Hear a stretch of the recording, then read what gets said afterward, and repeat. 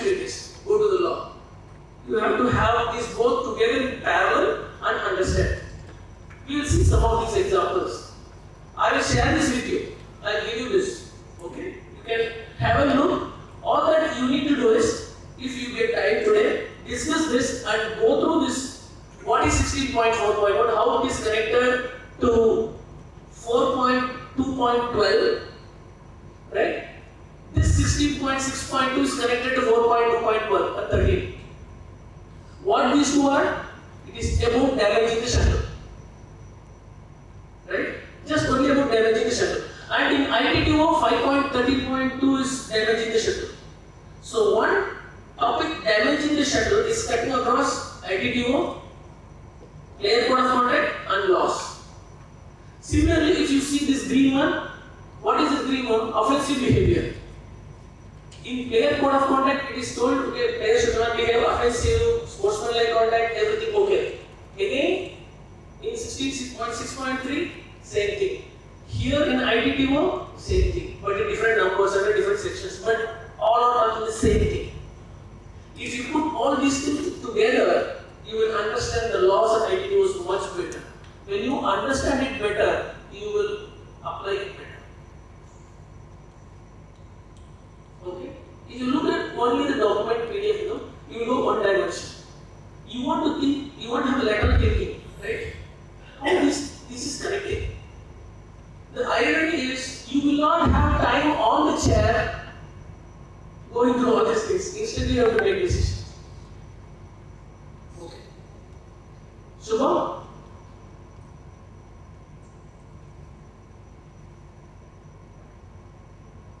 Okay, I'll show one more example. Question, please go ahead. In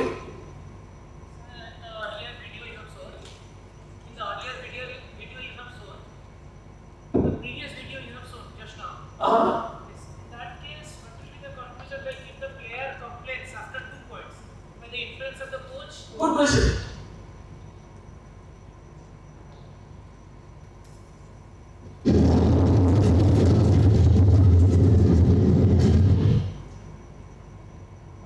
Good question. Answer for you right now.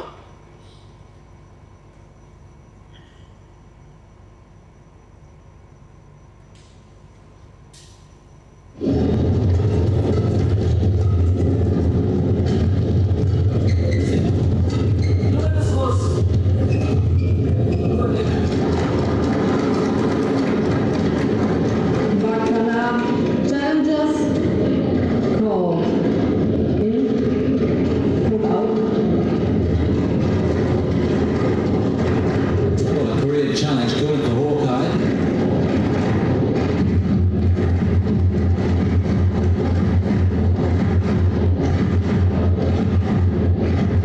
And the call was correct.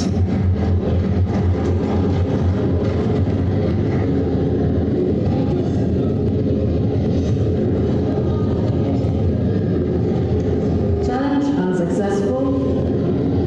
One challenge remaining. So far, it is a bigger video. We will go stage by stage. Did you see what happened? Okay, now we will see what has happened.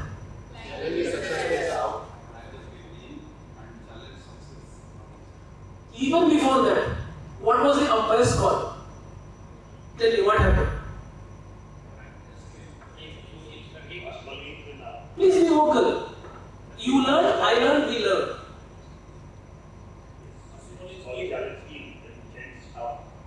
Who changed? The umpire changed. Tomorrow it can be you. Okay? Keep it in mind.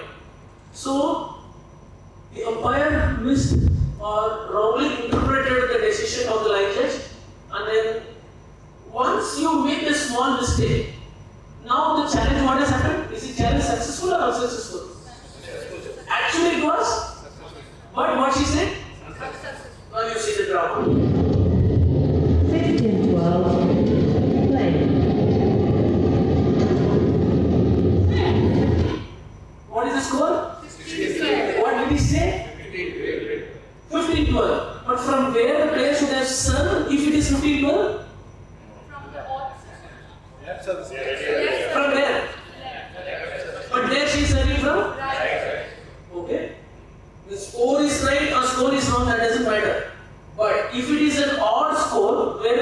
serve from? Left side. You may be this umpire tomorrow. So have this in mind. Right?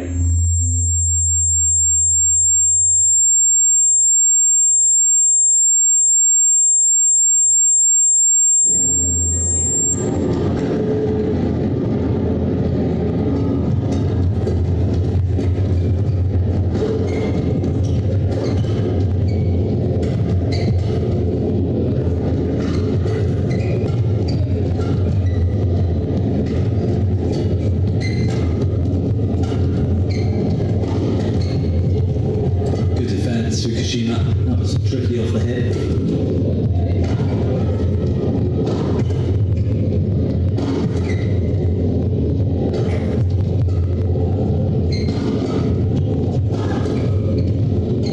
Keeping Bekana in the back.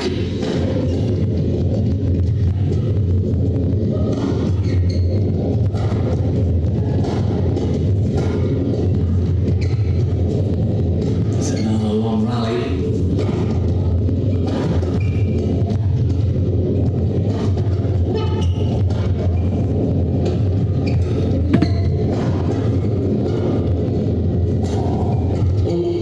Sounded like a string went, but I think it was just a slice.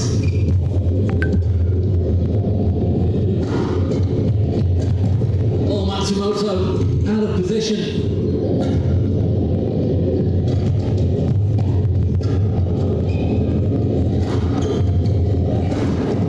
She's found the line, Fukushima. What has happened now? What has happened? Who took the point? Still white or black? Or Japanese or Koreans? Okay, white players. White shirt. What a rally. What is the score now? What should have been the score? That had to be 80 or so shots, yes, 86 shots. 15.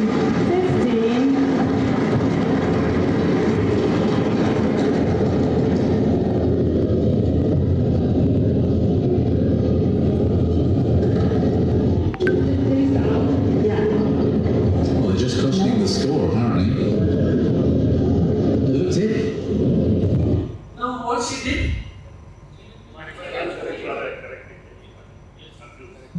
Okay.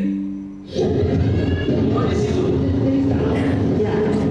She said yeah, and then what So they she did? just Now what is the score? 16-15. Okay, but who won the point? Okay. Now for one rally, how many points she gave? One for. No, again she did what? score, apparently. See the score. It looked it. What did she do? Again now your point. Slight My friend, confusion here. your question. Yes, answer.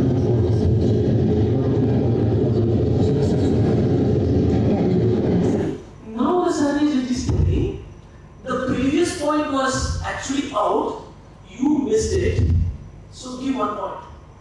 The question is what the service judge was doing when the umpire announced challenge unsuccessful. You are also service judge, you are also umpire, right? What is the problem here? Is it the problem only with the umpire or also service judge? Is be vocal? Both. What is the role of service judge? Just to give shadow? Just to say service what? Service judge is a shadow umpire. When the umpire does a mistake, who should be there first to correct? Service judge. Why the service judge did not go immediately when the umpire announced challenge unsuccessful, the wrong score, and the service judge was also watching the player serving from the left service court when it was right service court when the score was 50. You are also service judge, right? You have to be alert. Not even a single point, single rally you can miss. That is the alert. This is in World Tour 300. This happened just 2 months ago. See some more beauty. Line judge call in. Zone 13, 15. The line judge called in, that was correct. But the interpretation of the call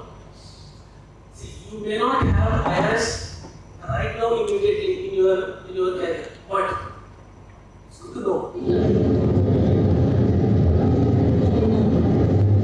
Wow. Okay. Now the referee score. It's a longer video. The referee is going. And he's talking. Good. And he's talking to match control. That's an event which is taking place. And then he is talking to match control. You know this match control guy? Theo? Okay. Chat for 15. We should have been on.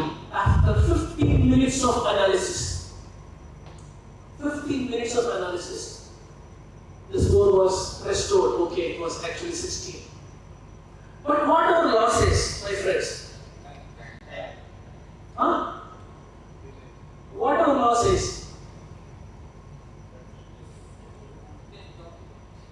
Read law 1768. What it says?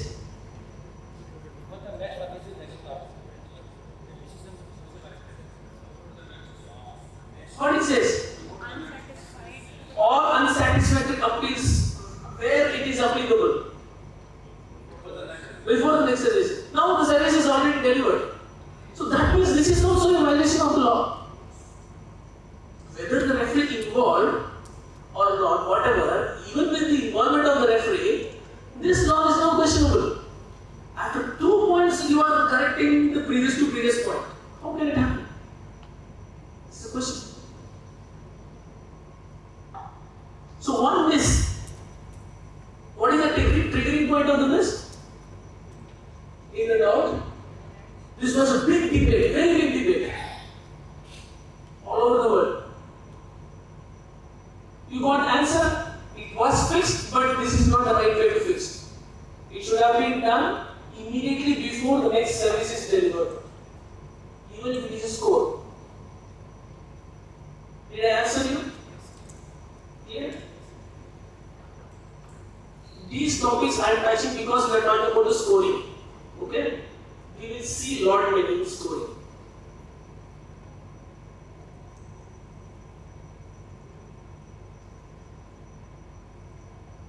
Okay. You see one more example. Okay. Don't take any umpires personally. Okay? We want only the case studies. Some of these scenarios I am going to show you, maybe your own friend from our country or any country. Don't take anybody personally. They are our friends, our colleagues. What we are doing is try to learn the right way of thinking. Okay? Tomorrow I will make mistake. Right? We don't know that.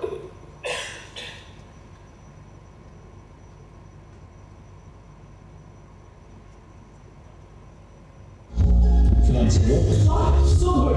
Terrific shot in the middle of 10. Violence of candidates feeling so much more free thereafter as well. Yeah, it's about it. Yeah. I'll tell you the problem statement and I will show you the actual scenario where the focus should be. This is a longer video.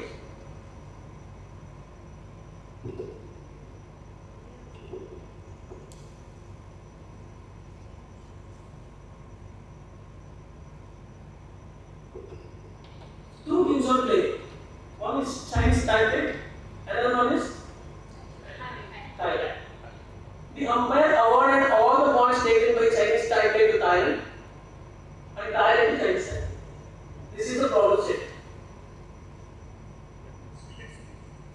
It's all interchange, that's all. Up to 13 or 14, 15, there are 6 all, 7, 6, 8, 7, 9, 8, 10. They were all coming parallel, so no issues. At one point of time, there are 10, 15, and 16. Now the problem starts. Please.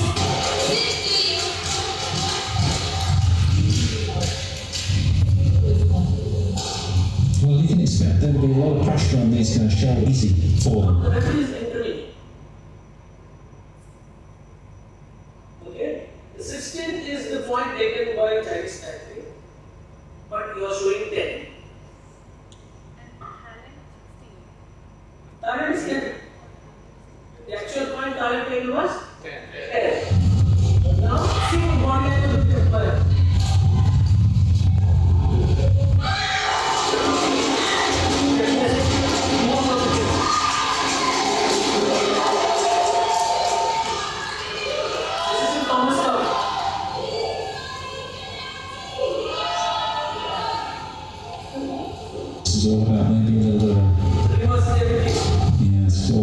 scoreboard error and trying to retrieve the situation.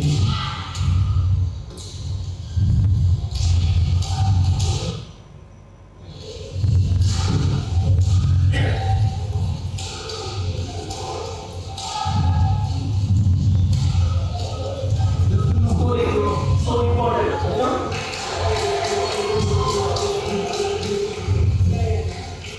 It was corrected after 5 to 6 minutes of going forward here and there, who should get what, etc.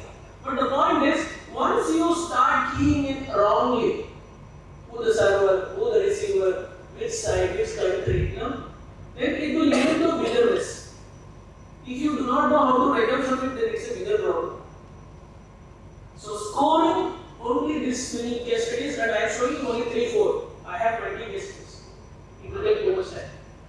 I'll show only one more, okay? Good stuff, interesting stuff. Do you find it interesting to learn from this? Yes, sir. Just see very carefully.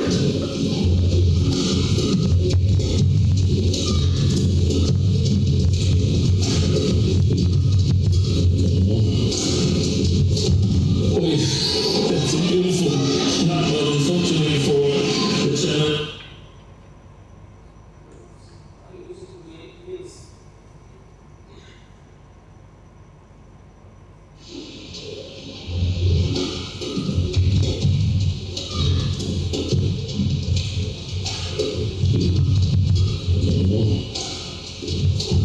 Boy, that's a beautiful number, unfortunately. Who won the prize now? Denmark. Actually, Denmark. On the rally. The channel has been called one. The point is given to?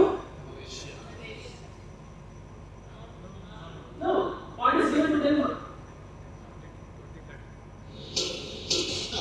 Moving in the wrong direction. It was a challenge. So, what does Hawkeye say? It was out. It was out. So who won the rally now? According to IRS, Denmark won the rally. By the line judge. But that means that match points has arrived. So match points for the accuser. Who got the point now? Why?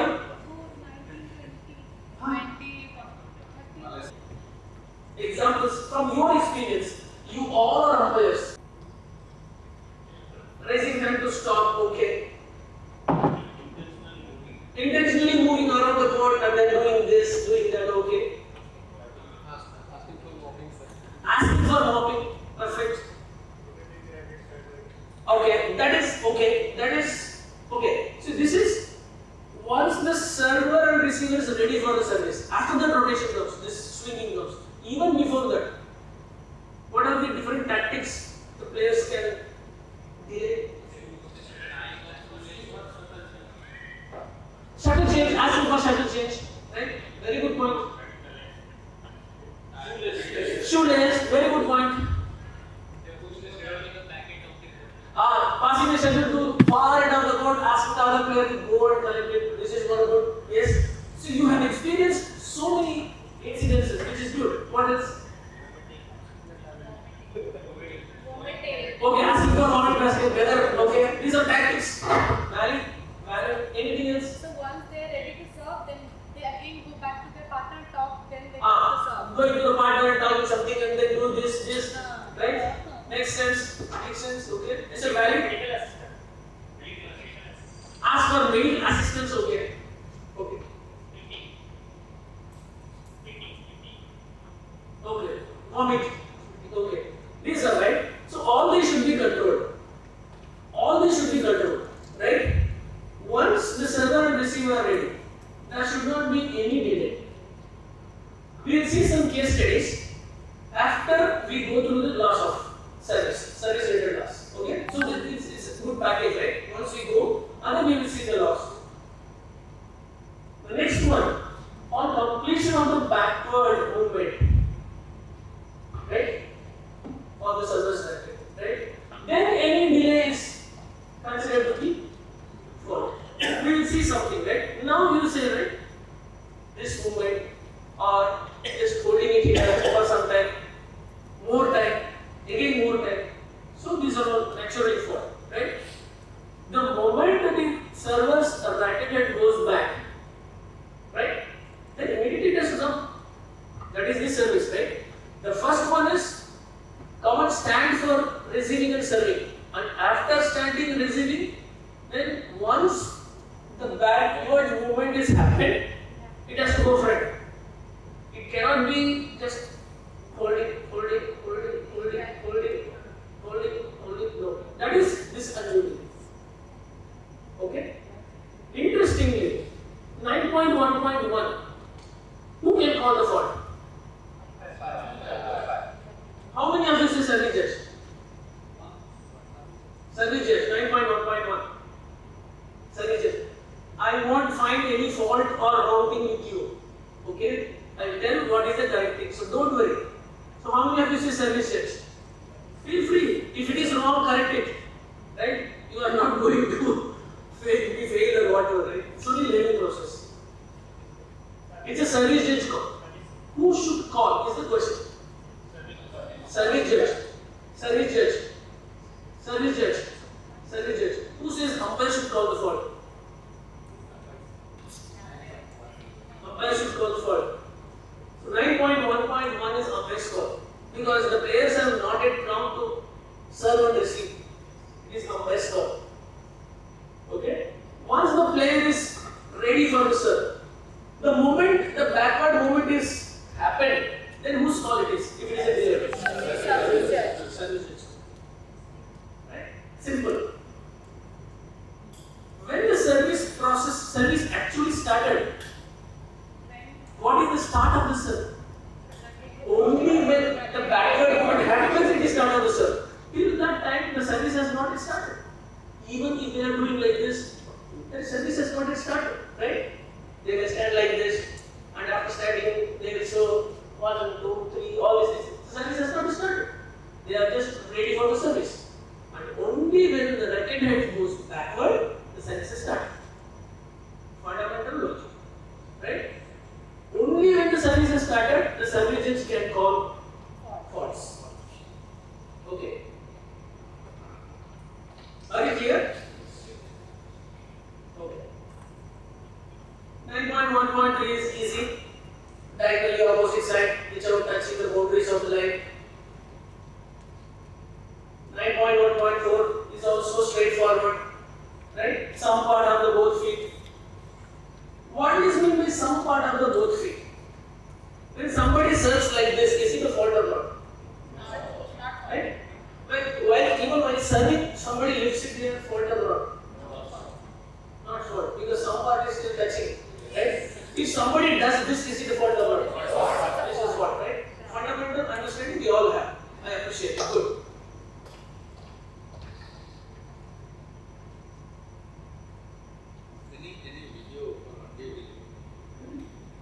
First, we go clear, then all kinds. My magazine is only case studies.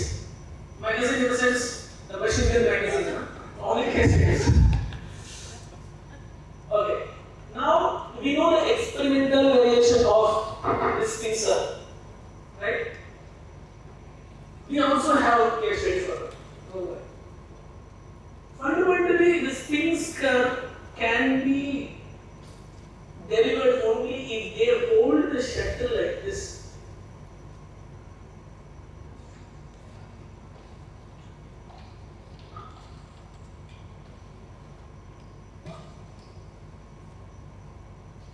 Only if they hold the shuttle like this, they can spin. Yeah. Their middle finger will be like this, and only like this they can spin. I'll show you one day. Right? Nobody can do a spin serve holding like this. If somebody is holding the shuttle like this and doing a spin with the cork, the base, still alive. Okay? If the racket passes a feather, then that is a different. That is a different fault. Right? That what fault, how do you signal? How will you signal? Signal? How will you signal? Is that it? How will you signal? Is it based on the schedule? Okay. How will you signal? If it is, if the racket is not hitting the base, how will you signal? We are learning, right? I am also learning. So we will say, okay, like this, right? Because it didn't hit base.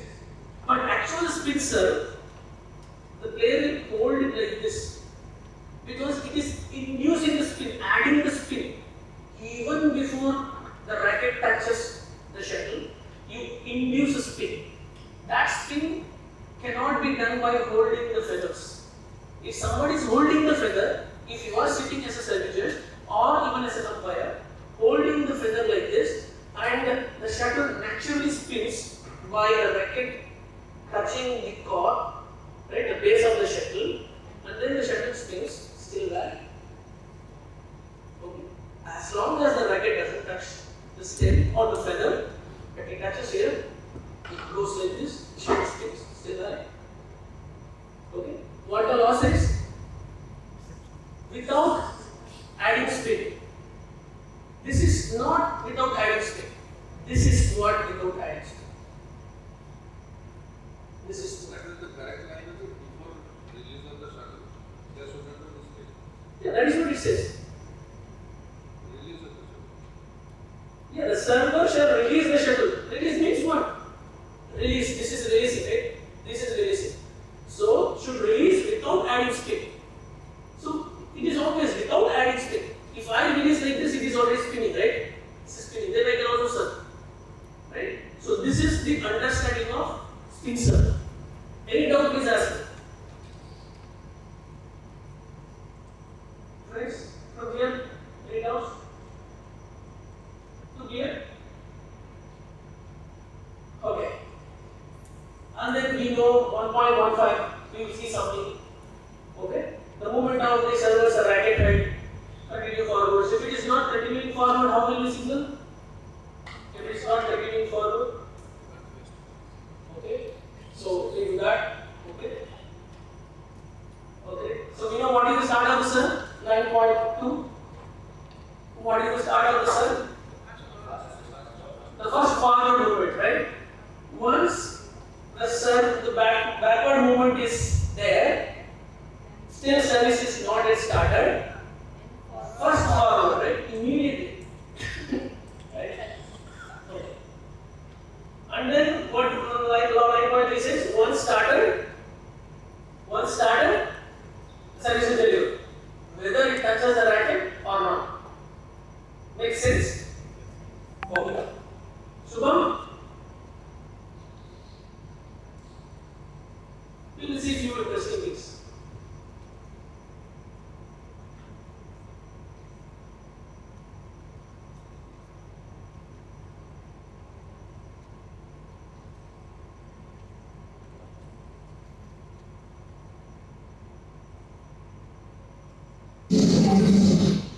Now you have to tell me what are the things you observe.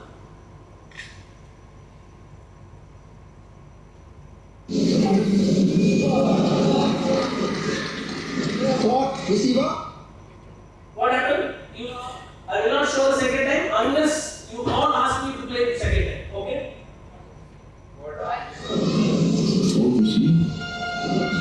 Okay, yes, and then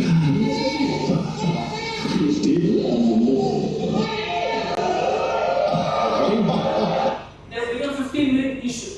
And the service started? Not started? Not started? Not started? How many of you agree the service has started? The process of service has started.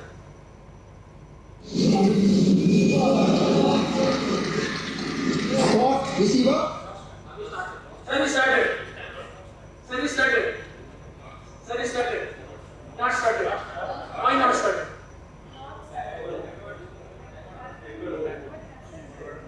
What is the start of the serve?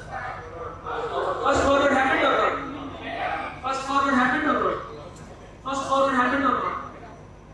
Who said service started? Did you see the first forward movement?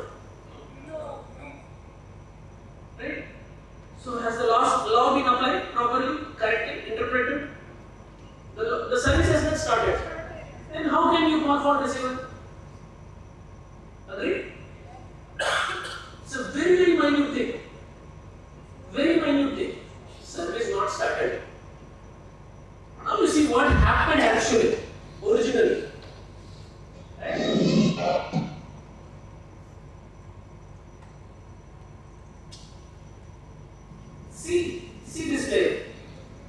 What has happened? This is the problem. Did the service start? No.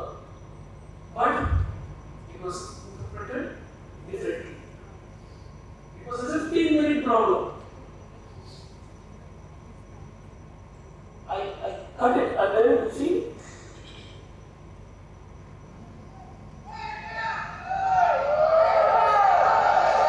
And this player in Malaysia has goal number 1.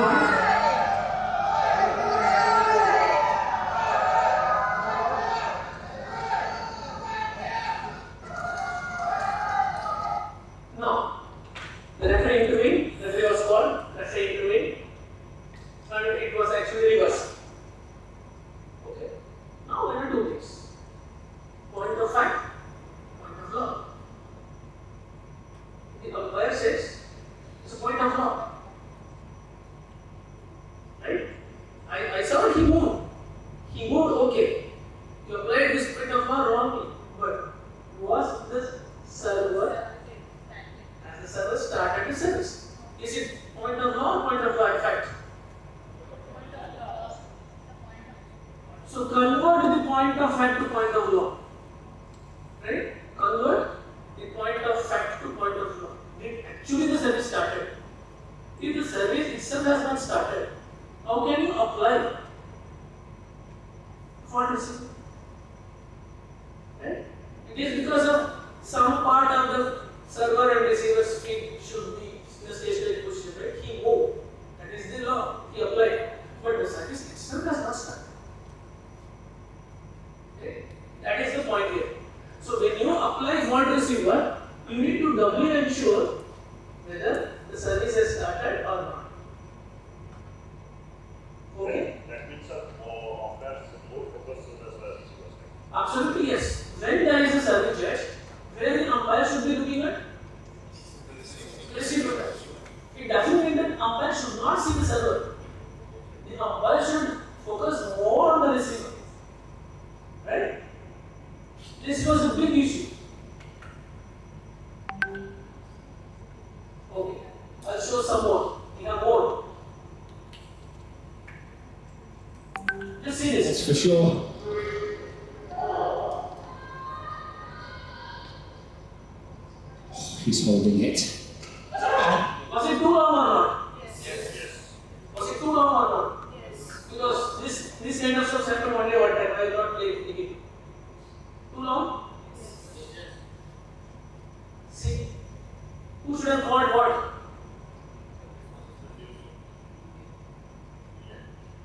Now you see.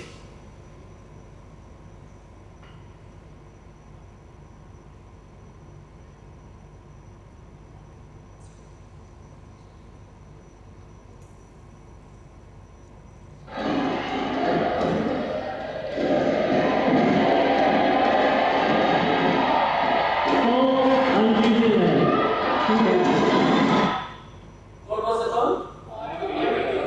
Fault receiver? Undue delay. Is it? Does it make sense? Was it too long? Is it too long? No? Not too long? Then whatever it is, you feel free. Whether see, everything is in the opinion of the umpire. When you are sitting on the chair, this the umpire's opinion, in the opinion of umpire. Somebody says it is too long. Yes, what is correct? Somebody says it is not too long. Right? But there is a standard. You have to go by the standards. Right? What is too long? What is not too long? You are the best judge. I am not saying which is correct, which is wrong in this cause, because in the opinion of the umpire and the service judge, it was called as fault. It was not called as fault in the previous one. Okay? But if you think it is deemed fault, you have to call fault. These are the examples for you to see, understand, yes, this has to be done like this. Understand? You understand? Are these tests helping you? Right? Too delay, not called fault. Too much delay, yes, called fault. Both are there.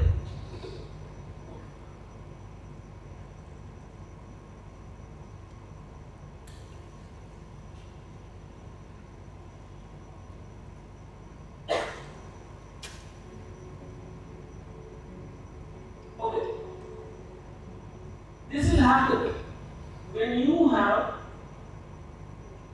the service judge sitting.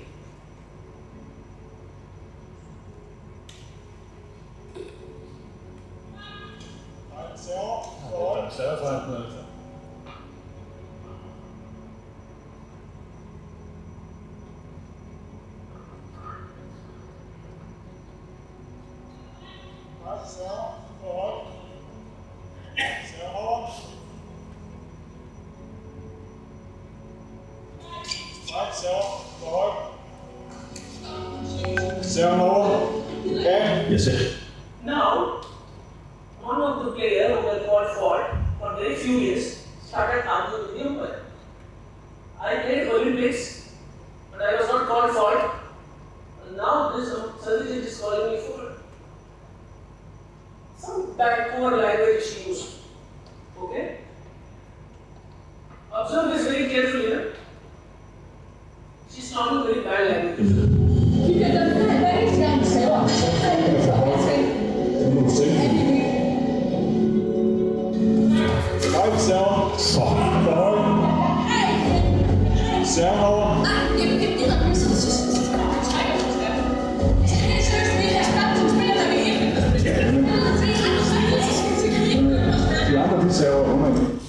Just think if you are sitting as an umpire like this, what other players behave like this? How do you handle?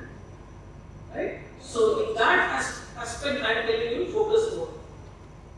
Assume you are the umpire there, right? Don't think someone XYZ, somebody, some country fellow is sitting there.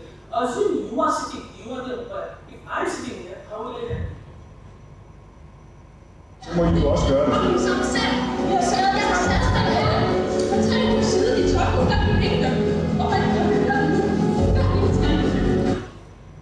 Bad languages? No.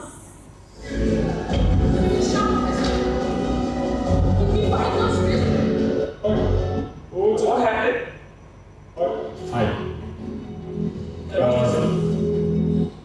During the interval, somebody gave a pressure, the service device. Okay. Assume you are the service judge and you are calling the right thing, right? No mistakes from your side. You are calling it in the right way. Perfect.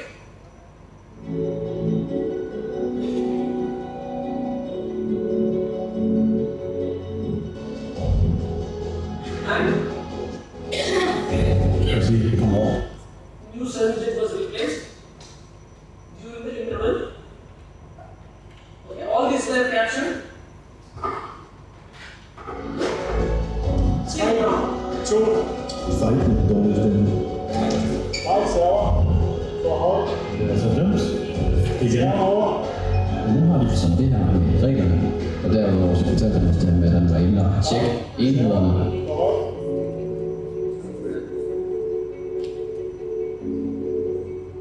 Okay, so the new service is also called the fault. So that means what? Probably, right? Probably, right? The problem is, take it, right? Very deeply. When you miss to call the faults in the early round of the matches in the tournament, and you suddenly call on a semi-finals or finals, this issue will come. I'm serving the same thing from first round to quarterfinals. Semi-finals you are suddenly calling me fault. I didn't change my serve. From their perspective, it is correct. Right? I am doing this serve forever. This is my service. And no one called me. And even you didn't call me in the first 3 rounds. In semi-final, you are calling me fault. Will this issue happen?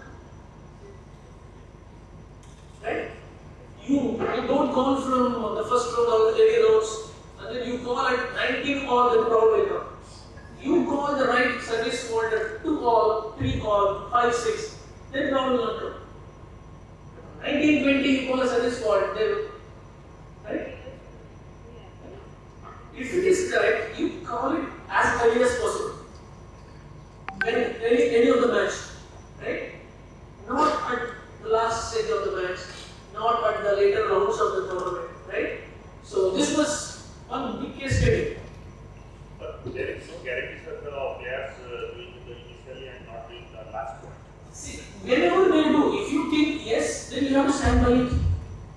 Not necessarily that, right? The player will serve the best till 18 points and only a 19th point they will do. Even if they do it, then you have to call. Right? Players are intentionally doing in 19 or game point. If it is intentional, if you have to call, and you have to call, nobody will stop you. Right? If it is obvious you have to call, doesn't matter, right? Some service judge calls fault for the same serve, somebody doesn't call, then the problem starts. It will create an impression on that umpire, the service judge is obviously calling service fault, but none of them are calling. Then there is no consistency. What I am emphasizing is consistently consistent. If it is a fault for one technical official, it should be consistent. Everybody should agree, right? Yes, it is fault. Agree? Okay.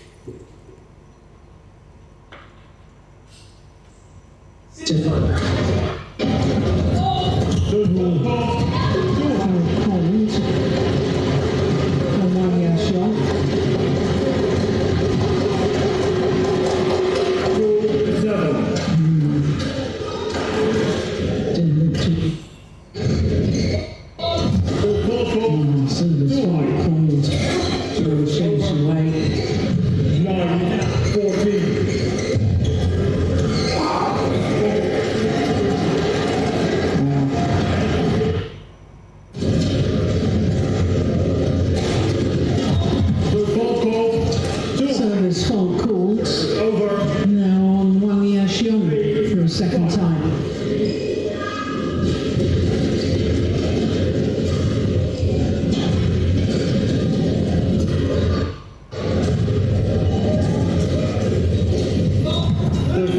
Service don't call once again. It's over. Wang Yaxiong.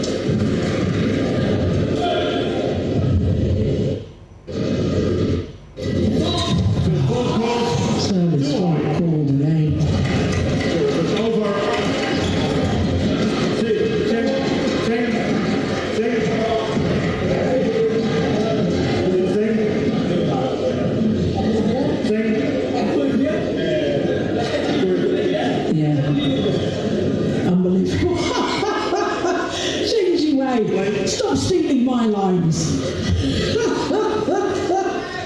Unbelievable. Whatever next.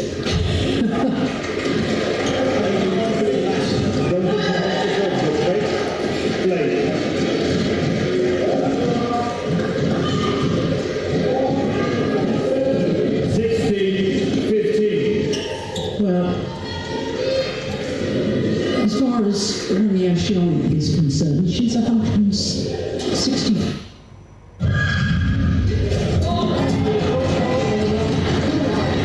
Service fault called again.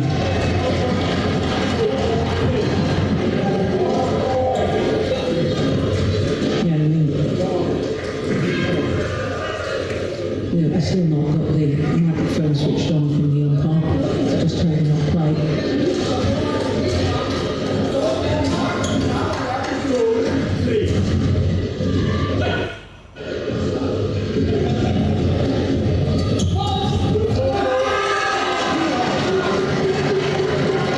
Seeing that again. I wouldn't mind seeing that again.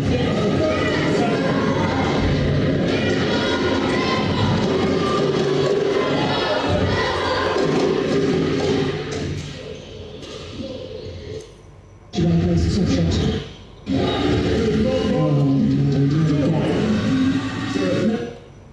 Nine service faults were called against Tokyo in one match. The service height device was checked for calibration during the interval. I'm not showing that here. Okay, it was calibrated and it was accepted, it's correct. And the calls that she was making, the umpire, some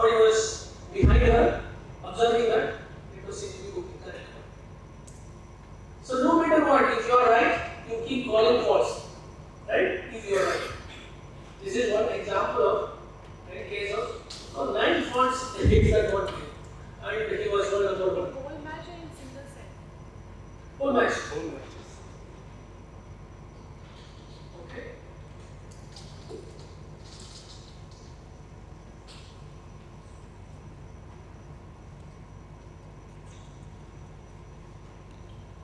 I'll show some.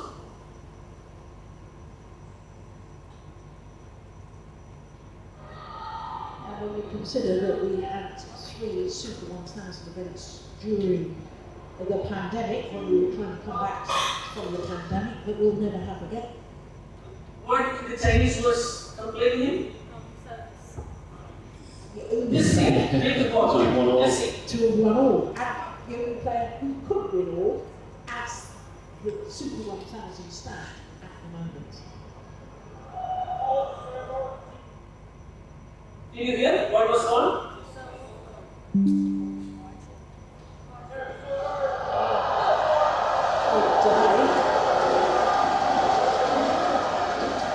other day he said, you are moving too much. You are speaking too much. Look right. 1-2. Well, I think Victor's just got to accept that. We did notice last week that he was taking a long time to serve. See the count.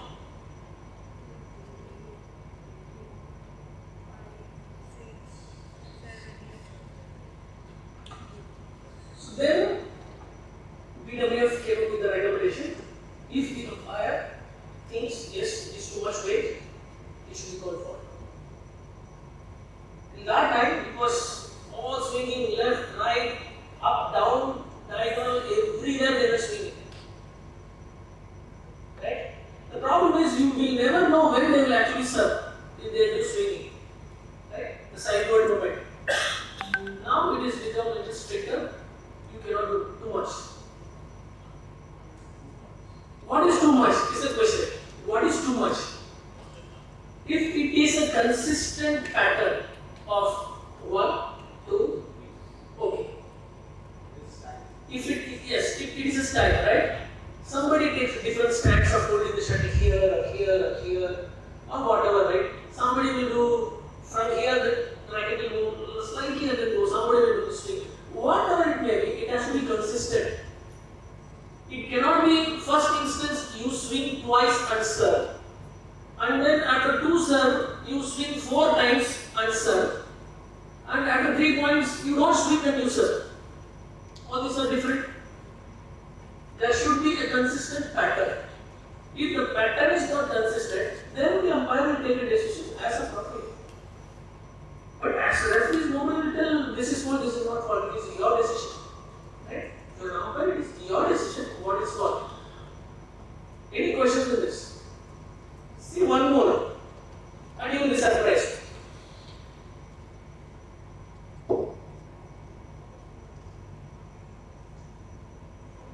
See this.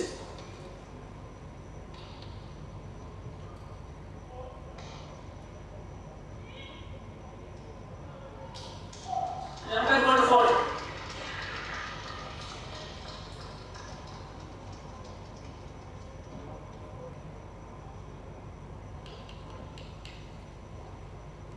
So this is not too much of swing, too much of delay also, but the umpire decided, he took a decision. It is too much swinging and you are doing all this hardy kind of stuff and then you are suddenly serving. Right? So these are some cases for the services.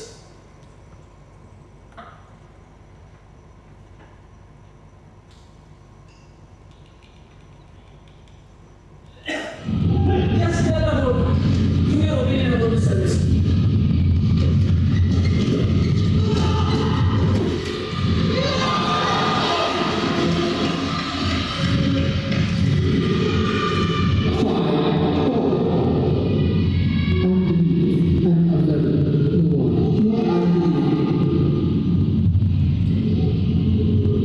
Which you're just a bit put off by the service motion here. Ren just moving side to side a bit before he makes contact with the shuttle.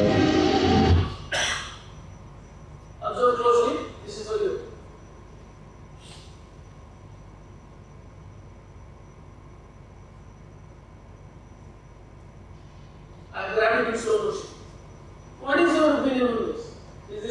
okay, not okay? Is there any violation of service law? Is it okay? It is correct. Correct, it is no. Huh? Is it a violation of the law? What law? Whatever it is, give your opinion. Nothing right, nothing wrong. If we say it is a violation of law, we have to be very precise. Which law, how it is violated? Violation of law. Because he took the record back, make the backward movement, then he does this. Okay, that is your interpretation. Okay. Anybody will tell me which law was violated?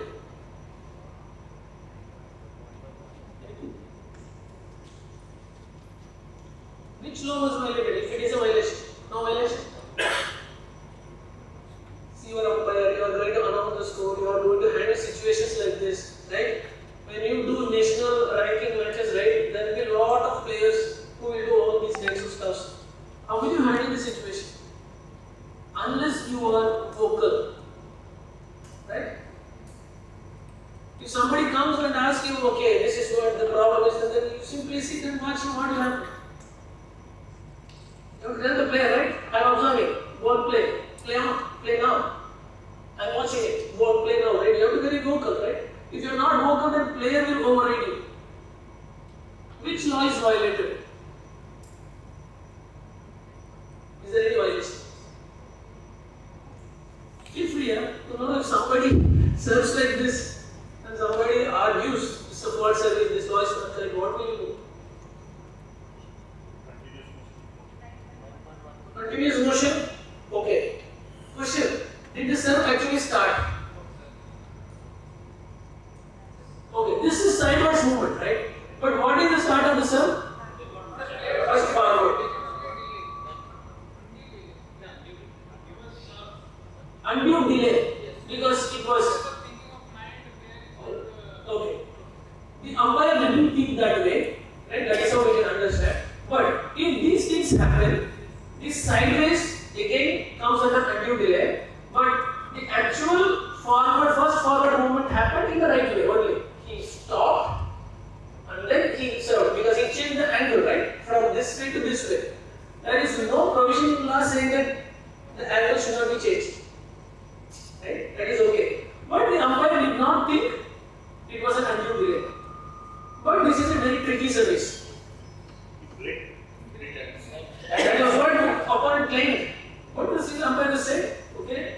But it is not a violation, though he break. It was not a violation of any law, clearly, visibly. Okay? You all are going to be officiating some tournament very soon, right? 9.1.1. What it says? Either side. Seven. To the delivery of the service once the server and the receiver are ready for the service. Okay, here.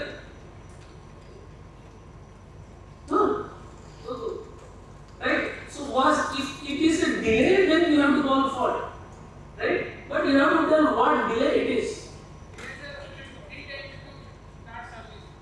See, actually it is the style of the serve.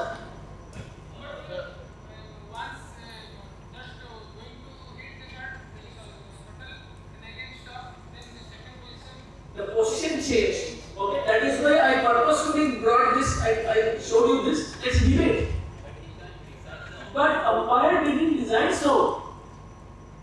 Okay, in the opinion of the umpire, even if I am the referee, I am nobody.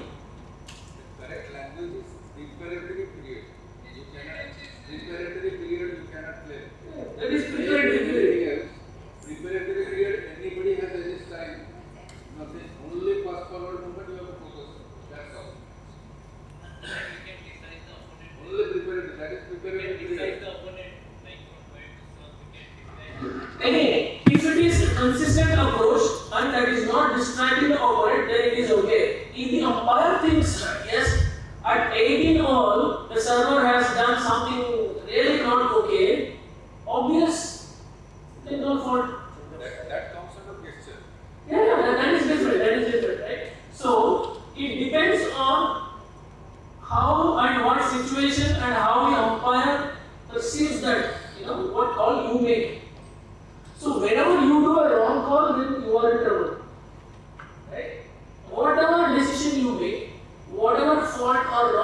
you give, you have to substantiate it with the right law.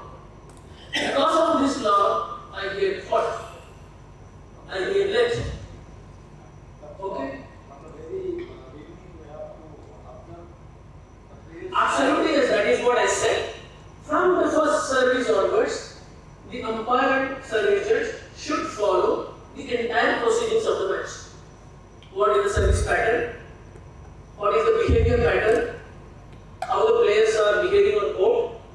How we can control them fairly and firmly? All these are important. Right? If a service is suddenly happening at one particular point where the team wants to take advantage of that, then if it is obvious, then we have to call for no doubt in that. Clear? Yes, it is challenging. That's why we need good viewers like you. Just see this. And Astrid looks at the service judge, he's asking for a fault because the service judge has called a fault. If you have not listened closely, then the service judge has called a fault.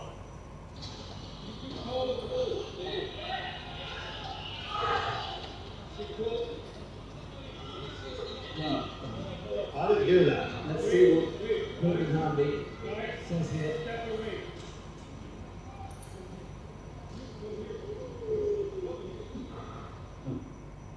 I'll help you to understand. She is telling it is a pincer.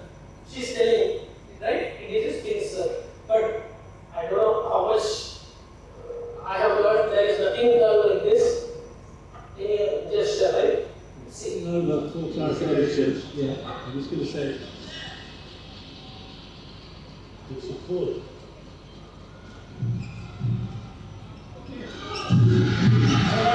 Oh. Service fault then, is it? Too high. The umpire announced spin. Spin meaning how we should have played the shuttle. The player should have held the shuttle. Right?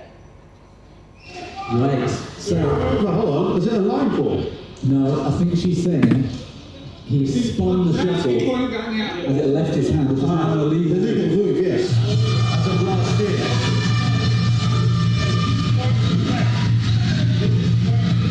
The umpire is telling you yes?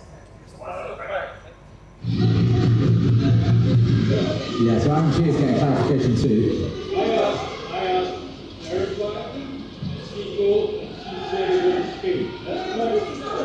Okay, so spin.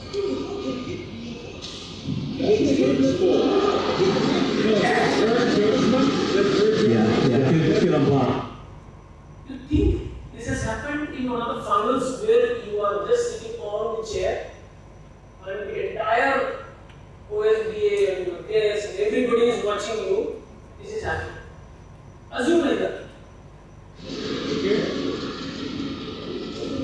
So she called the screen serve. Let the ball. When the last ball serves like this high. So just to clarify, Aaron Shear doesn't think resulted in any way. The sprint serve is now legal. Let's see where he is holding the Here we go, shot. let's have a look. It's a flick serve down the line, down the middle. Right? Right? Where did he hold? Did he add a spin? No. So which law did the service judge apply? You tell me if you get She is predetermined. whatever. Right? Which law did she apply to say it is a spin serve? Is the question. It can be a spin serve, yes, agree. But which law? What the last spin service law says? Without adding a spin. Right? Without adding a spin. Did he add a spin holding the shuttle like this? I've got to say it's spinning. What's your sword? See it? What is it? Did he add a spin? So which law was applied? The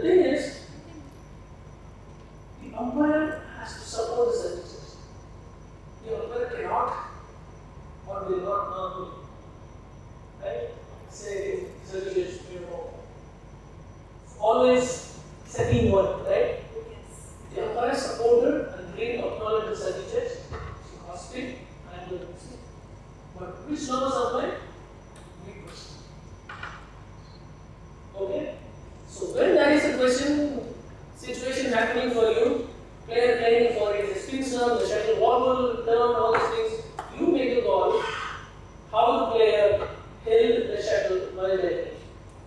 That is your key. Is it okay?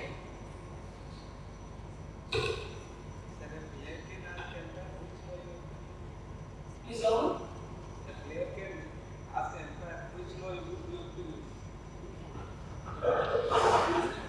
That will be very tricky. That will put the umpire or the services in a big trouble, very big trouble. Okay? If you can tell, very good. But if you cannot tell, how will you manage? You tell me how to manage. Simple, it's very simple question, but very wonderful question, right? It happened? Okay, good. Good. That should happen, right? That should happen. Player has the right to ask which kind of play. So I will correct from that. If that happens, you should be calm enough to tell, okay, this is the law I apply. Right? Very important. It's good. This is someone.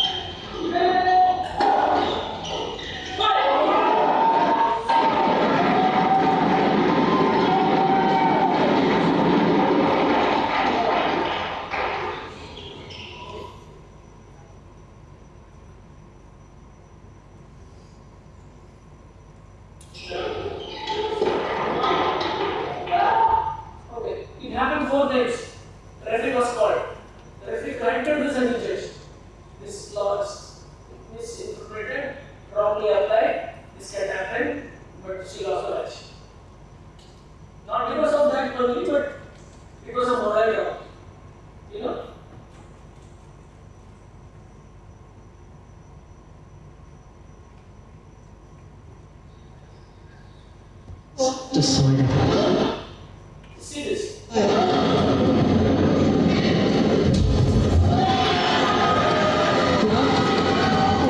Also indicating, and there we go, the shuttle's spinning on. How did these develop? Was it a spin, sir? Just see how he really. Also indicating, and there we go, the shuttle's spinning on. See where he's holding. He's developed. Yeah. That is a spin, sir. A new That type. is legal. The moment it touches the receiver's racket, where did it go? The shuttle. It did somewhere without having it under control. Right? So this is the legal spin, sir, where the server holds the feather, then you add a spin to the right, but not okay. So many samples we have.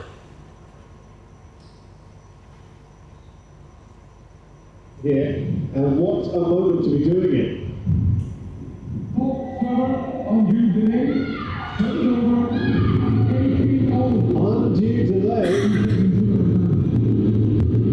Umpire didn't like it. Wow, that. What a moment for that to come. That is hugely frustrating. This This was called undue delay by the umpire. Please.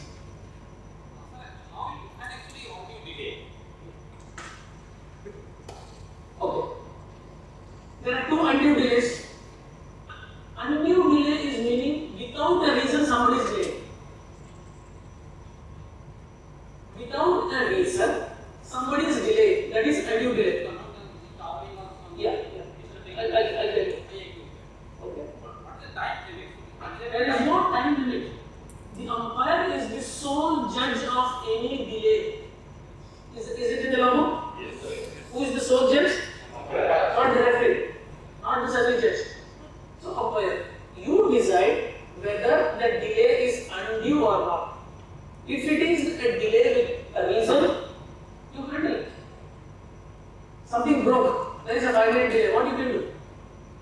There is an injury, the blood is bleeding, it takes 3 minutes. What will you do? The referee is telling, stop the match, 5 minutes delay, what will you do? The court might plead off. What will you do? Yes, need copy. Yes. Right?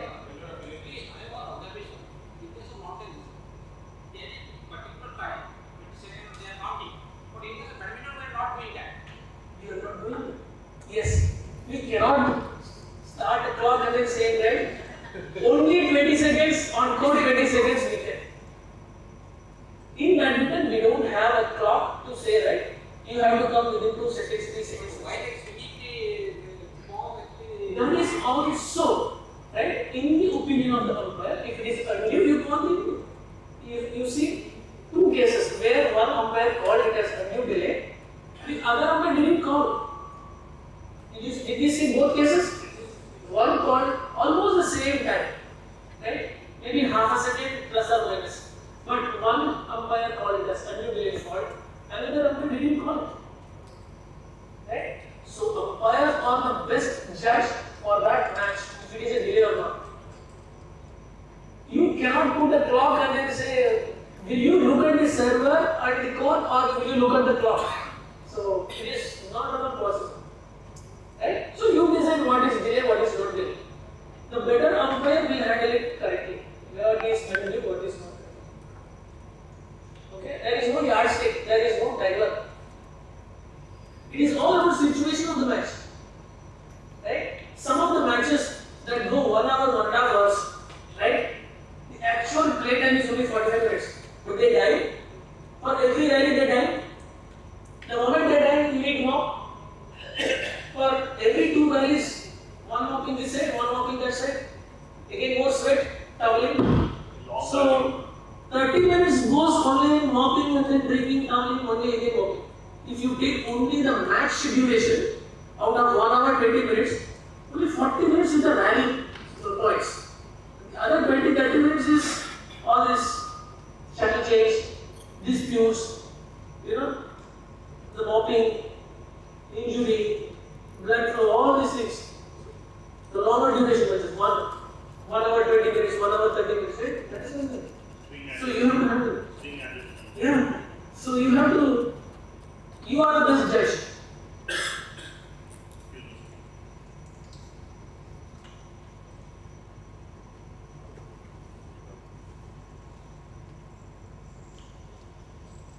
See this one. Very primitive. At World Tour finals. Play. Full.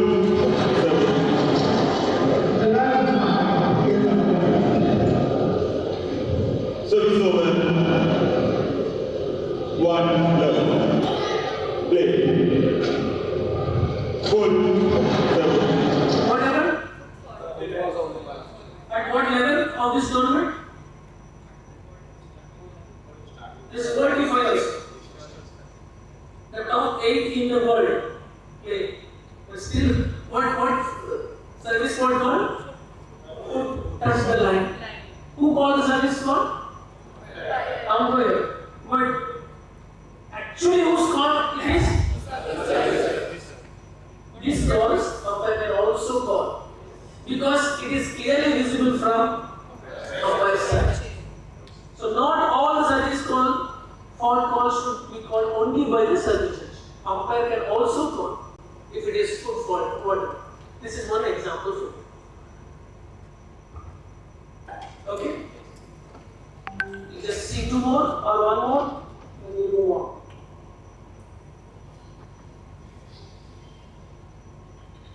See this one. These are good cases. So I hope you enjoy, you like, you learn from these case studies. Yes or no? Yes. Or you feel like watching a movie boring? Okay. Now I am going to show something which will be very interesting, and this will emphasize, you need to tell me, okay, what is required. Don't tell me what is missing, you tell me what is required. Observe very closely.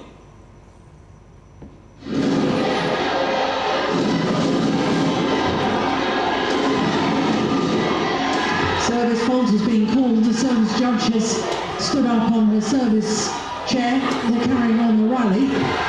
This is just ridiculous. Well, the Indonesians put me on the front anyway, but she's not being heard. Yeah. Service fault called. Now the umpire realises. One of the hardest points to win on a service fault. Okay. I don't want to show further. Wait. This can happen to anybody. What was missing here? Tell me.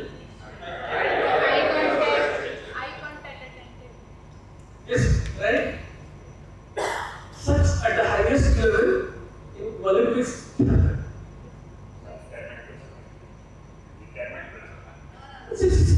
You are not talking about any individual. Why, what, right? Everybody should be respected. Right? People like him or whoever, right? They're all, they have achieved, right? Everything is okay. Same thing can happen for me tomorrow and something else as well in my whatever I do. But what we have to learn is more important. What we have to learn?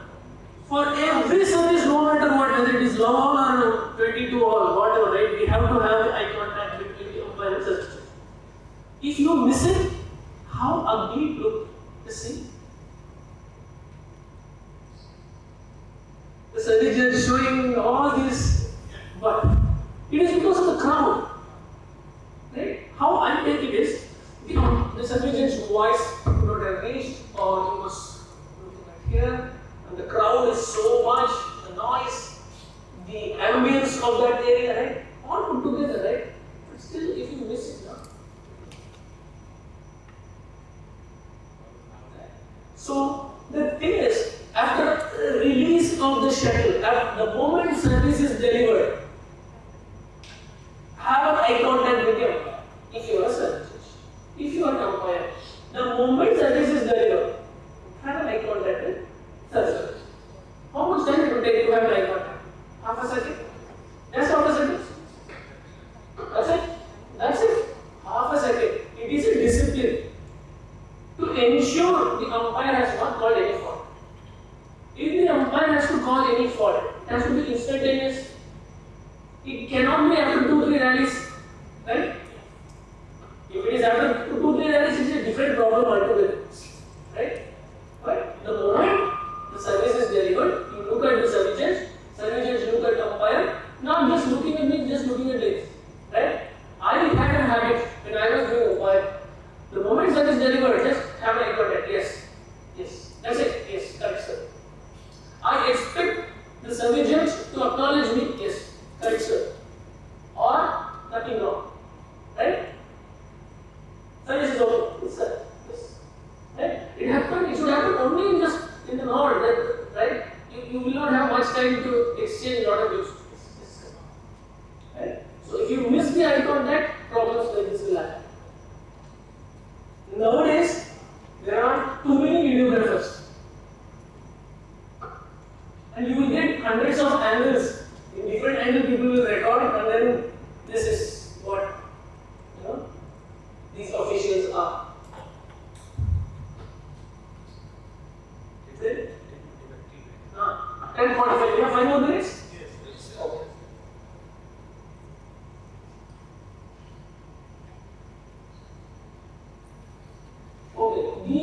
some of the services case studies. Some of the do we need to discuss anything before we go for a break? Shubham, do we need to discuss anything before we go for a break? Service. Feel free to ask some questions and I will be happy to answer. Sir, any video of the base of the city?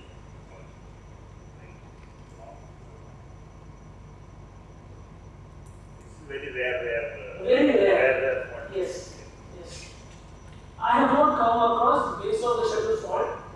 See, the challenge is, if I'm trying to find, I might have or I don't know. If that is the case, if it is really the base of the shuttle fault, I need a clear angle of capturing that. If I do not have that, then I cannot show you. Right? I need to show you exactly, see, this is where exactly the bracket is straight. So I will find out, if not, I will see it later. Any other questions, my friends?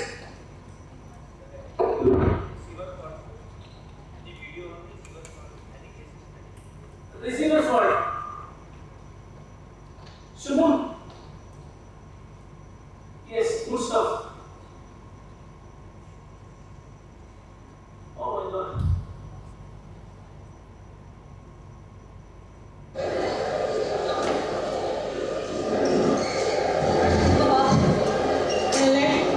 What has happened here? The receiver? Receiver was not ready. But what did he do? But what did he do? He repaired, but it was called late. We will discuss this after the break. Okay? Receiver stuff. For you.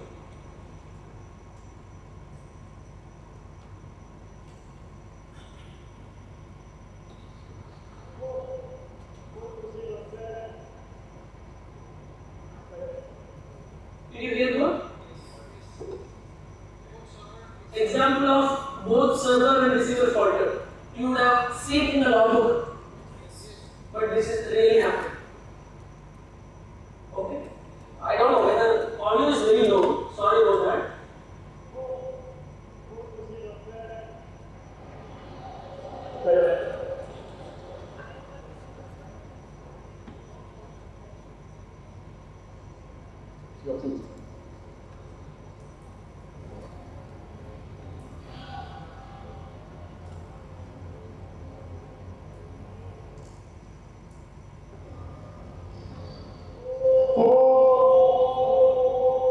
You see that the umpire decided the receiver moved, receiver fault.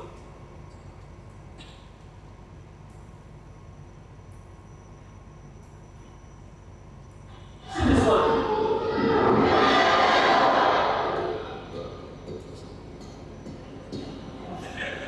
Stop. 16 all. What happened? The umpire awarded the point. Why did you return it? Right? You broke it.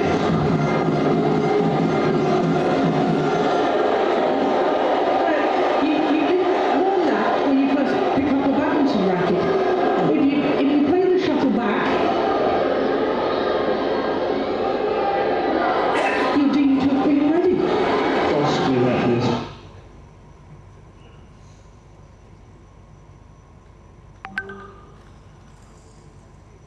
See. There's a lot more of this right now.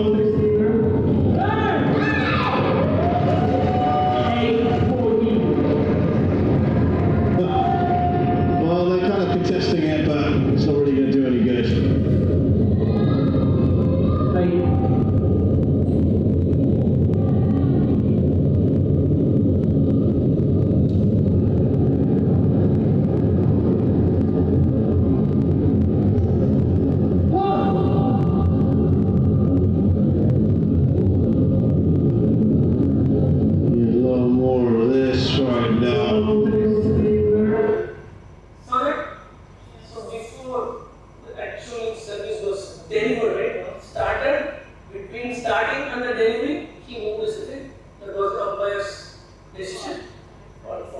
one. One more movie. We will see if they have something else.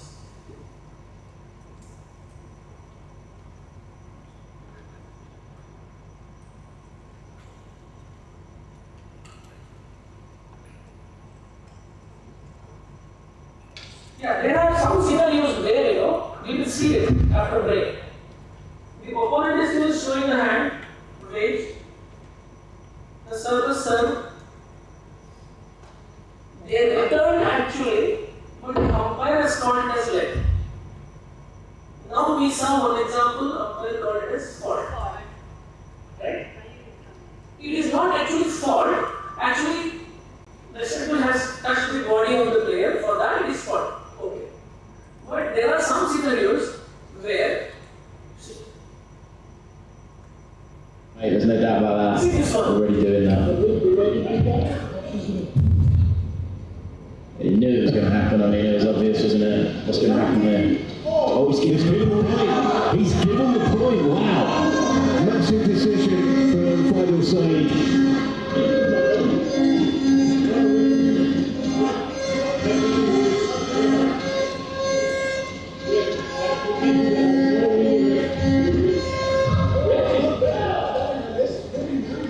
So we're going to see this on the replay. Is his hand up? Okay, so his hand is clearly up. So What do you think now? Whether the service is okay, let should have been called, or is it okay? Let should have been given. Right?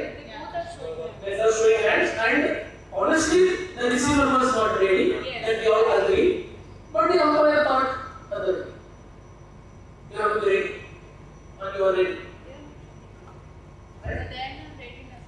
The thing is here, as an umpire, how do you think? Okay, you made a decision, but what the entire audience, what the others, how they perceive this, how they read, how they understand it. See, in all our eyes, it is a right, but in umpire's eyes, it is correct. Same mistake if we do, it is a problem, right? Okay. Any questions? Do you want any other samples, examples? Okay, we'll go for break. Most of you are sleeping. Okay, we will meet in another 15 minutes, 11 o'clock show. 11 to.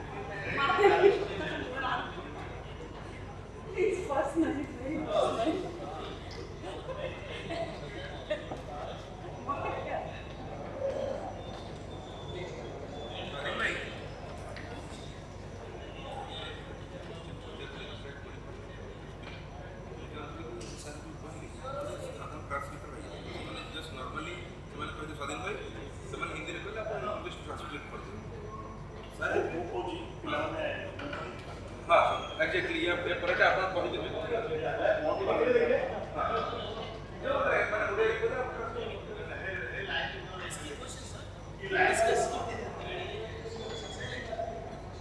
More questions you ask, I'll be happy.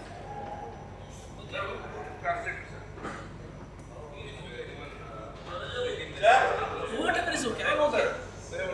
I'm okay. Alright. Ask me instantly. All good. All good. No, I'm not going. I'm going back to India.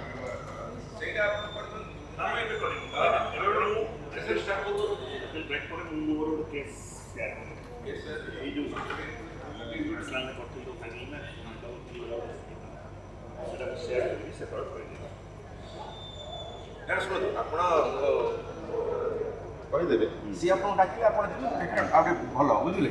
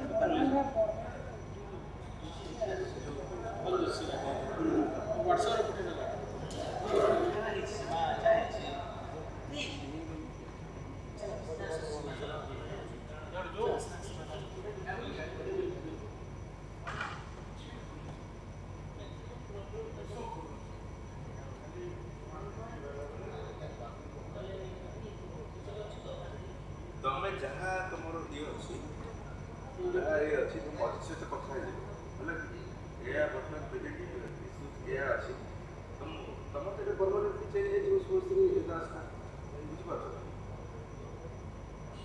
ଯଦି ତମେ ସୁରକ୍ଷିତ ସବୁ ପ୍ରକାର problem ଏକାଥରେ solve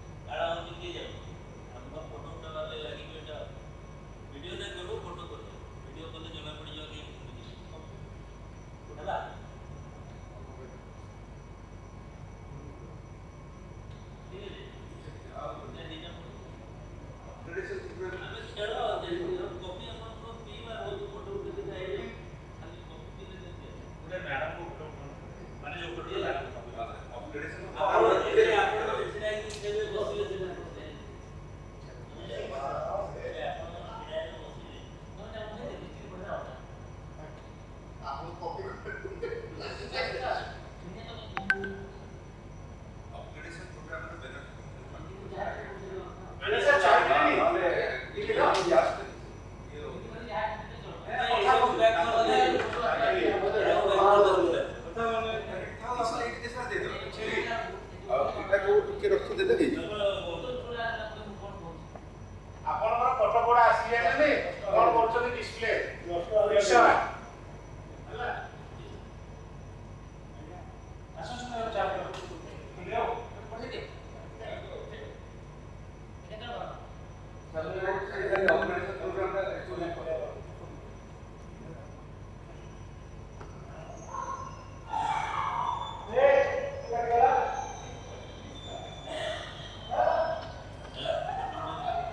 ଏବେ ଏଟା ଠିକ୍ ଅଛି।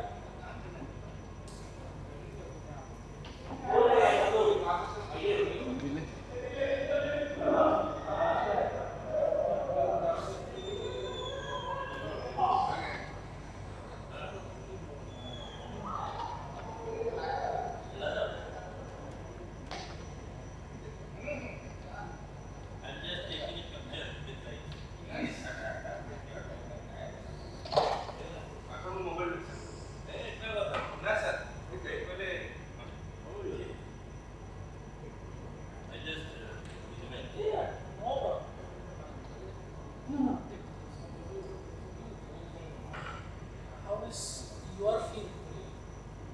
I want to make use of this. Some of them are not getting it. 40 phones are getting.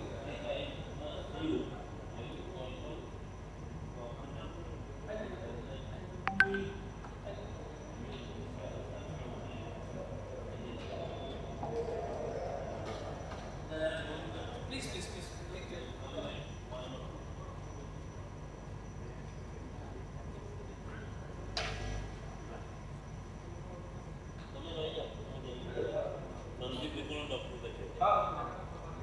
ସେ ଏକ୍ଚୁଆଲି କ'ଣ କି ସେ ଗୋଟେ କାଉନସେଲିଂଟା ତାଙ୍କର ବହୁତ ଲମ୍ବା ଥାଏ ନା ଏଇଟା ଗୋଟେ ଜିନିଷ ଯଦି ରିଟର୍ନ ଆଉଟ୍ ଗଲା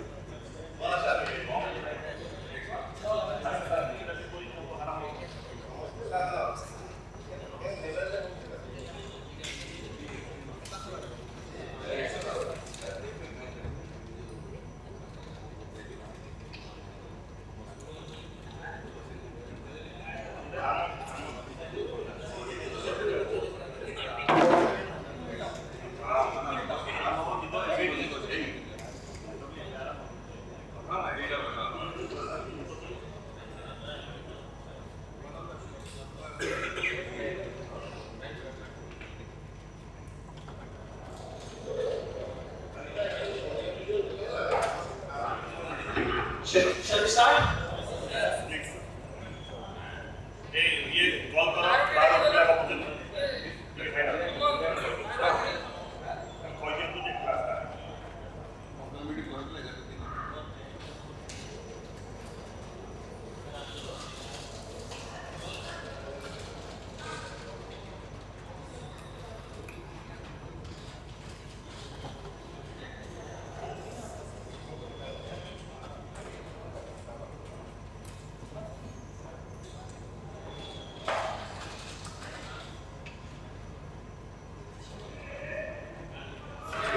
There's no doubt about that. We're already doing that. Okay, we'll see something.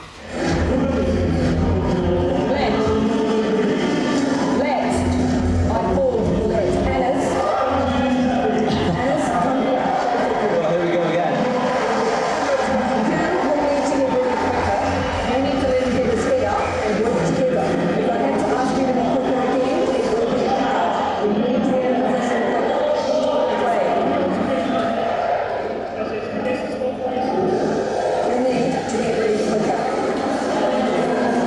Well, she did warn both athletes.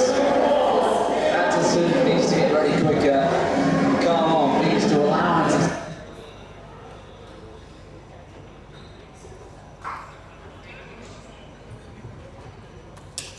What has happened here in this case? Can we discuss what has happened here? Can you see? You didn't see? Settling down? Okay. I'll play once again for you. Tell me what has happened.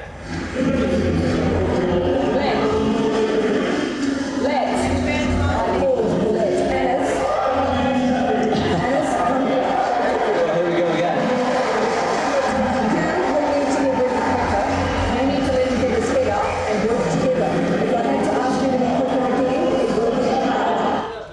What has happened here?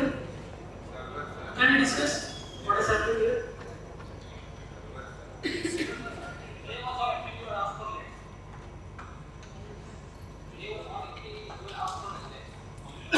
Who asked for light? Why? Why? he feels that the opponent is not ready. If the server is not ready, then how can we let server? Right? It is not both are not ready. The server was ready, is served, but receiver was not ready.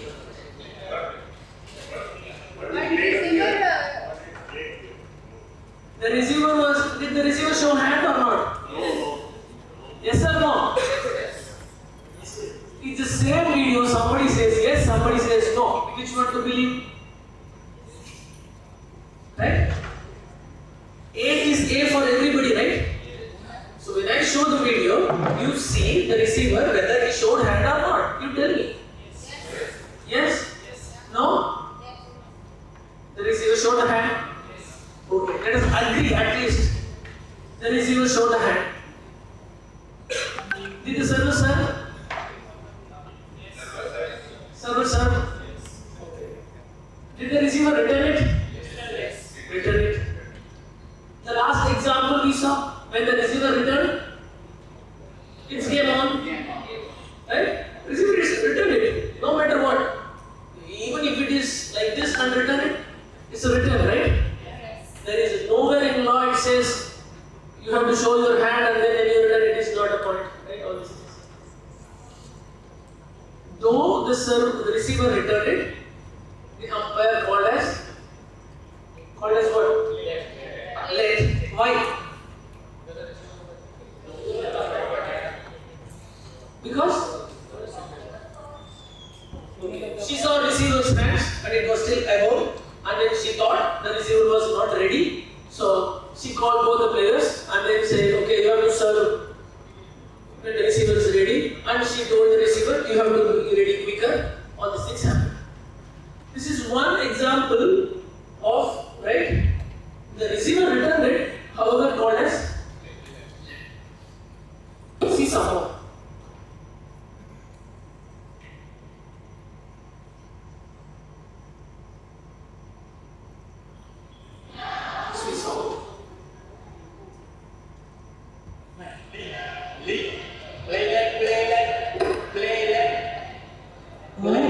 technically, he played the shuttle.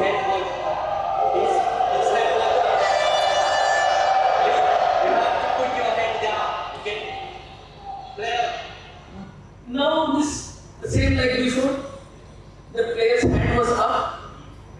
Honestly, as per the law, if we go by the law, right, very closely, doesn't matter whether hand is up or not. The service was returned in whatever way. It means what? Right? Is there any question, anything we want to discuss in this? Any question, anything, please feel free.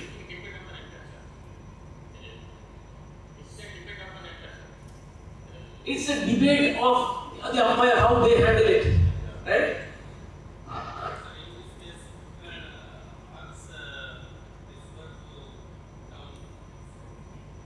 See, the umpire is telling in this case, you have to put your hands down. But you think, see, we are not going there personally, but if you think, as a receiver, he should be ready to receive. And if he is showing the hand still, then he is not ready. If he is not ready, he should not return it. Simple. If he is not ready, he should not return it. Now we will see one more. Now you tell me. This is a big debate topic. I want somebody from here, this group, to discuss and tell me what is your opinion. Okay? Third row. Yeah.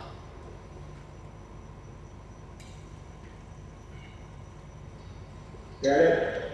Now, why on earth wasn't he ready? He was ready. Ready? I'd love to know how long it is since the last rally.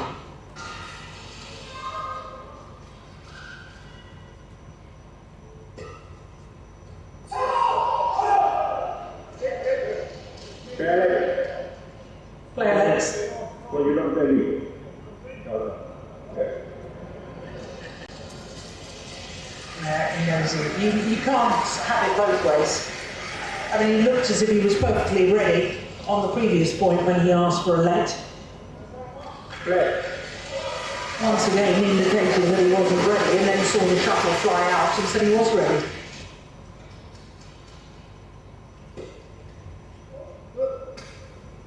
Well, what's wrong with that? You're not allowed to hit it. Okay. Nice ready to get it. Yeah, but you mustn't move. If you move and hit the shuttle, it's deemed to have been ready.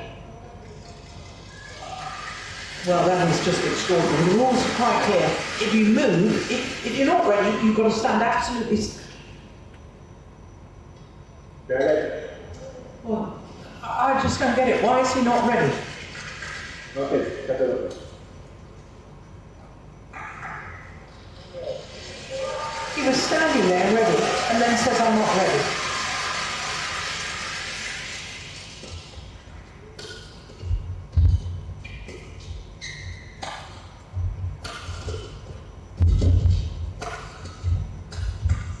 He's trying to up the pace. That's down the line. That is brilliant from Nicky Malcolm.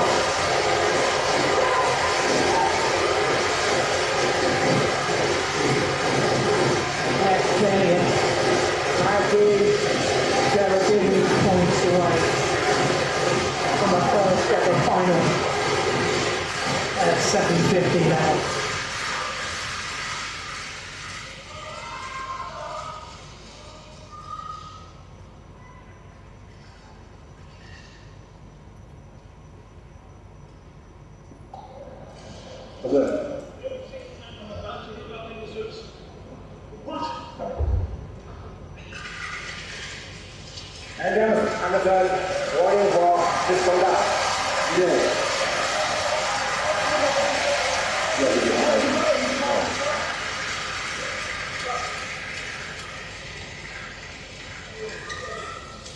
I'm with the umpire on that.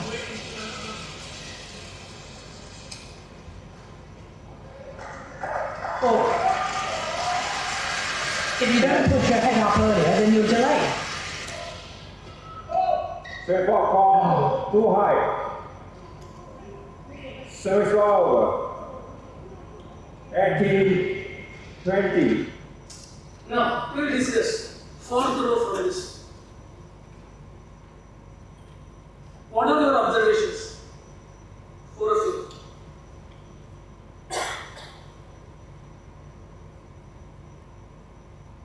We have seen some of the clippings, footages. What are your observations?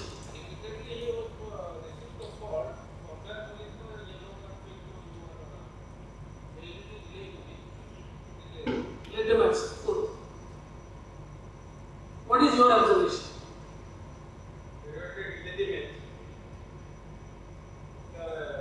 Then something different. What are the things happened? The chronological things, what are the things happened?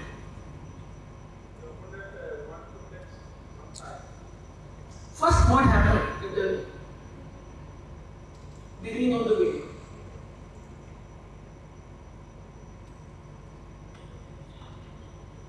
You can discuss, four of you can discuss. I will give you 30 seconds. Discuss, four of you discuss. I want it to be discussed. Four of you, amongst you discuss. Amongst you discuss. Have a discussion. I'm okay. Exchange your views.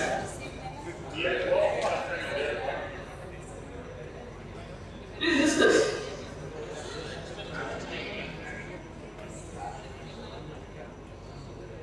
You want to say something? Please have a discussion amongst you, at least 2 or 3 or 4, whatever. Discuss what has happened. Don't look like this as a question and answer session. Discuss amongst you.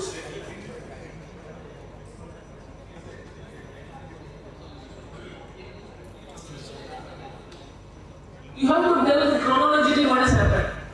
For your benefit, I will play it once again. Ready? I'd love to know how long it is since the last rally.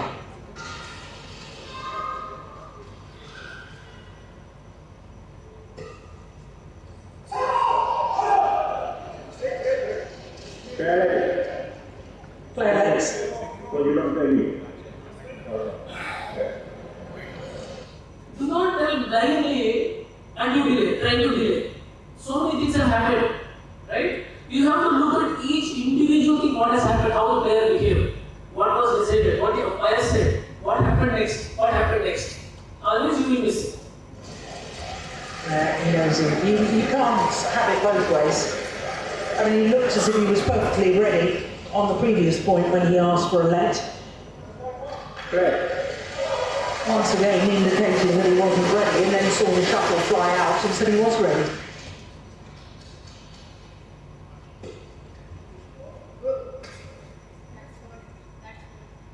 Can I ask the gentleman, the last second, what happened now? What exactly happened now? Can you tell me what exactly happened now?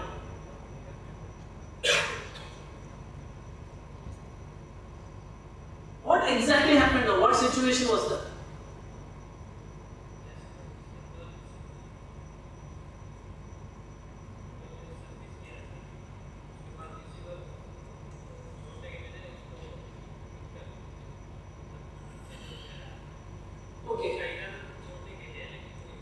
Okay, I understand this, whatever you are saying, okay? But when you are officiating the match, can you use your local language? Regional language? No. So you have to be in the universal language, English, which is the standard, right? Can you tell what has happened?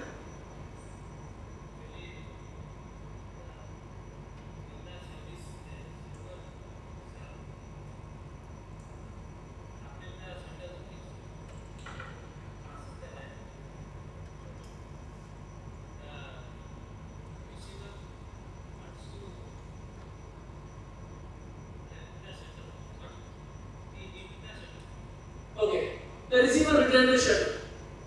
In some cases, the receiver was not ready, however he returned it.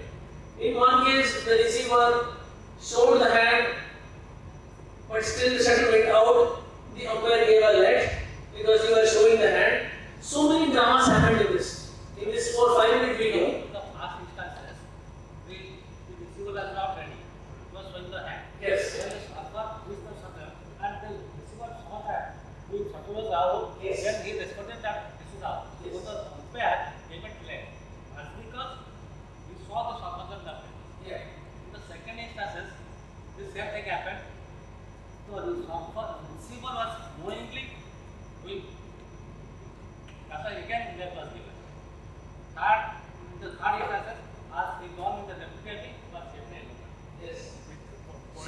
so many dramas happening in that particular incident, in this particular match, because of the nature of the players. Some players were like that. If you get the best of the best players who are silent, calm, and then play everything, you don't need a head skill. Okay, just tell the score and go. But when you get players like this, how will you control? The role of the umpire is not just to announce the score. Correct? Agree? You have to control the match firmly, fairly, confidently, applying the laws, applying the regulation, everything put together. You have to control it, right? If you cannot control, situations will go beyond your limit. Then referee should come. Think about it, right? What is the impression that you are giving to your fellow officials? It is not umpire as an individual, right?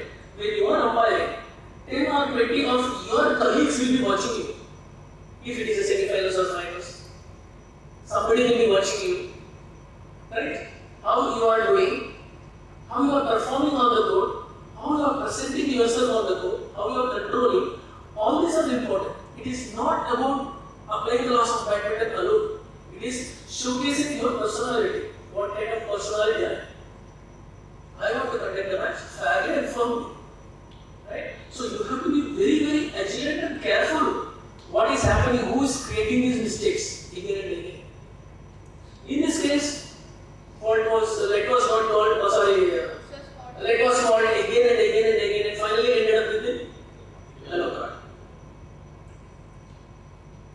Can I add? Yeah, go ahead. Okay, just how to handle this situation. This situation happen everywhere. You compare should be very, very much clever with these players. What happened? He should say, suppose first issue has got. The next issue, before happening any issue, you should say play. You will service, you should say play, then only you will serve.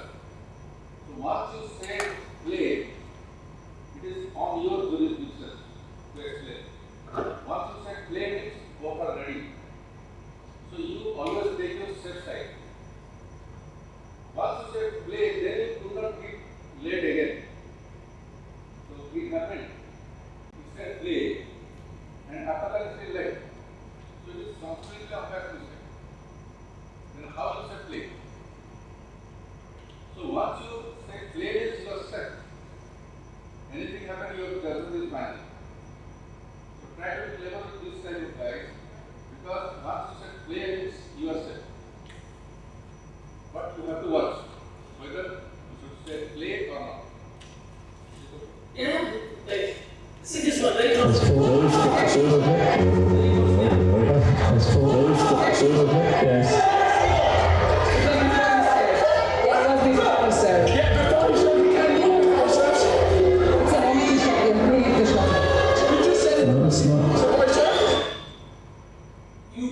I saw the whole match, so I'll give you the context of it. It is between the server and receiver, somebody moved, and that is the point of argument. Just see how closely I've taken it in slow motion. Yeah, he moves his foot.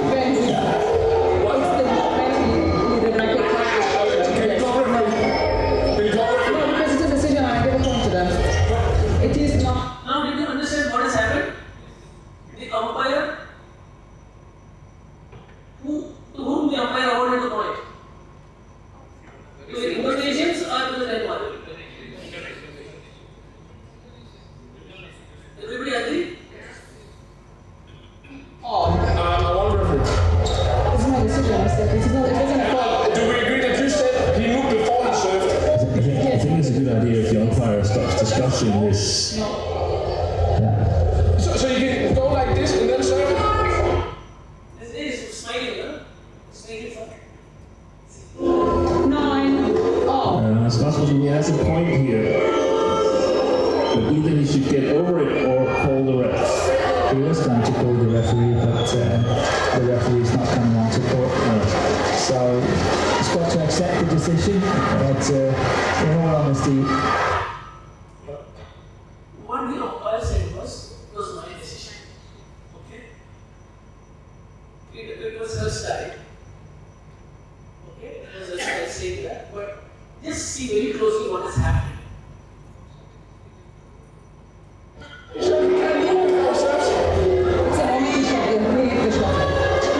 no, it's not. You see very closely, the Indonesian receiver moved his feet from here to here. Just see very closely. The feet moved, apparently, definitely it is moved. Whether the movement of the feet was before the first forward movement or not, you got it. Okay? Then you tell whether the decision of the umpire is correct or not. Debatable. We are not telling correct or wrong. Debatable. Just observe that. But will you get in the real time to look at like this? How much time you will get? How many seconds? Fraction of second, right? Not even 1 second you will get. Think about it. Right? Yeah, he moves his foot. This over. All thoughts are welcome before. Meaning it is okay. It is okay. Before. So it is okay. Acceptable. Whatever I will tell you. Before. So it is okay. The movement is okay. It's not a problem. So it is not a fault. Is anybody who is telling it's a fault? Looks like a fault. I am not agreeing it is okay. Is it a fault or not? Appears to be okay. You believe it's a fault. On what basis? Sit. The server is ready. Okay.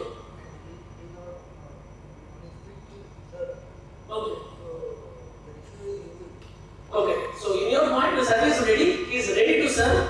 At that time, the receiver is moving. Okay. Applying the law, right? Take a 9.1.4. Okay, you believe it is fault. Okay. If you believe, you have to believe on a particular law. Applying this law, it is fault. Applying this law, it is not fault. So, applying which law you are saying is for 9.1.4?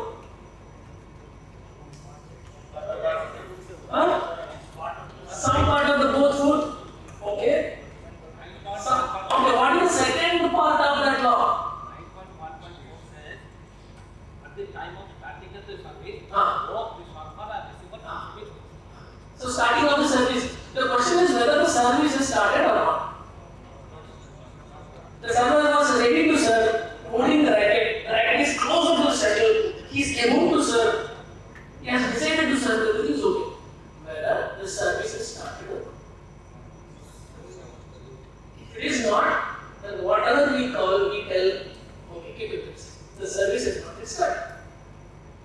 So, it is okay. Though he fumbled, the one example we saw in Chowley, the service has not started. Same thing, same example. But there, the umpire got fault. Here, the umpire got fault. But the catch here is how the umpire convey this to the player. It is not medicine. The word I tell you, right?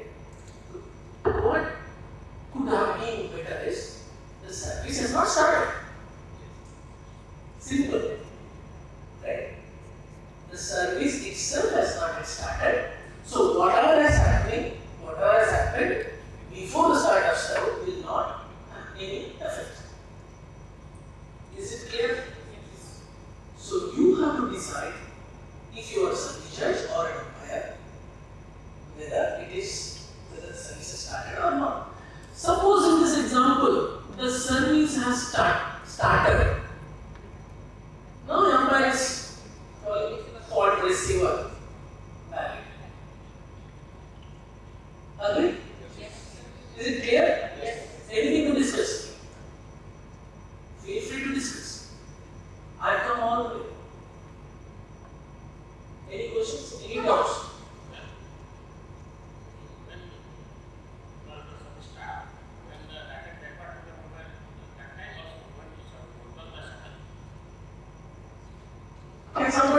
explain me what your question is? And he wants to know under the service, the static service is the forward movement of the racket or it is the backup. Forward movement of the racket or Touch the shuttle. it does that. Read the law. What is the start of the shuttle? Only the movement. Does the law say touch of the shuttle? The shuttle may be here, for example. The racket is here. Is it the service starting or is it the service starting? That's it, right? Right? In the normal serve this way, right? Forehand serve. Normally the racket is not closer to the shuttle, right? Players used to hold the racket like this, right? Where the shuttle starts, the service starts from this, right? It is not hitting, striking the shuttle. But in backhand serve, the racket and the shuttle are very close, right? No matter whatever it is, the first forward movement, be it forehand serve or backhand serve, how far the shuttle is between the racket. That is the last six. Is it clear? In between that, okay, the shuttle is here, the racket is here, it is coming. Move. You tell me what will you do? You are now. On what law?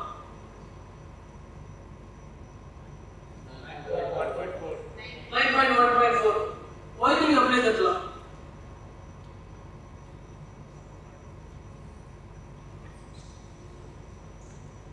Though you are correct, you are hesitating, right? This is, you should be confident when you are doing umpiring, when you are making a judgment, right? If you are in doubt, what will happen? You are calling some yes fault or not a fault. If you are not confident enough, what will happen?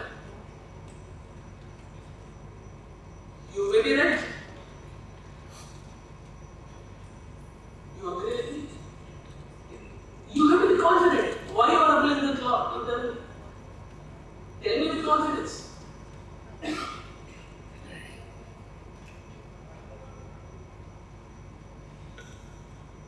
Suppose you are doing a match, you are umpiring in the upcoming some senior ranking. What is coming next month? Senior ranking. You are doing a quarterfinals match. I am coming as a referee. There is a fault you call, player is not happy. I ask you, on what law you apply this fault? Will you answer me or not? You answer me on what, why you apply that law?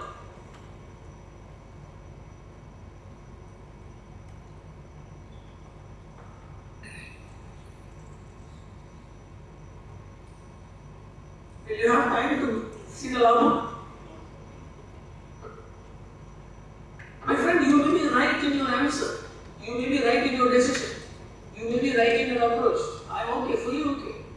But if you are not confident, what will happen? Just tell me. If you are not confident, players and coaches will take you for a ride. I will tell you. Will humiliate you. If you are not confident, if you do not apply the laws confidently, then they will take you for a ride. They will give you very tough time. How many of you know that players assess the technical officials? They assess. They know which umpire is good, which umpire is not good, which umpire you can play around, which umpire you cannot play. They all know. In one match they will know who is okay, who is not okay, who catches service ball, who doesn't catch, who doesn't bother anything, who is very good, who knows. Yeah, from toss itself. Subham? Good, right?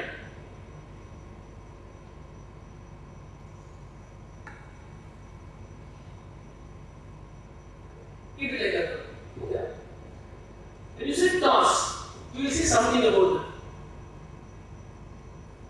So we are good with the receivers, right?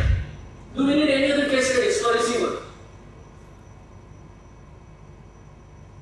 Okay.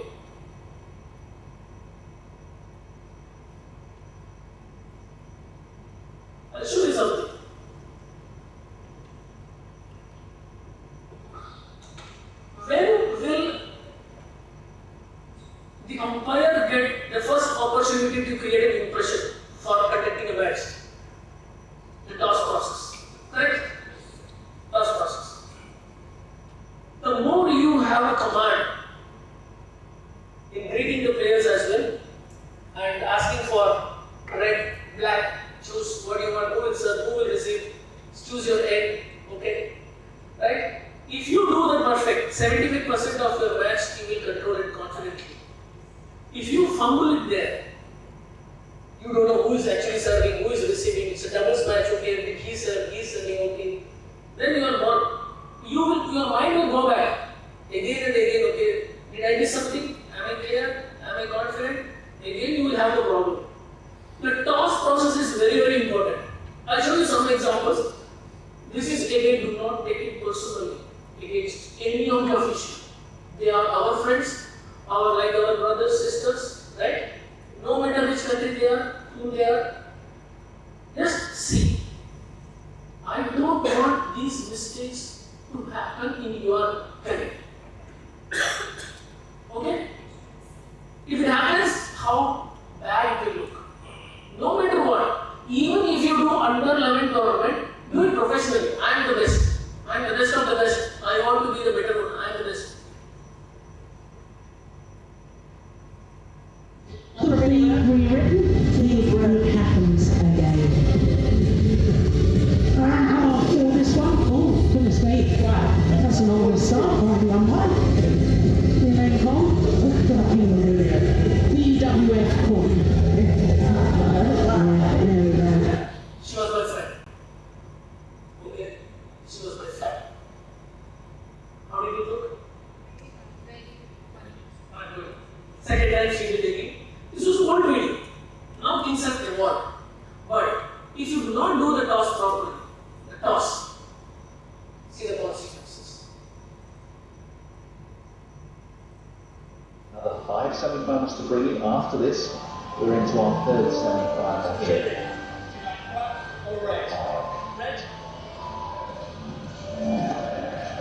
Drop a coin. The player took the coin. Okay? There is a specific instruction. We should not expect or ask the players to take the coins. Should never do that. Okay? Second case. Third. Are you fun? And as you can see, it was in the Suleiman Cup. It was 21-18 in the third and final game. That was in Finland. This is not about the toss process itself. This is something before the toss. Okay? This umpire, see what he is doing? Just 3 weeks ago. Apriani Rahayu, Only Can, and Tina Murlitharan. This was old style. 20 years ago, maybe, but no more now. Last 10 years, this is not in the real practice. So never take the slow sheep and ask the players on the court while doing the toss, are you Bar, are you Mishra, are you this, are you this? No, there is no requirement. Okay? If you somebody could have learned this 20 years ago, I agree, but things have evolved. Don't bring that same old fashion. We are no longer using this stopwatch here, right? Why? BWF says do not use that. Use your only wristwatch. Right? Similarly, things have evolved. If we are not catching up with the latest, then we will be lost. We don't need to ask for player names because tournaments at top level, the player names, the clockings are already checked. In the martial area, we know who is coming, who is going. The umpire himself or himself would have wanted to check the clothing and then see the player, okay, if everybody is there. Why to ask taking here? Avoid. Okay?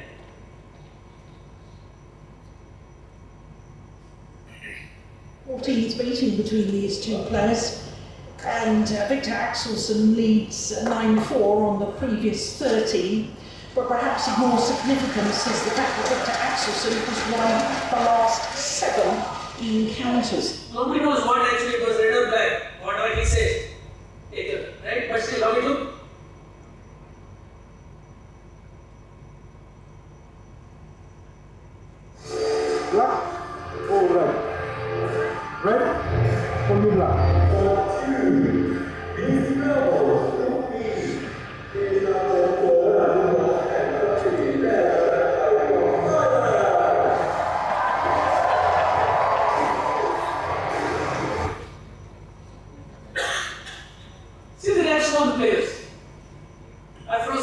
Okay, see.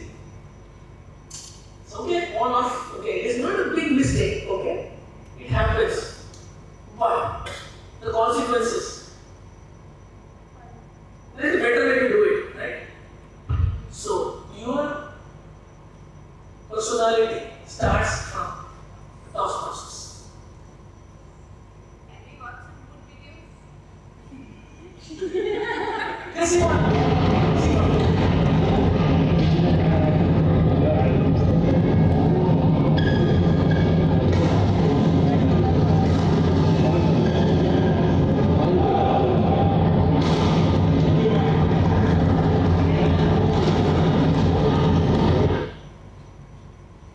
Yes.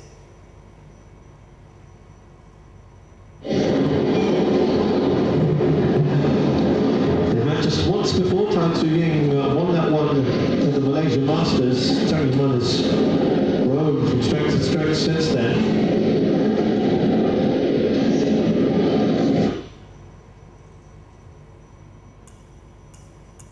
Here. So far we have seen the toss. We don't need a good toss video that we can practice now after some time. Okay? This one, you tell me what is something different.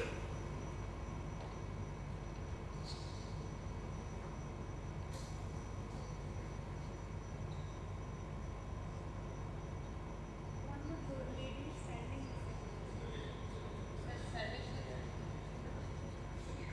What? Why? Why is the question? Right? We don't know why the Sadi just stood there.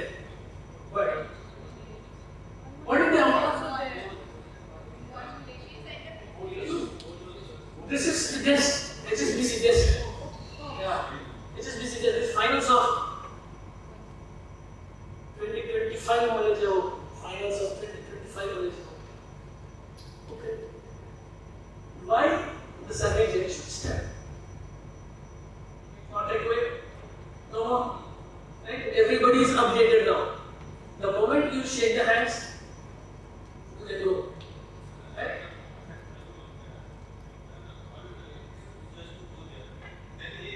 Right? What the umpire told the survey judge? Your job is done. Please go. Thank you. And after that, survey judge didn't go. Right? So these are the things where areas where you can set up your first impression. Yes. Once you start good, then things will flow automatically. Yes, you are in control. You know what you are doing. You are applying the law properly. You are confident. Even if you do mistake, what will happen? Tell me, my friends. One small mistake you did. What will happen? Two things. One, you can correct it. Sorry, I made a mistake. I called out instead of in. I called fault instead of no fault. Whatever, you can correct it. If you have made a small mistake and that does not have any impact on the point or the score, still okay. Go ahead, that's all. You should have called a fault very, very minute, extremely minute. Nobody can even see, only you have seen. But you missed to call it. What will you do? What will you do? Just let it go. That's okay. I missed it, but it is not having a big impact. The rally is going on. Nobody is bothered. I missed something very minute, very minute. Right? If you have a mistake, you can correct it, or you admit it, move on. That's all, right? Nothing will happen. But the confidence you have makes a lot of things important. It will make a big difference, the confidence. Starting from the task process. Any question before we go to the next law? Now we will go to law. We have seen the service. Service, we have seen so many cases. Server, receiver, both, this fault, that fault, all types of faults we have seen. Did somebody ask for any specific type of service fault? This one, right? This one, I will find out. I don't know. Okay? Okay. Now singles and doubles, which are straightforward.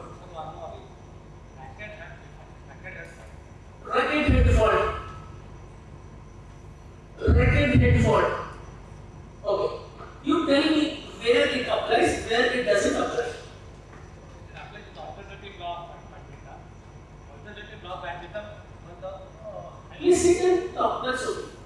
But having Ah, is not available. okay. There is device. Okay. Okay, good point. So there are two laws for the service height fault. One is the actual law where we have the service height divide 1.15 meter device. If the device is not there, you will have an alternate service law. Good point, thank you very much. The one that we have seen so far are all with the measuring devices, right? All the examples that we have seen, right?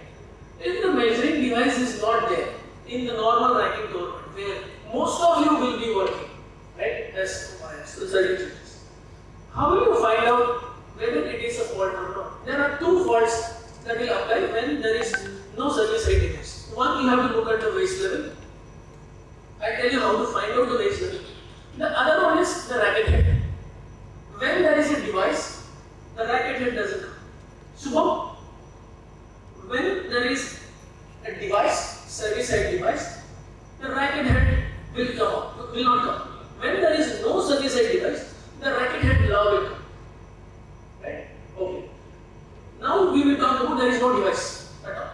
Normal domestic tournament, there is no device. Okay. The last is, can you read out the 1.5? Anybody can read loudly.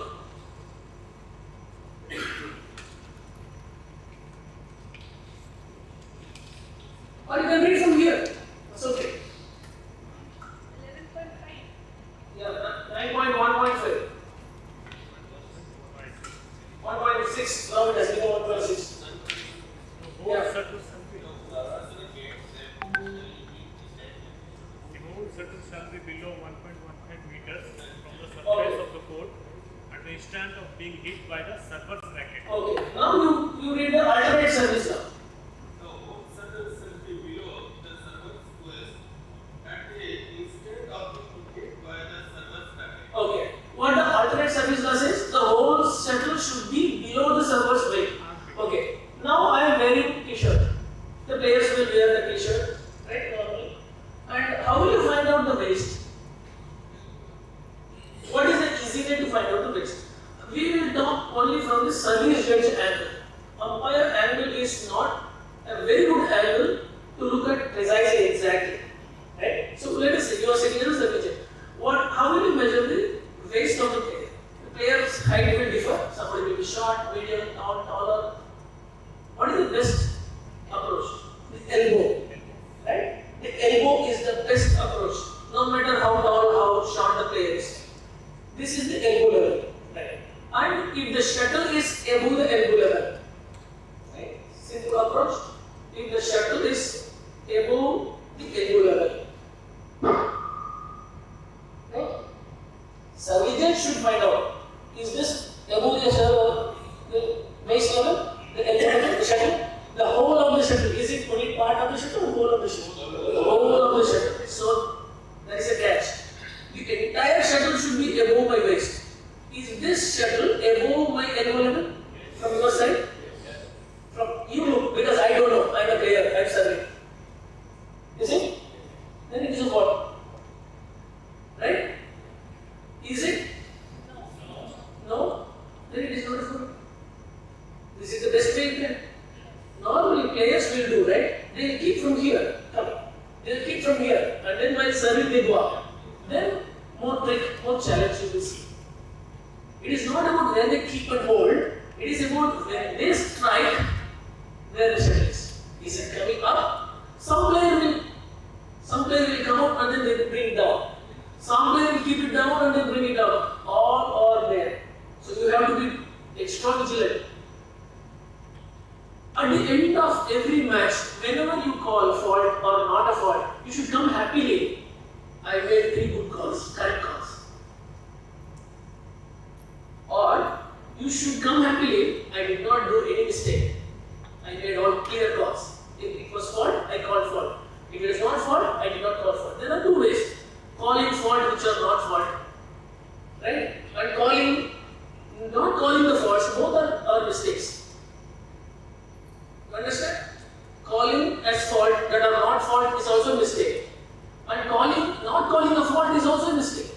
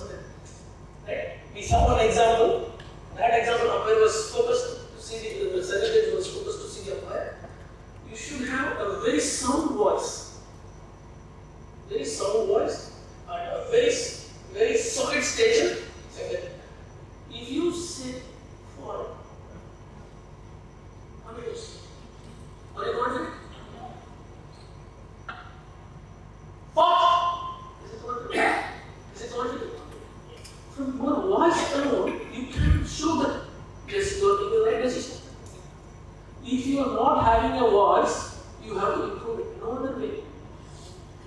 Right? Agree? It's a fault. Come on, highest confidence, simple. Nobody will come and challenge you at that spot if you are 100% confident. And you are calling the obvious fault. Okay? Okay. Now, it is the same law where there is no device but there's racket head. When there is no device, the racket head should be pointing down. Whether it is head or the shaft, both are same. Then the head cannot be up, shaft cannot be down. Either way also, right? Other way also. If the racket head is up, the shaft is also up. So you have to observe while serving, the racket head is up or not. For that you have a spot. Okay? Is it clear? Shubham?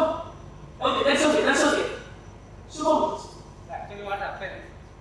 If the player, ideal player, So now you won't listen me even if I tell you what videos every time. Proof. Good.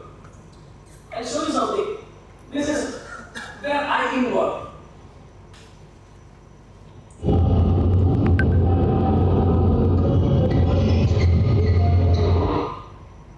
Is the device present or not?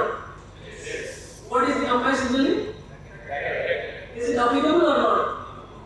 Applicable or not? You tell me whatever it is, I will agree. Not applicable. Why? Device is there. So what can we do here? No, actually the service was correct. So the service was correct. The umpire sitting there, the service said this fault. So what can be done now?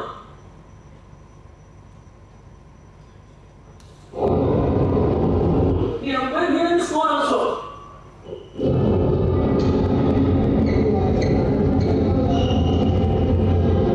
And then now the umpire relaxed. Did you see the umpire? His reaction? I am coming from the far end of the FOP.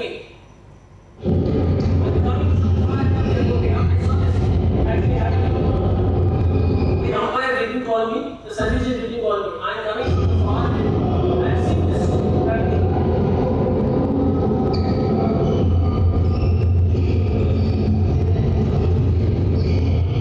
Excellent. What happened? Oh, excellent. The service has made a mistake. Okay? Sometimes people, they are not updated. We have to see a lot of matches. We have to see a lot of matches and see what is in the trade. We are going for iPhone 16 Pro, E15, 16, and the top of the mobile phones, top of the laptops, top of the bikes.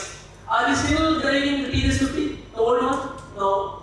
Okay, we know, we learned from that, and now we are somewhere. The same applies with badminton as well. How things are evolving. What is prevailing today? What are the improvements? What are the upgradations that the badminton world federation that they have brought? Up level matches, what they are following. We have to follow that, right? Only from there we learn. Right? So when there is a device, this does not play. Okay?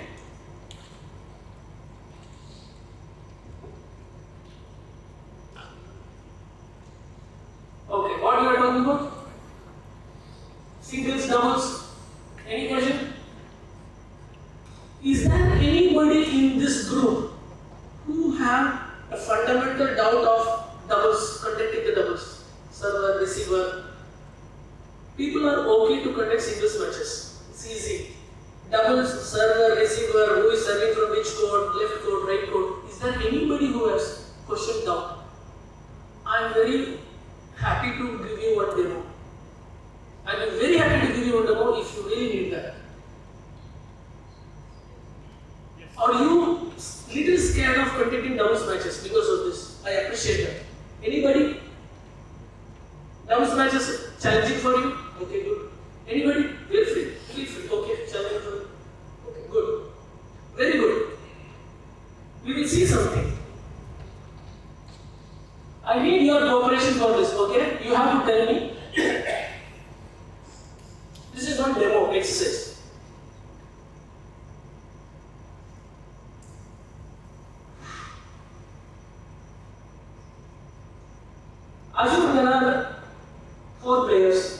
mixed doubles.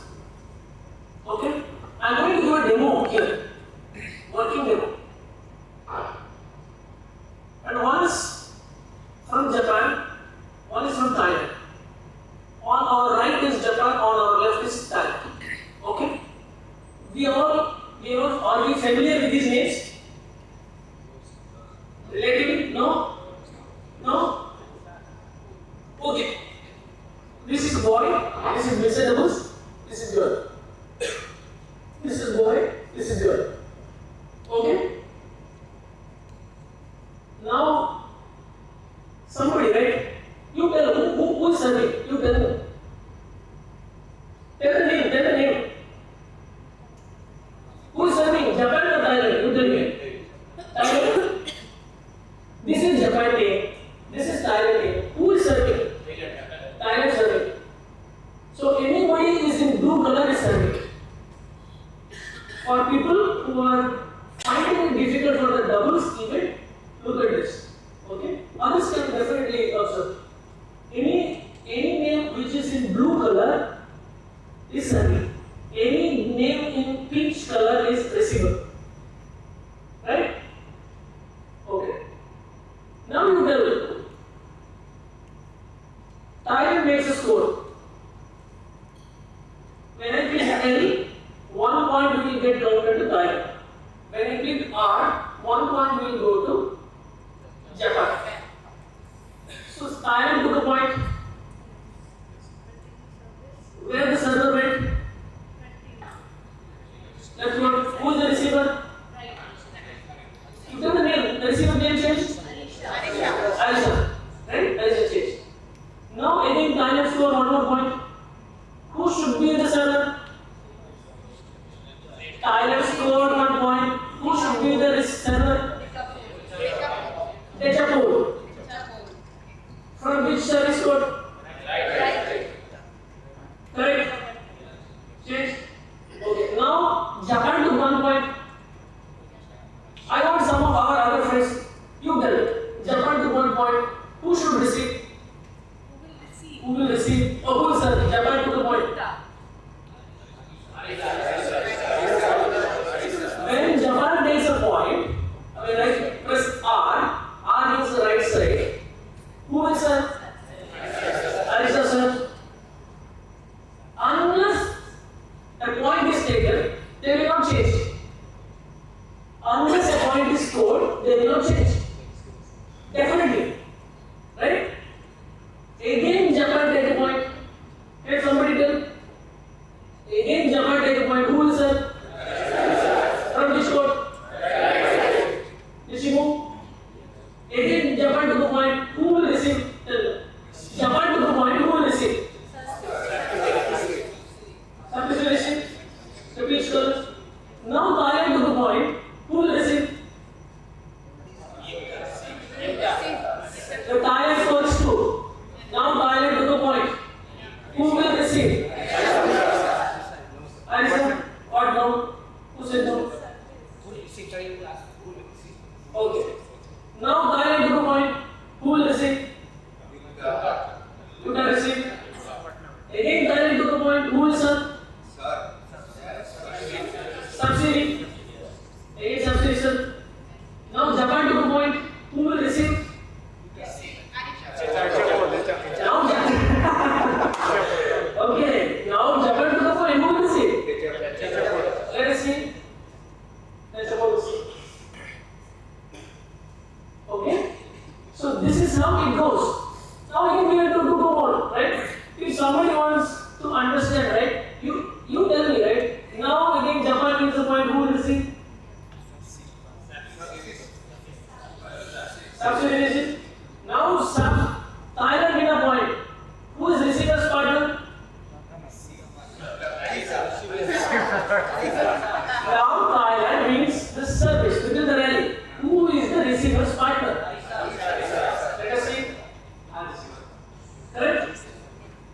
So there are 4 key people, right? Server's partner, receiver's partner. The principle of doubles is, in theory it is given. Server to the receiver, receivers to the server, servers to the initial, receivers if you think that is a little confusing, this is the best example. Right? You have to envision, okay, who should serve, who should receive. Doubles is actually easy. Very simple, very easy. Once you get the crux of it, it is like riding a bike. If you start riding a bike, it is easy, right? Do we need to do one more thing this? Please. Do we need to do one more thing? Yes?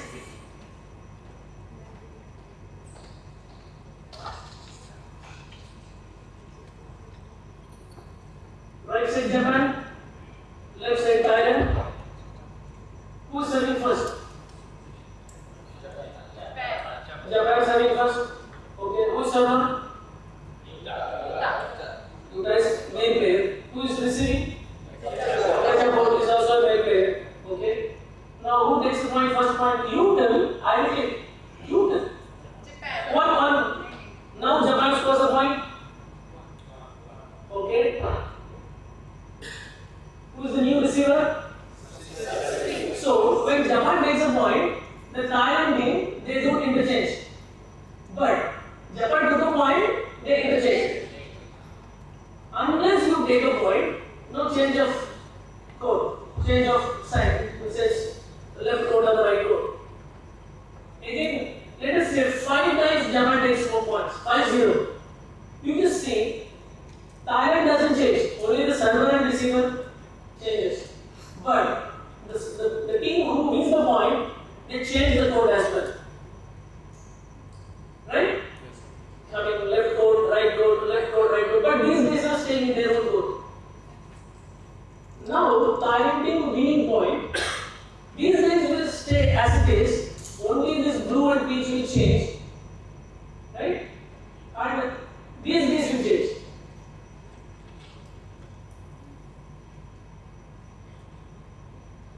Now let us say 10 all, right? Like this is the same as love one. You take 1 point and then left side of the code. So whenever you are on point, the server will be always on the left service code, irrespective of single servers. Whenever you are even point, the server will be always on the right code. The receiver can be on any code, doesn't matter. It is only about the server. The receiver can receive from both odd code or receive even code. Okay?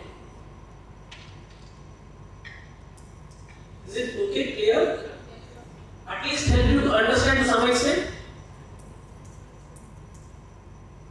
Doubles is easy, relatively easy, not much tough.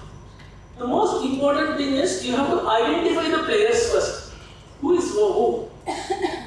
If we say 4 players, right, A, B, C, D, by looking at the face, you should see, okay, this is A, this is B, this is C.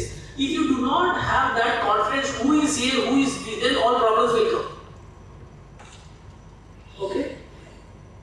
I compared 2 matches, 2 different matches in 2 different capacities, different races. They are twins, identical twins. It was very tough. Is there anybody identical twin playing in domestic circuit? Yes? Twins, but not identical. Very difficult to identify, right? So then the confusion will start, who should serve, actually who should receive. If they are super identical, sometimes it doesn't matter who serves. First, any questions? Okay, so you need to know who is which player. In mixed doubles, it is relatively easy because male is serving, female is receiving. Female is receiving, male is serving, or female is serving, female is receiving. At least by gender you can. But men's doubles and women's doubles, unless you know the player's name very clearly, right, it will be a little challenge. So that is when your experience will come. Your experience will come and your memory should be very strong.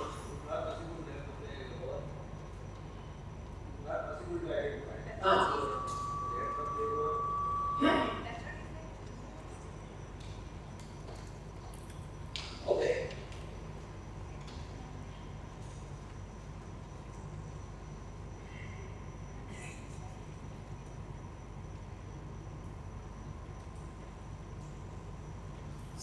wanted some law. What is that? 11.1.5.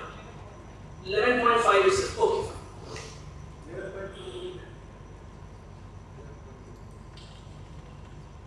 Yeah, what is the problem?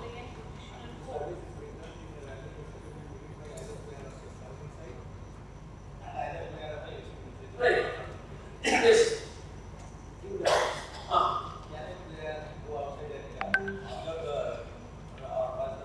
Yeah, there is no regulation says, right, both the players should be inside the court all the time. What the law says, suppose one player is too strong, another is too weak, and you just serve and go out of the court. That's what you are talking, right? You just serve and then go out, I will take care of everything. The one player will take. So okay. There is no provision to say that this is not acceptable.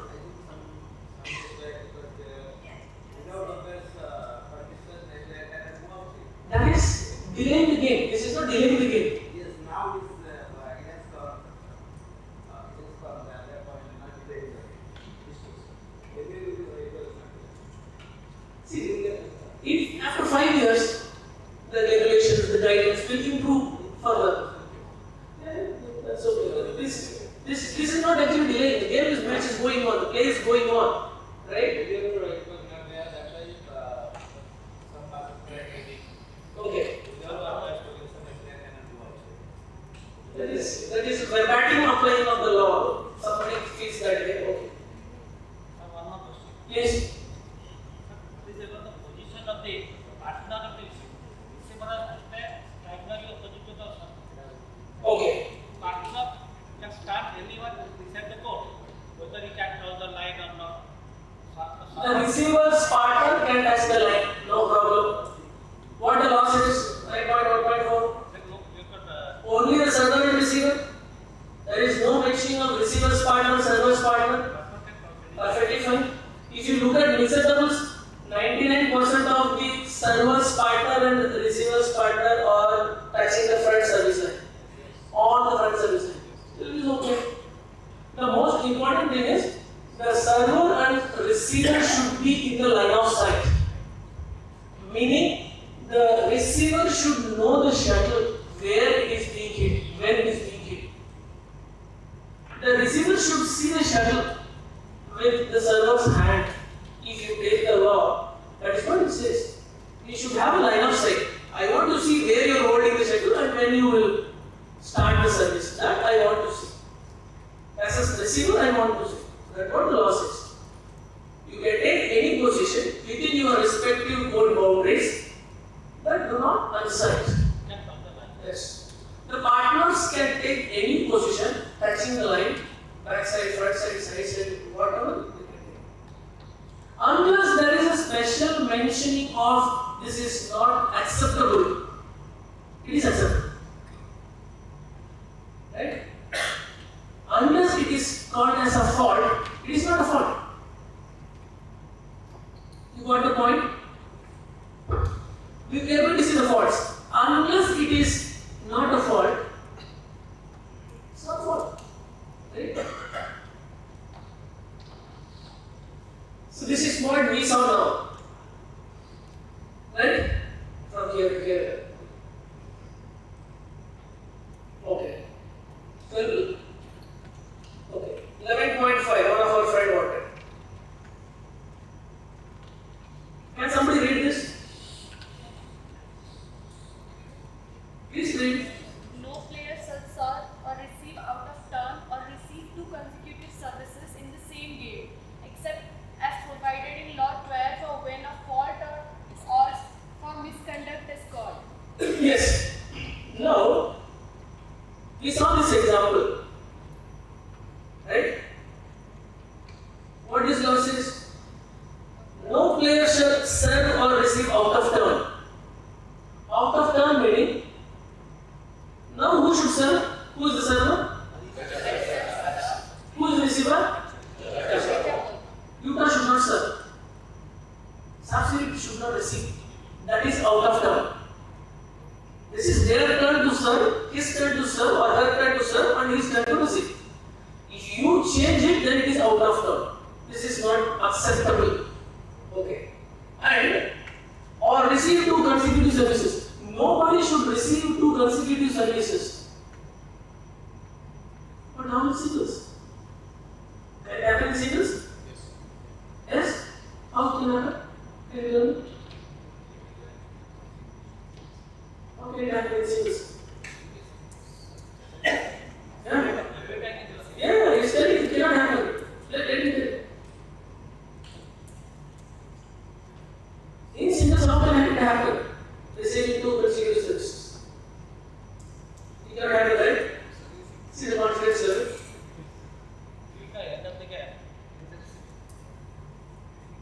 Did you get my question first? No player should receive 2 consecutive services. That is what the law said. In singles, how it can happen? In singles, how it can happen? You tell me. Did you guys understand the question? Fundamentally, singles, only the one player is there. Why are you losing the confidence? Why are you losing the confidence? Right? There will be tricks like this. Suppose you are appearing for some upgradation exam. Same question comes. What learn? Exam is also important, right? Exams are purposefully conducted, created, questions are created such a way to confuse you. And then you see how best you are thinking. Right? Simple, blunt question. In singles, there is only one player. 21 serve he should receive. Without any gap. Right? No matter what. Even the score is 21 love. He should have received 21 service. There is no point of out of turn service, out of turn receive. This applies only for doubles. So in doubles, no player should receive 2 services consecutively in a game. Okay? In a game. But there is a catch. We will see the catch. Yes. Can receiver's partner leave the court while the server is serving? Can a receiver's partner Or server's partner can leave the court and stay outside while the service is? Okay, see, these are all hypothetical. Hypothetical questions. In this situation, receiver's partner is injured and the score is game point 17. Sorry, match point 17. Receiver's partner can play. He or she is not in a condition to play. But she knows it's the last point and my partner can manage it. See, typically, it should not be entertained. The reason is, the player can still be inside the court somewhere, but not completely going out of the court and then I'll go out of the A boards or the FOP, like my partner alone play. Right? Giving service, he or she shall be in the court, and after the service is returned, Whatever it is. I have seen some matches, okay? I don't know whether I have in my collection for this session. I have seen players who are limping but still on the court, the partners play. But the players don't go outside of the court. Okay? You stand inside still. I'll show, I have a couple of injuries situations where they want to finish the match. He's still inside. I have not seen any situations where cases where the players go out of the court like my partner had leave. This is hypothetical, purely hypothetical. It doesn't happen. and once doing service, he or she shall be in the court. After service is returning, I can go out. But still, even I have not seen anybody going out of the court altogether. They can be standing at one corner of the court near the net so that you play only one corner. I've seen only those cases, but not. These are all hypothetical, right? What happens if I have 2 rackets and play? Then there is a case where they play with 2 rackets. No, I am telling, I had asked the other question on board. In partners, I will put my partner outside the court and I will play. I can better because my partner is. This is should not entertain this, and these are hypothetical. If that is the case, then umpire, as umpire, you uphold whatever the laws and regulations. There is one regulation. Laws is not being agreed. No, it is not about undue delay. There is one code of conduct, not giving best efforts. If a player is not giving best effort to play and compete, you can still take appropriate action. Have you read that? Not giving best effort? Whether it is injury or not, nowadays the laws and regulations are becoming stricter. If a player is fine, he is not injured, or she is not injured, he can go outside and work. Here she is outside the court and watching. His partner is playing a role. He is giving better performance. He can go outside. Then this is not a doubles game itself, right?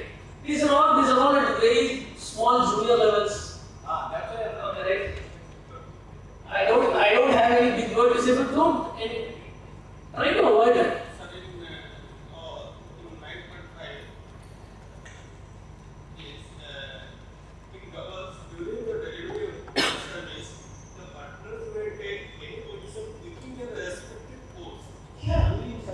Even service.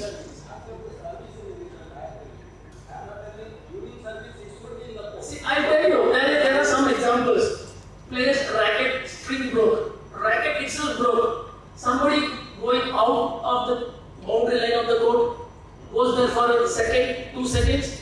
They grab the racket and come back and continue play. We should have seen so many incidences like that, right? So that is the player is going without the permission of the umpire. Is it allowed or not? It is allowed. So if she is going to get the racket, okay, fine. Even if she is going without delay, when the game is going on for whatever purpose, still okay. he is starting out a reserve within the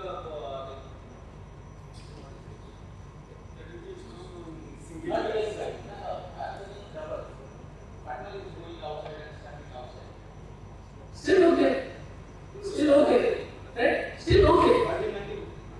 It is not the game is going on. That's okay. It's a disadvantage for the player who is playing, but whatever, right? It is not violating any law or regulation. That's it. Done. Okay. Extending this. Right? Two consecutive services somebody should not receive within the same game. But somebody can receive 2 consecutive services. How?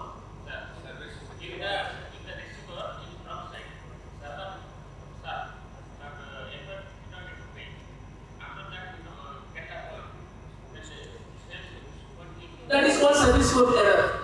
Right? See, when we talk, we have to talk technically. Right? Elaboration is good, but service code error. There is a service code error happened. I should have received, but my partner received. Now I am correcting it. Again I am receiving. Still okay. That is what it says. Right? What is law 12? Service code error. If a service code error happens, somebody can receive twice. Possibly. Another scenario. When a receiver can receive twice consecutively within the same game, when it is written in the law. It is written in the law. Just read the law.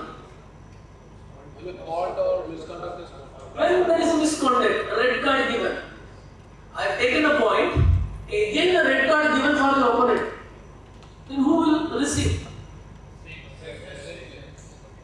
Going back to this example. Now who is serving? Alexa. Now who is point now? Okay. Now who should receive? Now Thailand has got a red card. Thailand has got a red card now. Okay, now 12-10. She is serving. Okay? Now Japanese team wins the score. Who is the receiver? Subsidy. Now I got a point. Who is the new receiver? Now Thailand got a red card.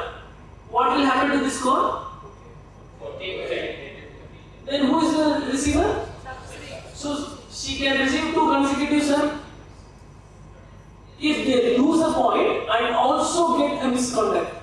Fault for misconduct. You lose a point and also get a red card, then there will be 2 consecutively, somebody will receive the serve. My friend, are you clear? You need one more explanation. If it is a service code error, 2 times consecutively receive. If it is a fault or misconduct and you lose a point, again you will receive twice consecutively. Within a game. Okay. Okay. Now. Okay. When you serve or receive out of turn, meaning, okay, now Arisa is the server, subsidy is the receiver. Suppose H2 received the serve. Suppose he received the serve and Japan won the point. Right? Suppose this is a service code error I am explaining. Subsidy is the correct server. Suppose H4 has received the serve. Assume that way. Now Japan won the point. Who is the new server? Japan. Who is the new receiver? Now the umpire thinks it's a service code error. Now you have to change again. Then what will happen? Who will receive twice? H4 will receive twice. So if the umpire thinks, okay, there was service code error, I missed it, to notice you have received the serve out of turn. Okay, now you changed. So same person will receive twice consecutively. If it is a red card, along with point loose, he or she, they will receive consecutively 2 times. Okay? Any doubts? Any question? So we have seen service code error, what it is. We will talk about faults. We will read the faults first, and then we will talk. Shubham, this is not coming. Okay. There are 5 types of fault classifications, right? Service, if it is not a correct service, it's a fault. Is it a tolerable fault? Tolerable fault? Then, if in service alone, the service is correct, but the shuttle gets caught on top of the net, got suspended on its top, after crossing over the net, caught in the net, hit by receiver's partner, all these 3, after the service is delivered, the correct service is delivered, this is another fault, right? Even if the shuttle falls down after hitting the net, getting caught in the net, still it is out. The service out, right? So it is a fault. Number 3, in play the shuttle. The service is returned. Service is returned, and in play, whatever happens as fault. Right? Touching the body, touching the shirt, touching the hair, touching the racket and going behind. I'm touching my racket and my partner's racket. I'm touching the net. My shirt touching the net. My shoe touching the net post. You name it, everything. Right? This is only about the shuttle. And we know that, right? When the shuttle lands outside of the boundaries of the court, it is obviously fault, but we call it as out. And then fails to pass over the net.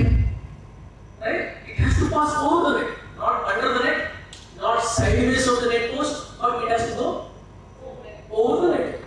Right? There are some players who will play the banana shot. It will go outside the net post and still go inside. Is it okay or not? Not okay. Why? Pass over the net. It has to pass over the net, right? Over the net and also the net post. It cannot go sideways. That's what it says. And touches the ceiling or side wall. Obviously, right?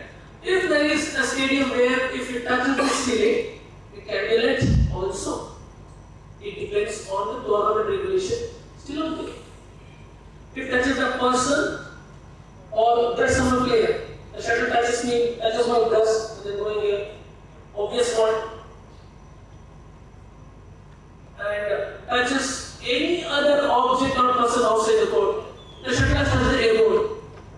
Is it fault or not? Yes. Shuttle has touched the service side device.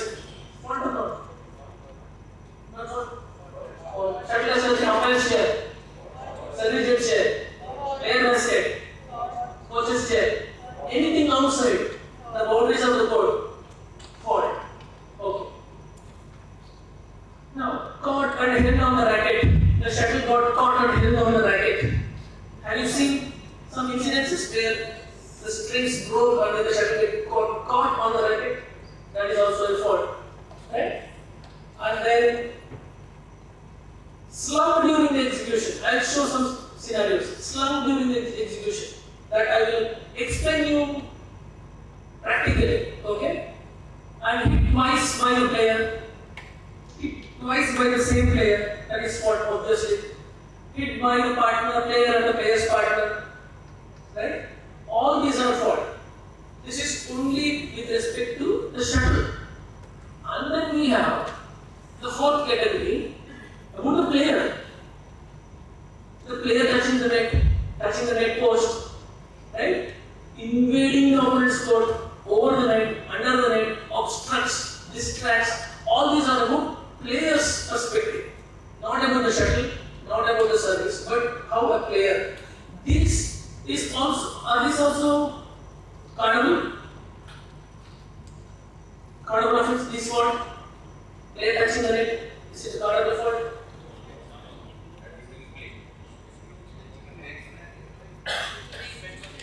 Okay, if it is intentional, then you will get the miscounted chapter, right? If it is not intentional, right, then it is not cardable.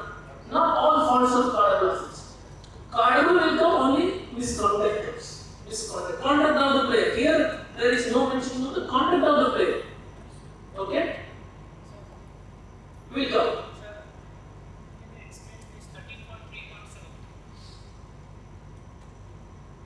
3.7.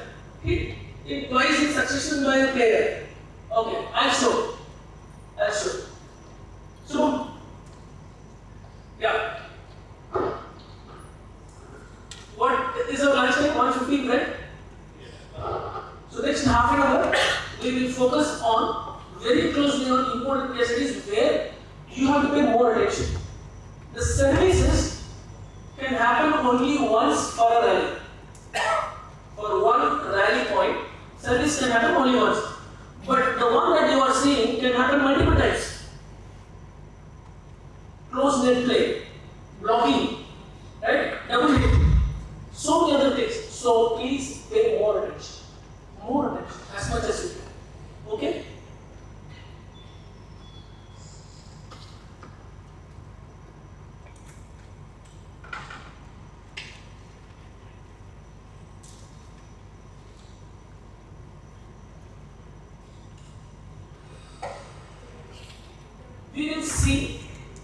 We will not see everything in cases, but we will see only the most important thing.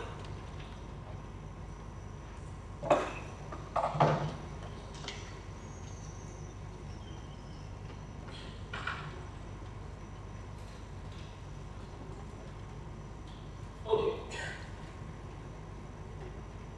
We'll talk about the net block next.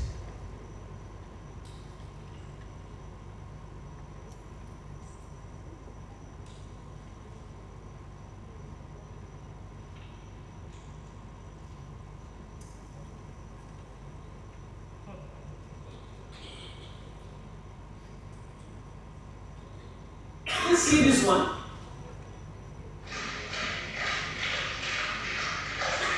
Fifteen, 16. Oh! He caught it.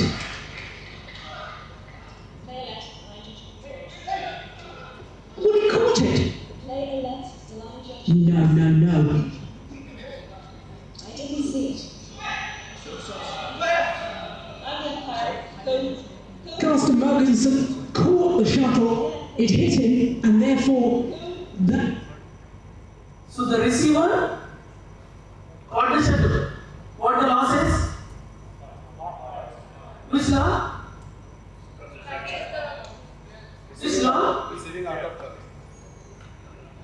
out of turn is not a fault. Just see the law. That is one fault. In service, during service. The third one. Read it.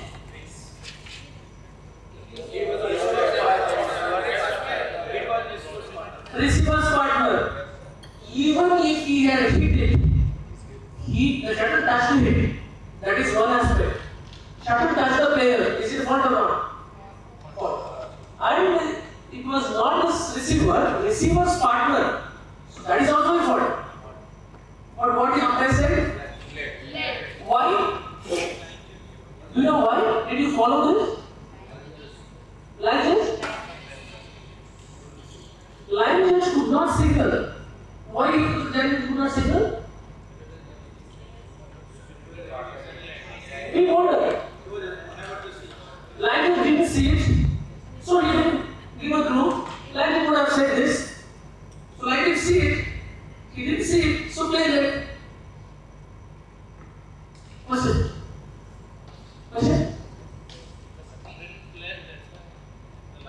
Yeah, line judge didn't see it, so line judge didn't give a call, which is perfectly fine. But the shuttle touched the receiver's partner, that is one fault, and it touched the body of the ball. Still, she is saying, I'm the umpire. Is most definitely the Malaysians' point. Now, he's entitled to ask for the referee on a point of law, and the umpire should know that it is a point of law. Point of law? Point of fact? Point of law. The point of fact is very, very clear and evident. Yes, it has a player, but not given fault. It was a duplicate. This was very old, 15 years old. But still, these are the things, how to apply it.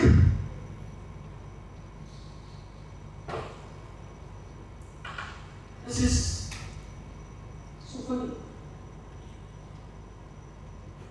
That shows up.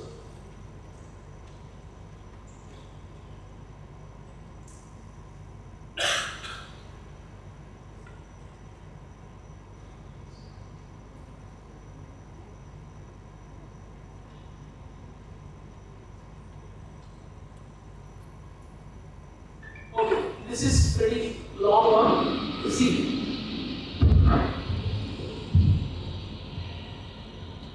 All time for a late take.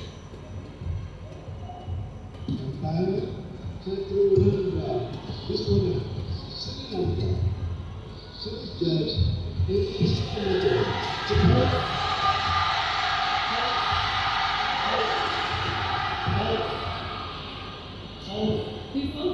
yeah, he absolutely bowled. Hey guys, please, hey, stop. Stop guys, please.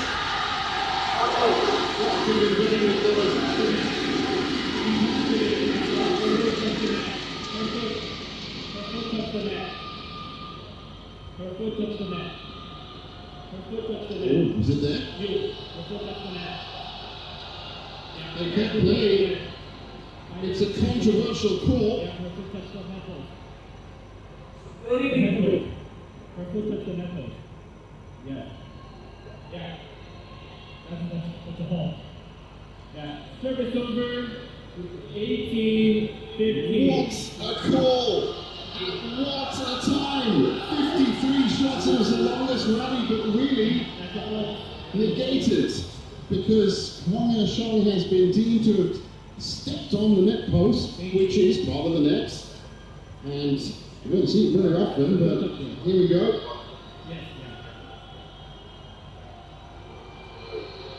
Oh, still, it's close.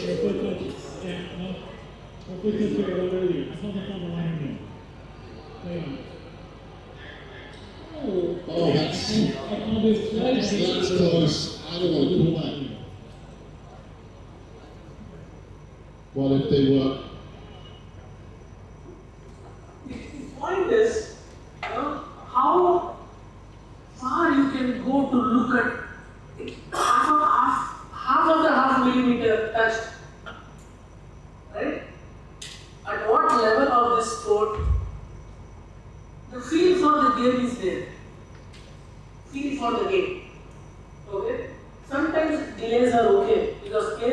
75 rally shots.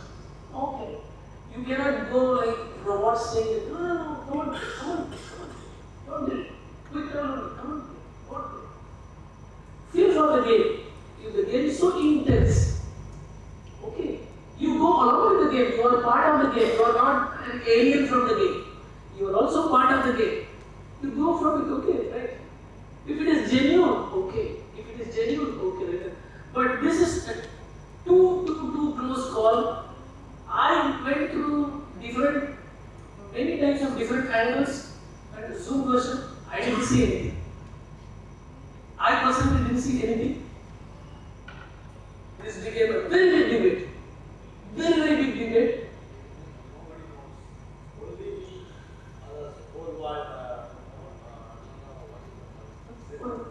Still okay. Still, I will say, you have the measuring stick. I'll show you something. Then I will tell you. Right? So this is too much. But sir, in this video, it's not clearly visible or something that the player is touching the pole. That's not very. I saw in HD videos also. Right? I didn't see anything very obvious. Yes, the net should. Just very little bit. That's it. Right? Just go along. That's all. No need to go too much. We are not police. We are not police. You need to go, okay. If it is not too much obvious, I'll show you some more.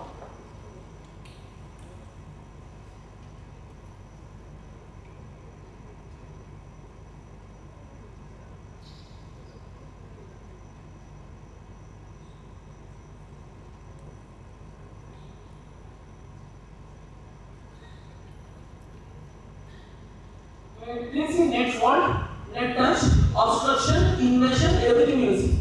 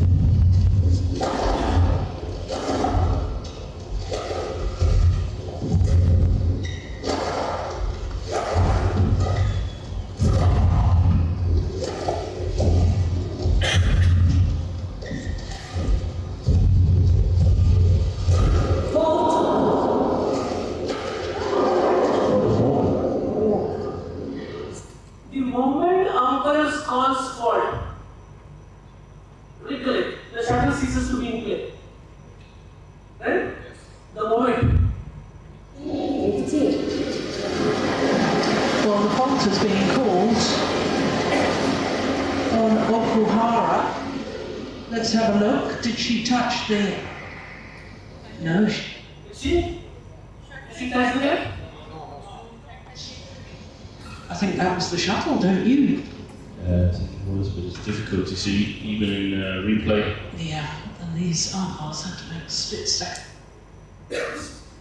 I made it all these slow motions for you guys. Just see.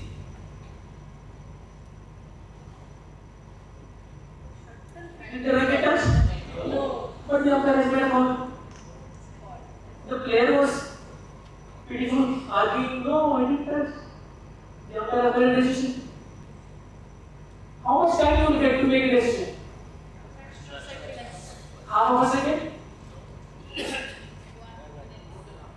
See? Each and every point is so important for these players, right? They give their heart and their entire soul for that, to win that point. Everybody is coming with a dream. So we need to do as best as possible the right job. See, some more tips.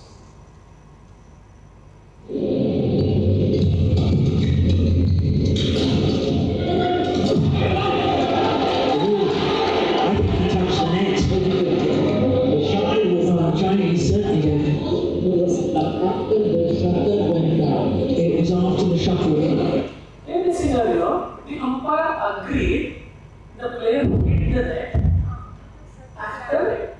Okay, the moment shuttle has touched the surface of the court, what is it? Ceases to be in play. If it is ceases to be in play, then we can get anything from out of it. Says funny or better. see a replay on the screen. I wouldn't mind seeing it again. Here we go. Is it after the shuttle touching the floor? Did you see? Did you see? We are not talking stories, we are talking cases which are very important for your career. Do you think the player touched the net after the shuttle has touched the floor? Yes? No? Yeah, that's a fault, that is a fault. See, in these events we will have videos, multiple slow motion videos, we can take technologies there, but the matches more you are doing, there will be fixed cameras, only one angle, you will not get the replays, nobody will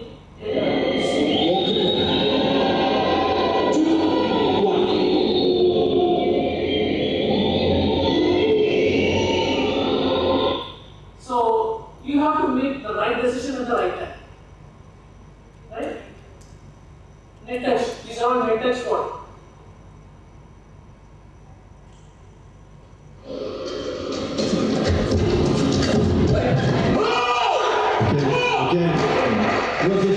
Lee, come here. Lee.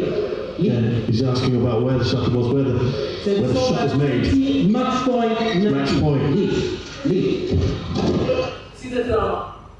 I feel pity for whoever is losing. Right? Just see. The umpire said, what is the shuttle touch? Do you follow this? He both saw the same thing.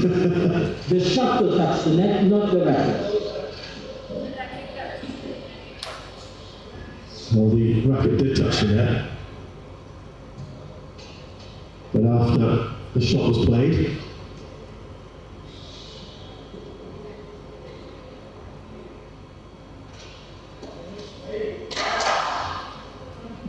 I think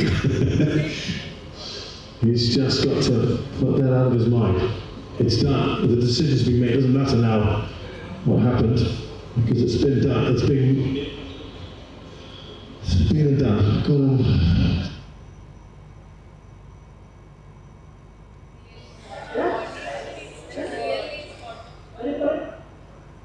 These are the mistakes you should not be doing.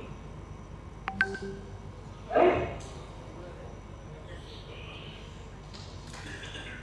If you look up others' videos, you will say, oh, you made a mistake. Look at you from the chair. In the upcoming tournament, in whatever bigger tournament that you do, then how extra vigilant you should be. When you are sitting in the umpire chair and you are looking at the net exchanges, we call it as net exchange, close net exchange, right? You have to be very careful and looking out only here. Not somewhere here, there the shot is going to land, because you will have language to say, in and out. You need to focus very much here, okay? You have to give your best. If you just do like this and then see it's already gone, and it is natural, that's only who will tell. Only you have to tell. At the important moment, if you do like this, it's gone. Gone, right? Fraction of a second.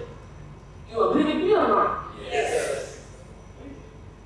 Some matches, especially I'm telling, women's doubles or longer matches, right? Too much of rally. Sometimes you do it like this. Okay? But you never know what will happen at what time.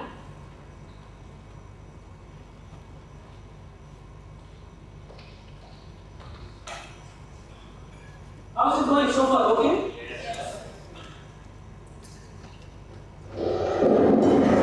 See this.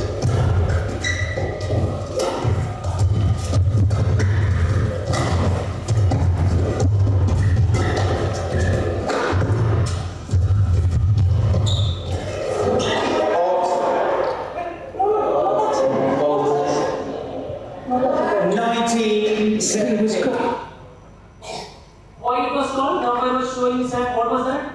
Did you see that? That blocking? A fault. Jonathan Christie, he can't believe it. Here we go, we'll see it again.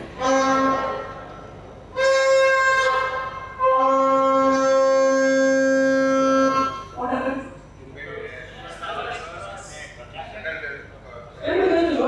this? Shuttle did not pass over the net. Okay, still then. Did the racket cross? The racket cross over the net? Okay. Now, there is a catch. When did the racket cross over the net? See. You can't believe it. Loved it. Here we go. We'll see it again.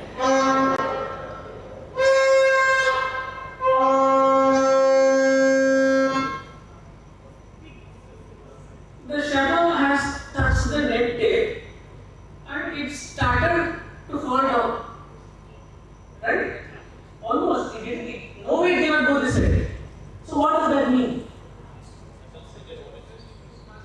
The shuttle has struck the net on the striker side of the net and started to falling down. Which law it is? Shuttle not in play. If shuttle not in play, then how it can fall? You connect the dots. You connect, right? Shuttle not in play. How you can fall? Right? But the umpire think the other thought the other thing. We cannot change, nobody can change the decision. But these are the nitty-gritty. This is how intense it will be. Net exchange is very close. Oh, did he touch it? Did he touch it? It's difficult to tell. The umpire believes he touched it. Maybe umpire saying touch the net. 1917. Well, Play. Go.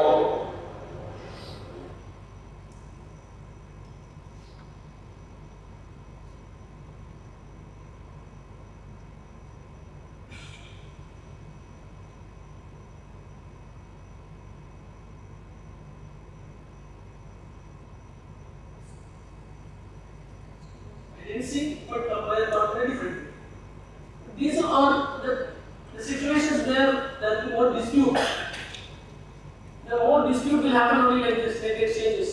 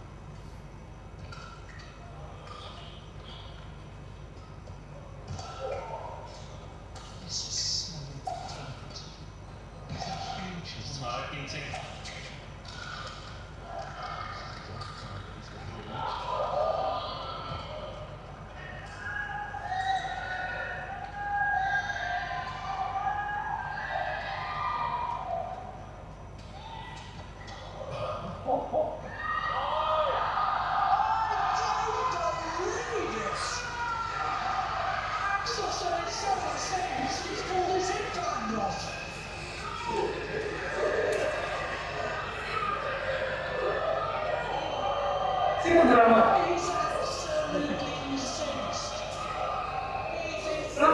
From the angle that what we have seen, we don't know what has actually happened. Right? As a spectator, we have seen, but we will see from other angle what has happened. You are the umpire, assume. See the drama.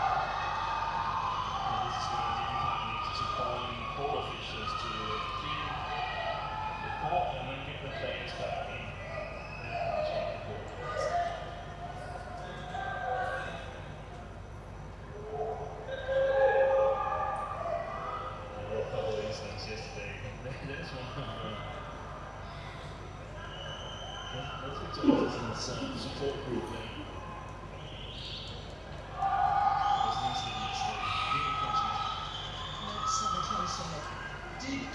From this angle. before it had crossed over the net. Here we go. Did he touch? Did he touch? How many of you said he did touch?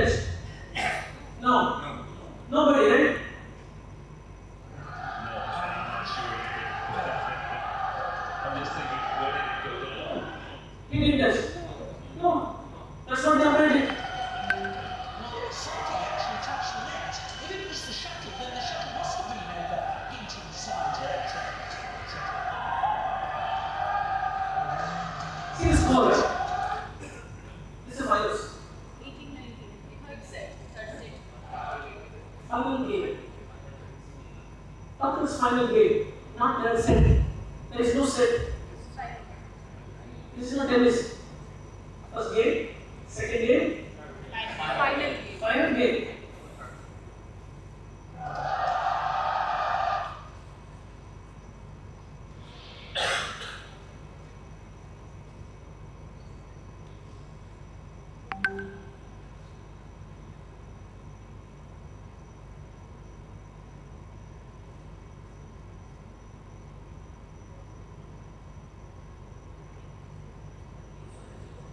This shuttle pass over. Whatever, we will discuss. Let us take another 20 seconds.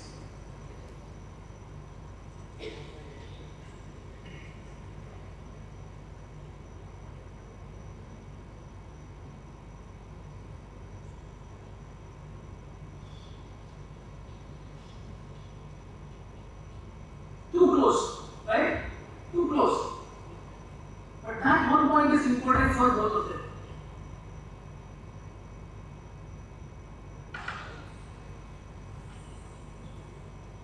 It's okay, right? It's no problem. Yes, see.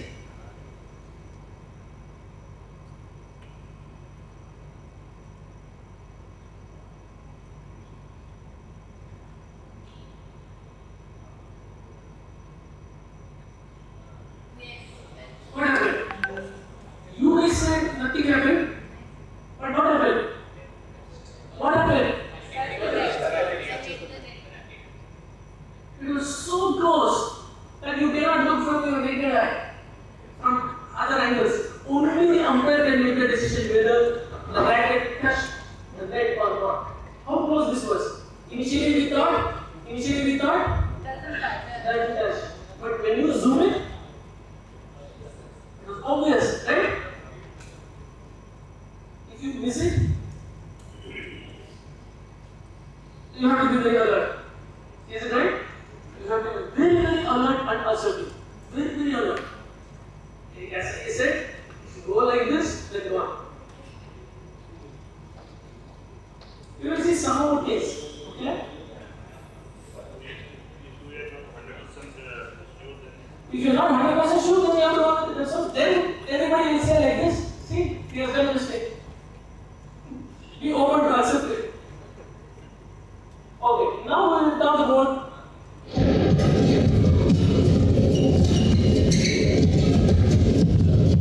Great shot. Well, now we are talking about blocking. That Castle says that it was a fault for using Jar's racket was over the net. Here we go. Ooh. Now he has altered the Malaysian play for blocking. Is blocking legal or not? Legal? What is your understanding? You may be right, you may be wrong. I know. What is your understanding? Should not obstruct. Right? Should not obstruct. So define what is obstruction. Very close to the net obstruction. So we will go through this law first. Invades an opponent court over the net. Okay? With racket or person. Person is only hand. I cannot give my head into opponent's court. Nobody will do that. Okay? Only the racket. 99.9% only the racket. Person without the racket hand cannot go. Right? Why should I go put my hand on the opponent's net? No. So invades an opponent court over the net with racket. Okay. If the racket is going to the opponent's court, then it is a fault, invasion. Except which there is a catch. Right? What the law says? Except that the striker may follow the shuttle over the net with a racket in the course of a stroke after the initial point of contact with the shuttle is on the striker side of the net. Okay. Now there is a close net exchange. Okay. For understanding purpose, I do this way.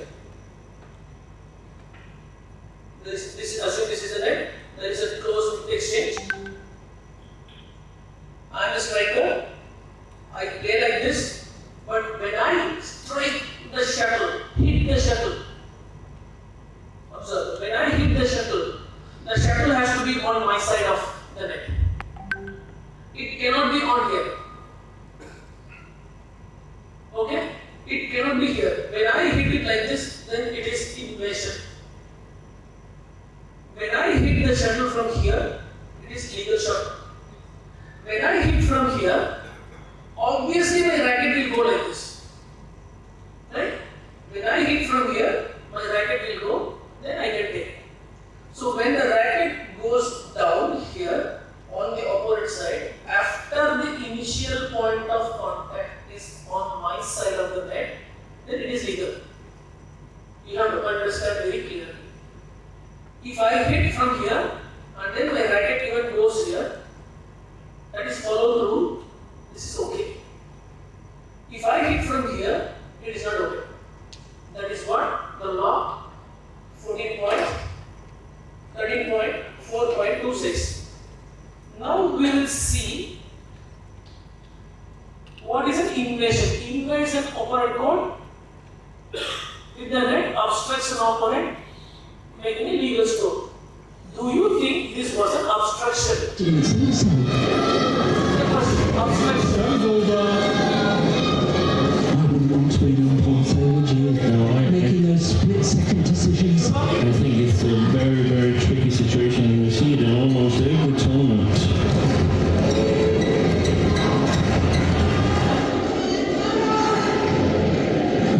The umpire felt it was an obstruction because the Danish player was not allowed to play his follow through. The Danish player is hitting the shuttle from his side, but the Malaysian player is blocking it in such a way that he cannot complete his follow through. Then it is a spot. Okay. Then other example. Like your opponent, you can get very frustrated.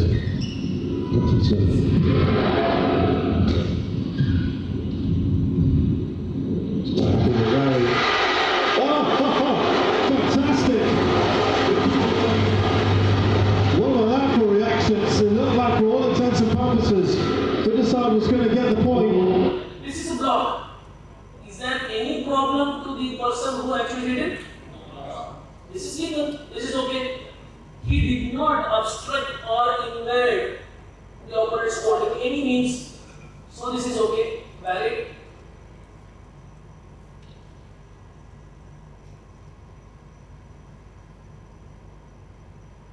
Is this valid? Is this valid? Why? He was just blocking within his side. He did not create any trouble for his opponent. Opponent was far away. This is valid, perfectly valid. Yeah, see. Okay, these are all net blocks. Then, invasion. Let's see.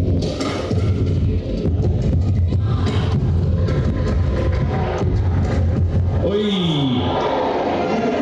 Mess. What is this invasion? What is this invasion?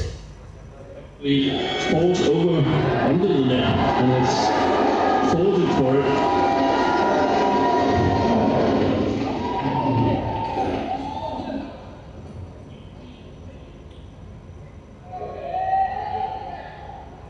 I must admit, I'm not really sure.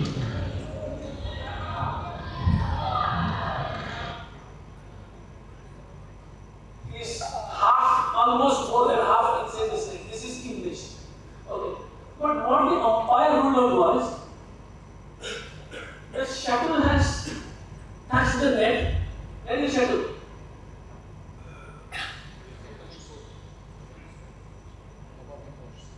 And started to fall down towards the surface of the floor. The umpire ruled out the point to Danish players, not for the Malaysian players. Because this invasion under the net did not bother these Malaysian players. If the Malaysian players very close to the net and they had touched them or created some kind of problem for them to come on the mission, then it's a different story. The Malaysians were too far from the school, from the center, right? And they wanted the point of direction. I'm not really sure that's allowed actually to join your opponents while they're trying to retrieve your shot. Okay, it was again disputed and again it was won.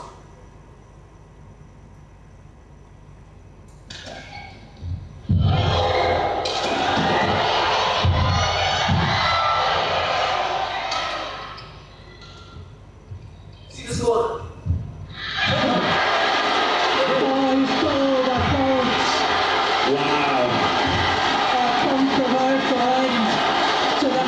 The player already started celebrating. The moment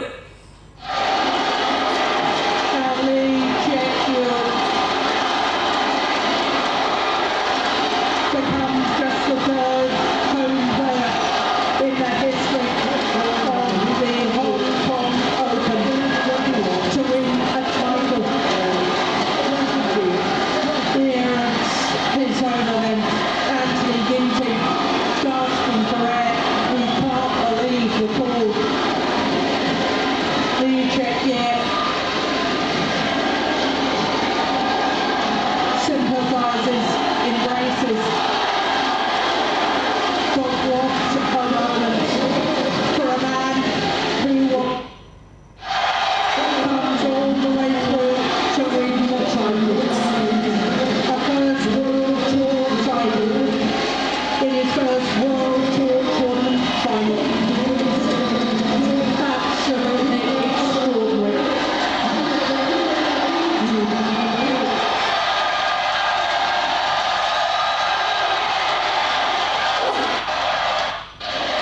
There we go. There we go. is it fault or not? Why not fault? Why not fault?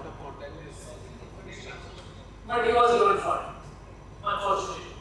Right? The umpire thought he crossed it, but actually only in slow motions we can see all this nitty-gritties. In real time, you have to make decisions.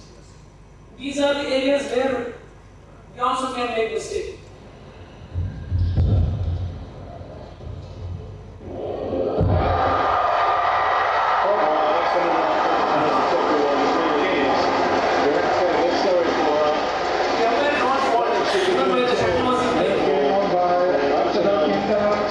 Takes 23-21. Okay? This is invasion under the net and also she touched the net, all go together. Right? You see this.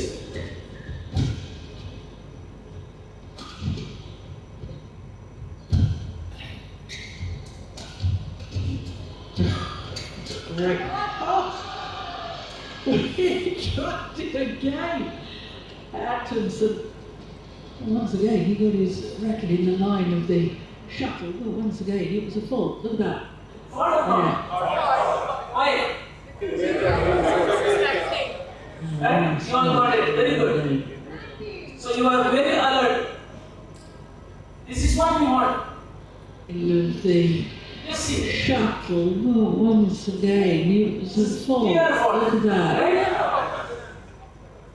No doubt. So this speed you have to give, right? Yes, what? Clear inversion. 1916 lead as far as Mickey Moose is concerned.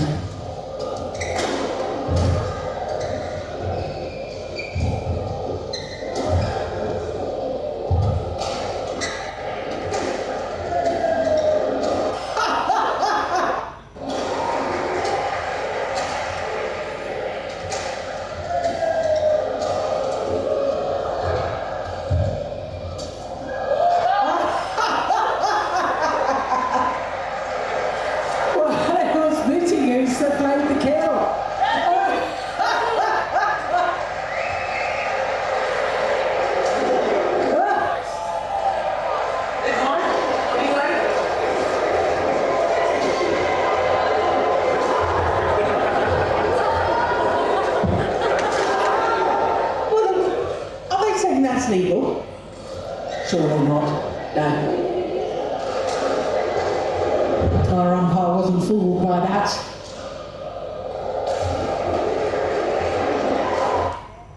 Just see what he did exactly.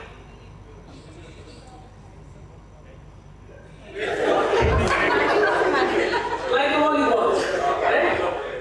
So he didn't even allow the other team to play. He himself did the shot. This can also happen in domestic events also, right?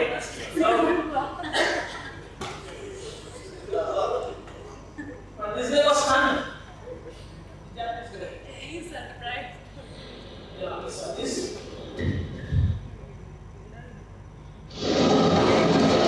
Making sure today you win. The majority of them, maybe you'll lose, but you'll lose anyway if you play the wrong rounds as it looks. Yes, exactly. You might as well do something different. That's the one. Trying to play sharp at the net, but it's going to play that all right.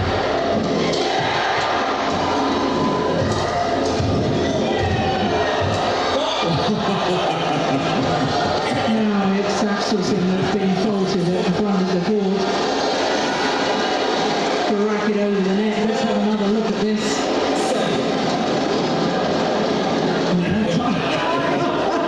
It's a volleyball part. I agree with that. Yeah, and so does Axelson. Little wry smile. Same like the before, right? So this is called invasion over the net. Invasion over the net, where you are not striking on your side of the net, but you are striking on the opponent side of the net. Clear difference? We'll see last one more. This game is ended up losing on this game.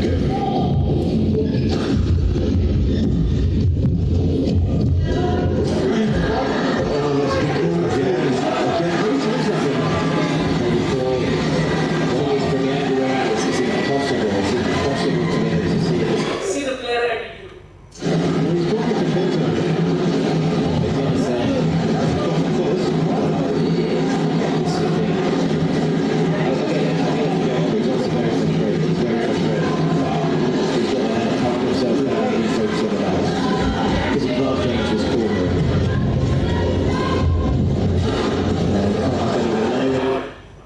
Okay.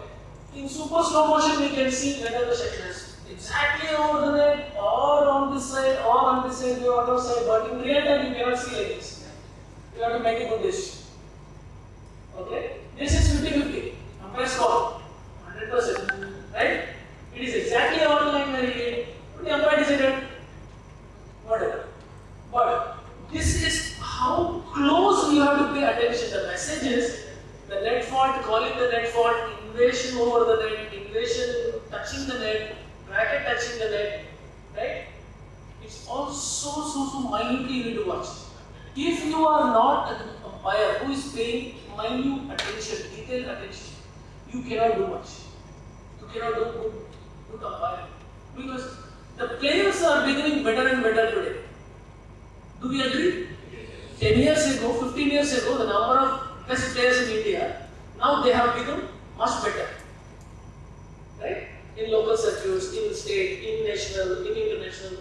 The Indian players are playing relatively better compared to 10 15 years. So the umpire's quality should also go up when they go and take national level. Right? So they see the standards, how the best of the best umpires work. Right? And you should also elevate yourself, right? How closely I can observe, monitor, right? And call, make a decision, fault, not a fault, clear light, all those things. We'll give for lunch now, we'll reconvene at 2 o'clock. This is off the record request, don't eat too much, you will fall asleep. Reasonably less. Even now, a lot of people are falling asleep. Is this looking like a movie, watching a movie and then... Is it? No? Yes? Watching like a movie? But are you guys learning from it? Yes. We'll meet at 2 o'clock. Sure.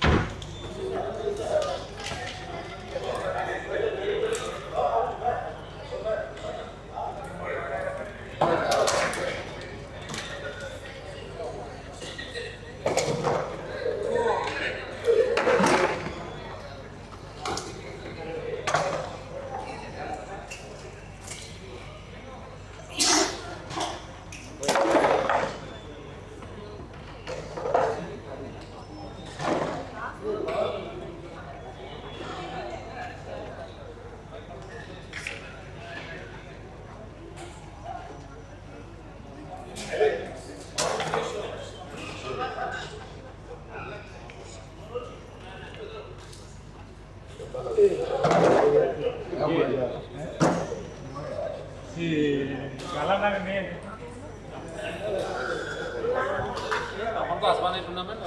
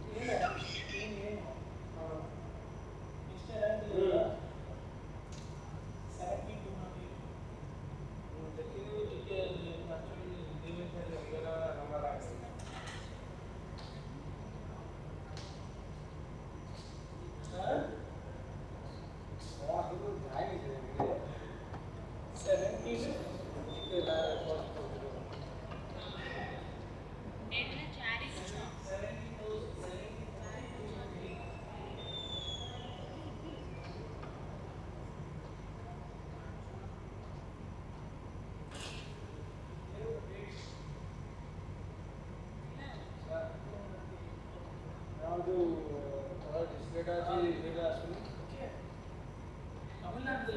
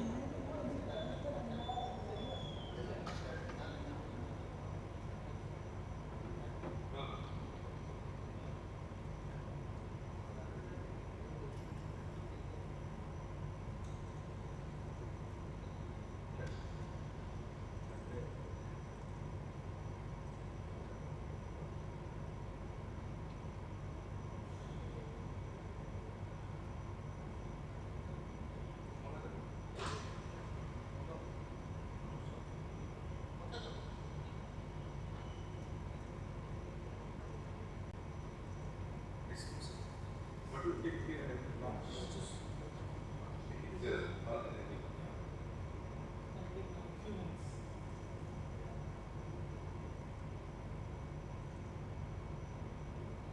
You need select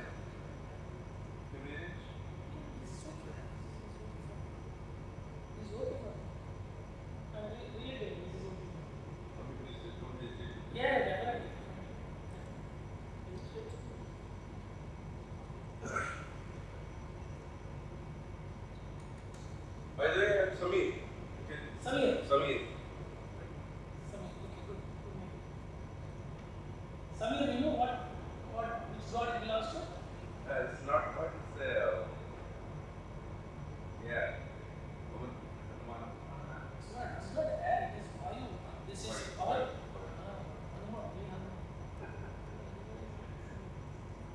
Okay?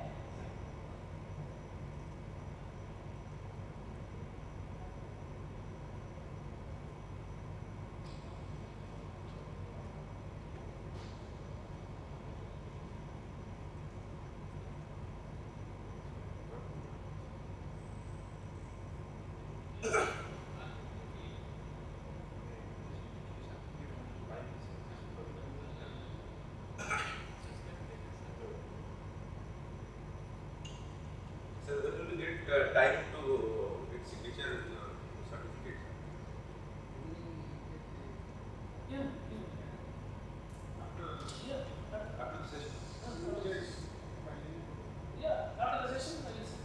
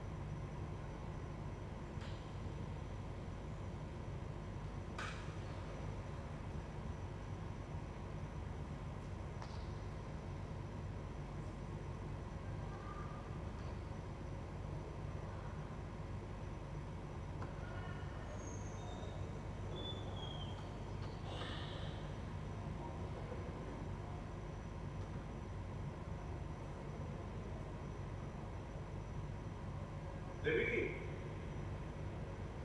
ଦରକାର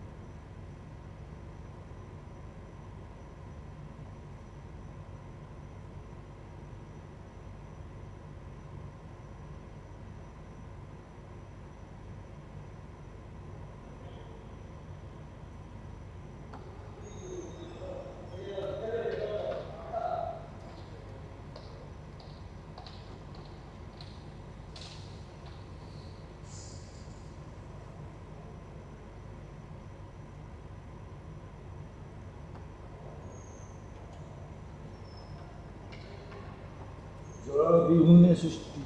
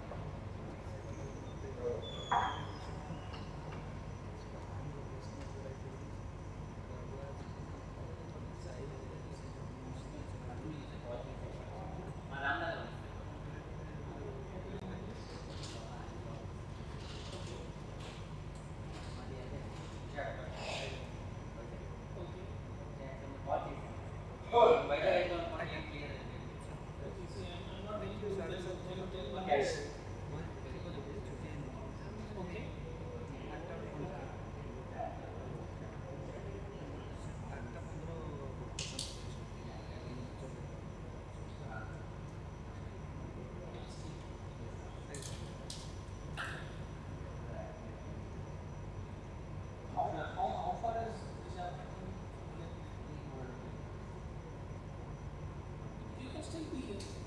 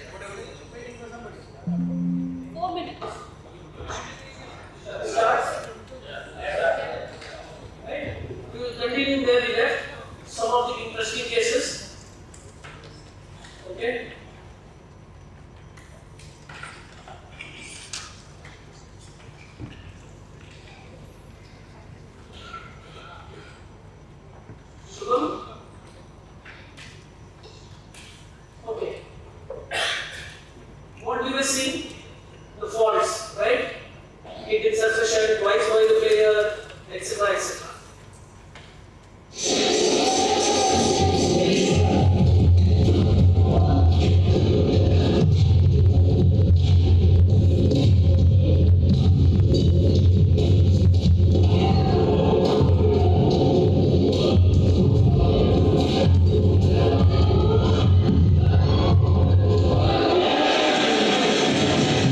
I can understand why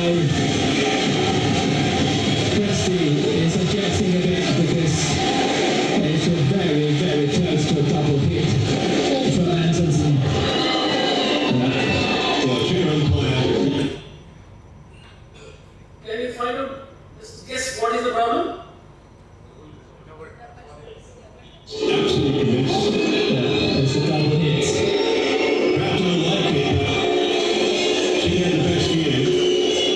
No respect for Christie was up there straight away saying that it's a double hit, and I think he had a very, very good case. Let's have a look. It's coming here now. This one. Just so hard to tell, isn't it? okay, yes, See the reaction, and now everybody agrees, yes. But the thing is, we will not get that angle to go under that and then see. Because of this video we are seeing. If there is no video, what happens? exactly double hit. Yeah, that's so Christie dead right. Good umpiring. Correct decision made.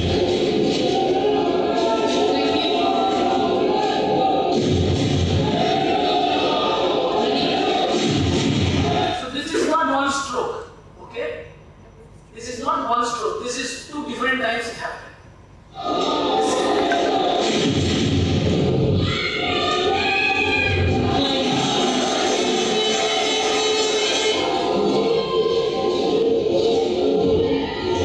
It's tough to see. So hard to tell, isn't it? Under the effect. Oh, yeah. It is two times, right?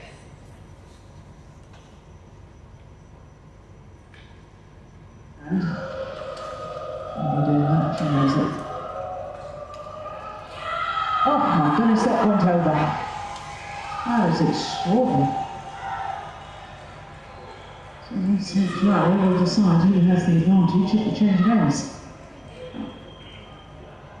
Well, I thought it was a double hit too, to be honest. Japanese pair complaining about it. So look at this.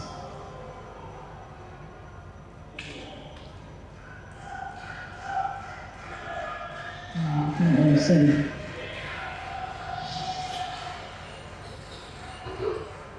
As long as it's hit with one movement of the racket, it's okay anyway. Yeah, this is really detailed, isn't it? Yeah. Yeah, it was a double hit. I thought it was a double hit. It was a definite double hit. But only from that angle we were able to find out, yes, it is double hit. But from other angle we couldn't. Only person who can judge is who? Yeah, you guys. If you miss it, then you miss it. You cannot change your decision. Right? Unless otherwise you are convinced by your service judge, yes, you made a fault. Or you made a wrong decision. Good chance. Stunningly bounced back in this tournament. The straight games win. That would be a real turn of events. Almost there. She's stretching. Well. What is? I wonder what Yamaguchi is saying here. 1917. You want to touch the net? Let's see.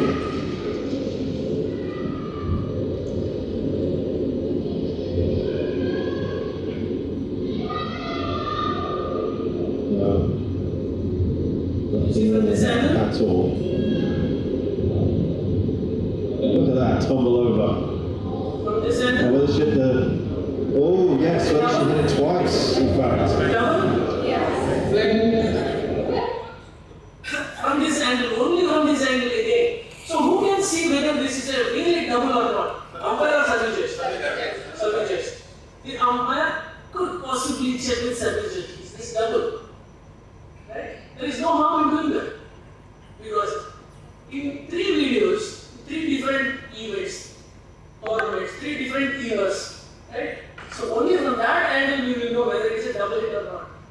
very clearly. Even the umpire was not in a good position to see. Right? So, good consultation from service judge. If the player objects, this was a double. Check with the service judge. No problem. Right?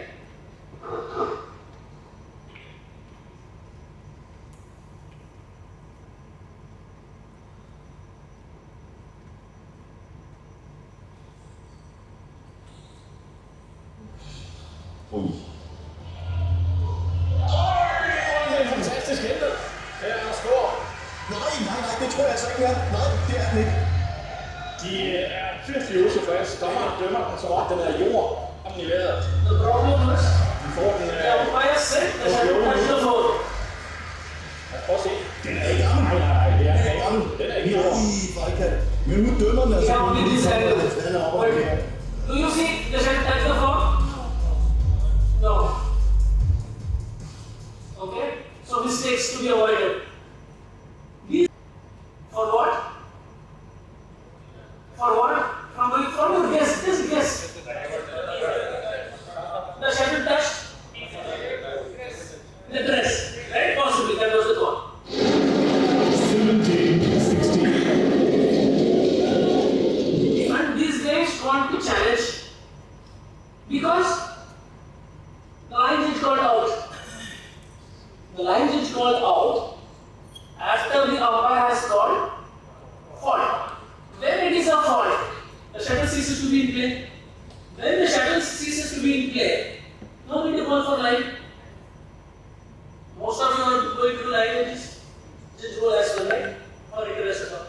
So when the umpire has called fault, shuttle ceases to be in play. If shuttle is not in play, you don't have to call fault. Obvious. Right? When the umpire calls fault, you don't have to call the line. I'll give him the phone. That's a soft question. Well, it's not saying it touched the racket. The Japanese pair are happy because the shuttle was out, but the umpire already ruled that it touched the racket. Yes. It's a tough call, this one. The Japanese pair wants, of course, Hawkeye to go in and see whether that shot was in or out, but the umpire is saying it's touched one of the Japanese players on the way to the floor. Yes.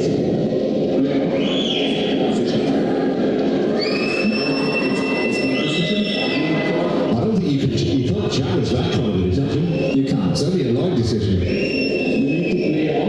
I've given the decision, shuttle touched you, I call it wrong, and pass the shuttle. Yes. Right. They are objecting it. They are telling the shuttle didn't touch. Given the form immediately, the normal shuttle passes you, right? Okay. Pass the shuttle. And here I think we have a language barrier. Two things we will discuss. One is the confidence level of the umpire. Whatever it may be, whatever is the decision, right? He didn't fumble. He was very confident in the ball, and he stood by his call. Okay? This is the good approach that you all should take. On the vocabulary, the words, how you communicate. You have to make it very clear. I called it immediately. I saw it was fault. It touched the shuttle. Shuttle touched you. Whatever it is, right? Go and play. I made a decision. Go and play. So this one you have to take. On top of everything. I'm not entirely sure. Hard to tell. If the shuttle has touched something, it will definitely do a wobbling, right? It will not definitely do not go like this. Whatever speed we hit, it will at least do something like this, right? See.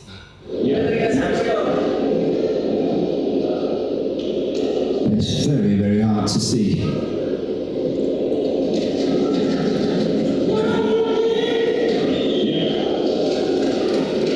There's not a change his mind. The umpire, so No decision is given.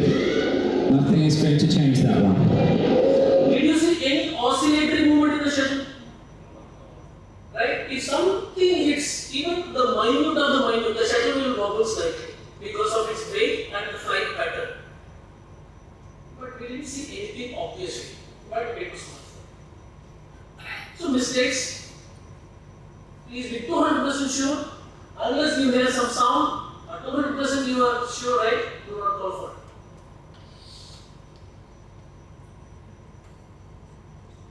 This one, interesting one. I will not tell anything, somebody should tell.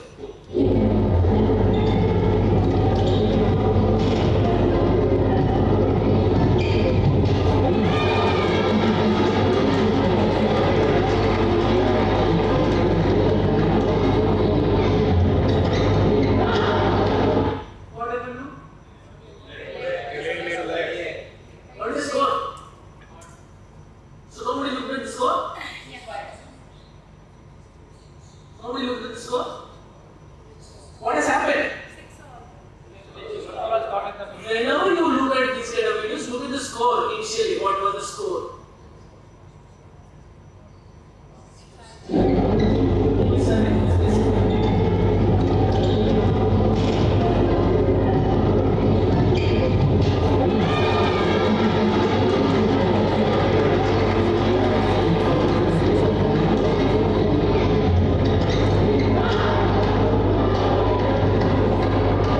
The shuttle got caught on the top of the ring. Unfortunately, we have only this angle. Okay? But if it is on top of the ring, what is the law? But what happened here? Okay. So you have to be very clear. If it is on top of the ring, it has to be what?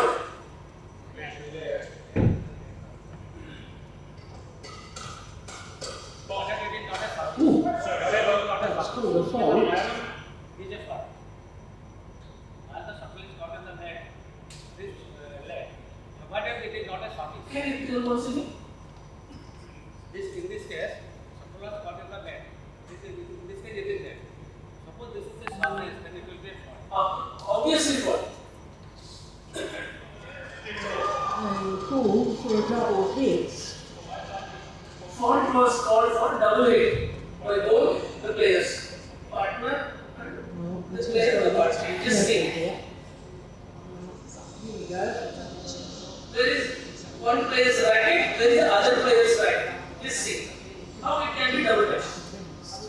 Double touch should be, both the rackets should be nearby, right?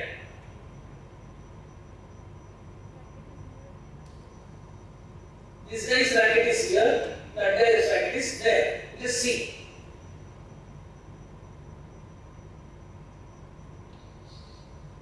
You understand? One guy's racket is on this side, one guy's racket is on that side.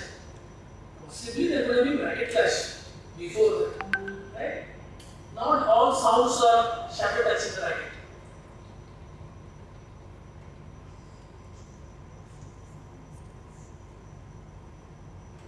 I'll show you something.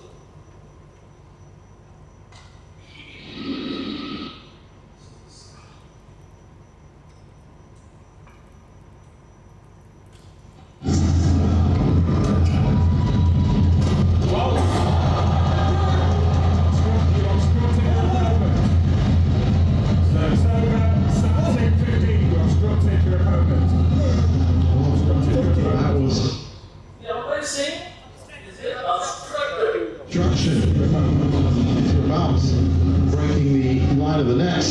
And so, a little bit of green token.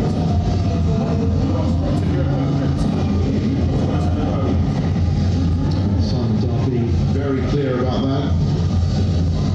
Look at that, that came up very high. Is this obstruction?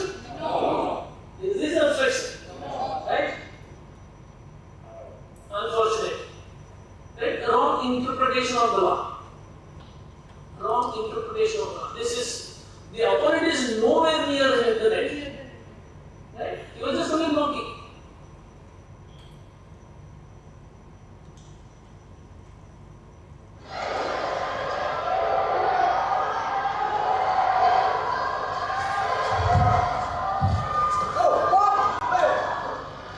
Move that.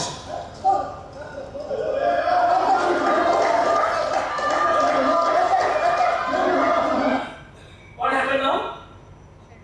Did the shuttle pass over the net? No. The shuttle hit the net tape, started falling out. Okay, but the umpire has called fault. Fault for whom? to whether his racket was over the net.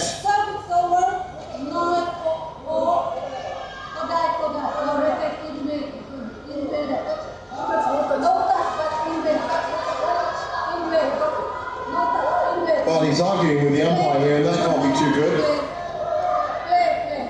The umpire has ruled that the racket was over, and he is contesting. He's calling the referee.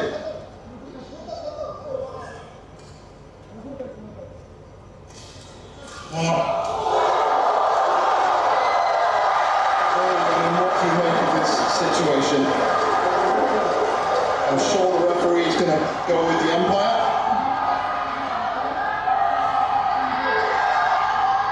It's not a question of touching the net, it's a question of the racket being over the net. And Archer here certainly said that. Now that's being explained to Kola again.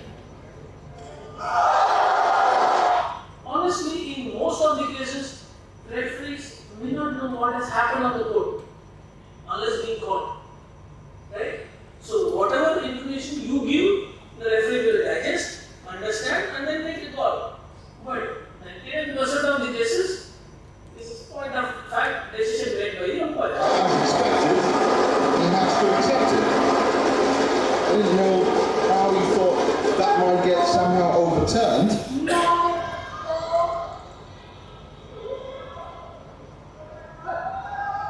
As I said, young player, still a lot to learn.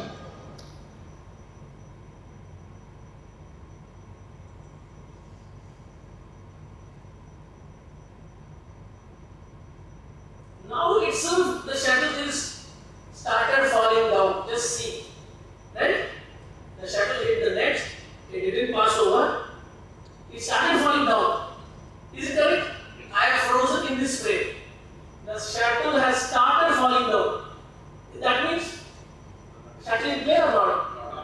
Shuttle not in play. If the shuttle is not in play, even if this net touches the net, is it a fault? Falling down? Shuttle falling down? He has not even crossed the net, shuttle is still falling down. Actually, his racket has not even gone over the net, but shuttle has started falling down, but this was called as falling.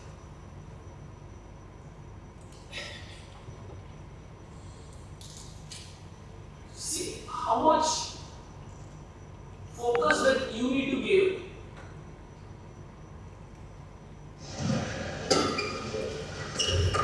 What was that? Fall. You touch the shuttle. I hear you touch the shuttle. 20, game point 10. You touch. No. You touch just before. You touch the shuttle, Jack. Giles called for touching the shuttle. He looks completely mystified. Yeah. What I say? No. But there's nothing much you can do. With the racket, you touch just before. Before it landed, apparently.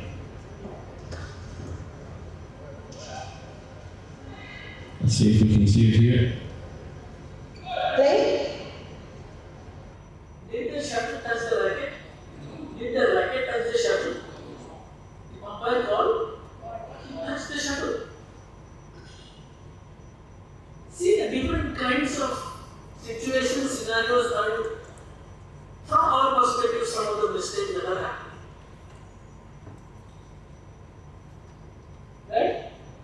The shuttle is somewhere, the racket is somewhere, but the umpire is telling something different.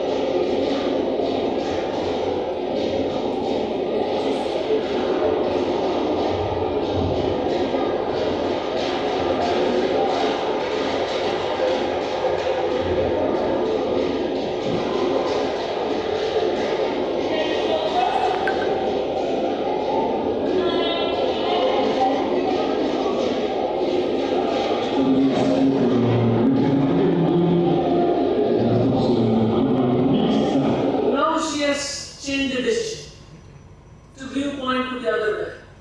Now this guy is calling for the referee. See the delay in taking a decision, the confidence level, and how firmly you stay on a decision is more important. This is one just example, right? The more you delay, the more you will lose confidence, and player will start calling referee and then start doing scenarios, right? And you will be like, first question people will ask, who is the umpire? Okay? This is a See, you cannot call a red just because you are in doubt in those late tackles. You have to call whether it is a fault or not a fault. You have to go by that. If you are in doubt, you can consult with your survey judge just in case if you didn't see it and survey judge is also supporting you, then it is okay. You have to make a call. You cannot say, I didn't see it, so play it. That is only for the line calls. Okay? This guy is calling the referee. This is a pretty long video. He's not looking into it. And then the referee will come, it's some dispute. So we are not going there, but the decision making has to be very quick, solid, and you have to be very strong. Okay? We'll see some push-ups. We saw this, yeah. Okay. We give a fault.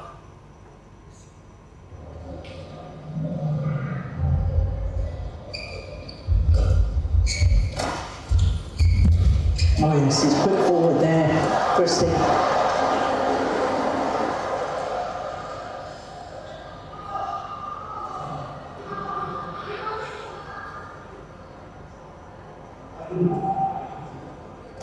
The umpire says, I didn't see it. Okay? He may be honest. Okay. The player claims the shuttle touched the racket and went out.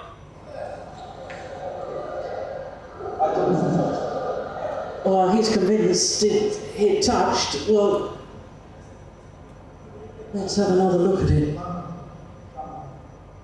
Did he touch? No? Oh, yes, I think he did. I think he did touch it.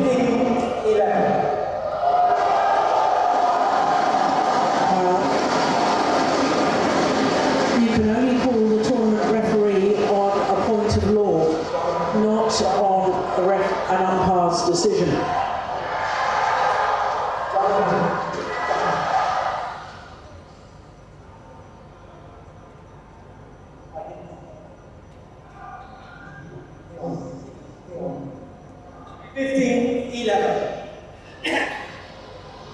Well, he should know he can't get the umpire's decision overturned.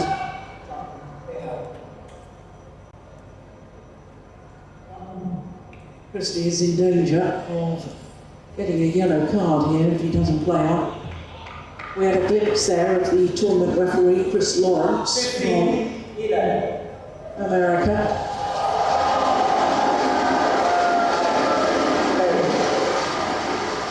Quick observation.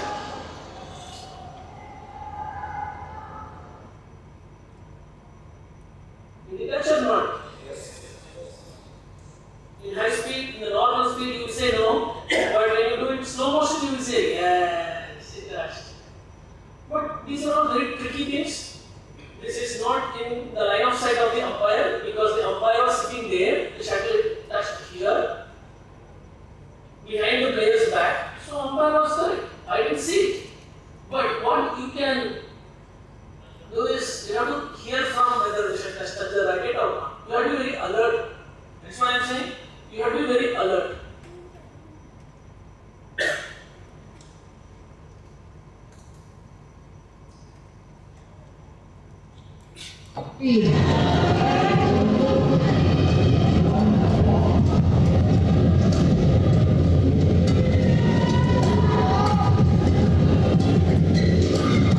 Well defended by Antonsen. And this time he is on top of the net. Robin makes no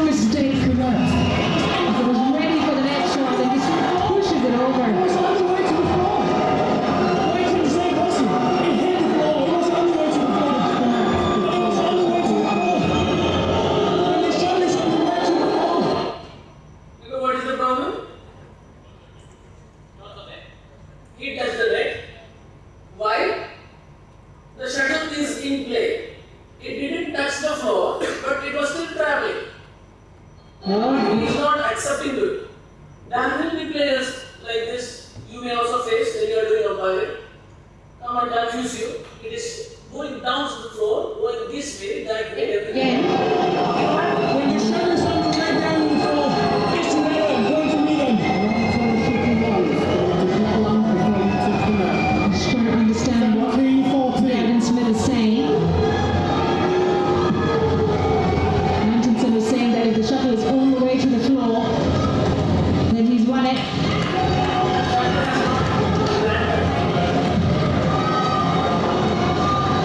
Okay? Shuttle has not yet landed.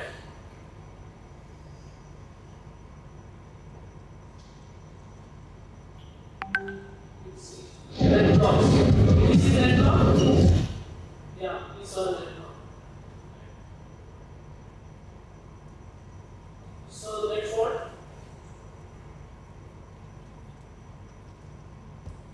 Yeah, we saw it. See, this is not an obstruction. Few things to say. That's what we call international call.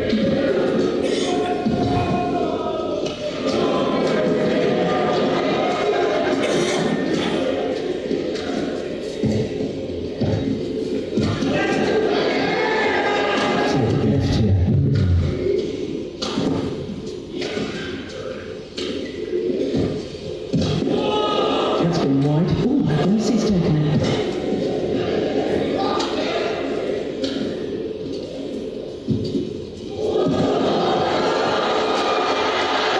Unbelievable! Last time, the shotgun bouncing off the racket of the Malaysian. We saw it yesterday as well, and then Lady Singh or something. Yeah, we did. They were ecstatic.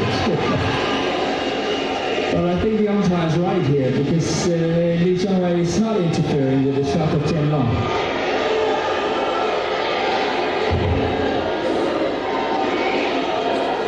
Is this obstruction or not?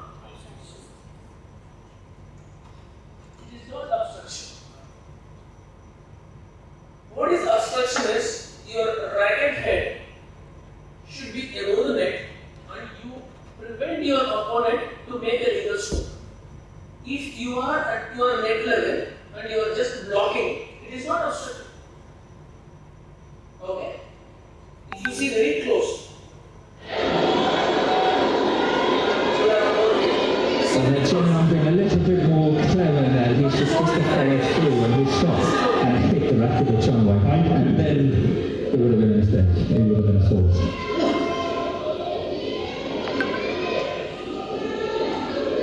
Li Chongwei is not interfering with the shot of Chen Long.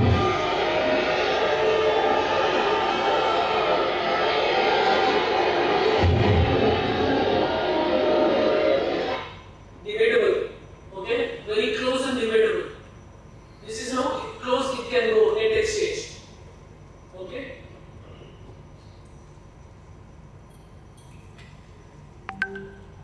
So Justin Ho.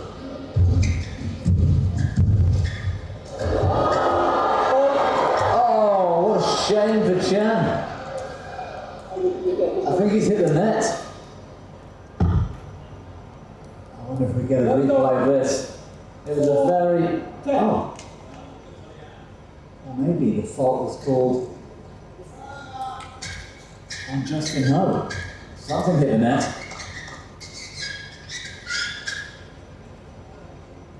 The red shirt guy touched the net. Chan doing his But the own. point was given to him. Caught Point. mine.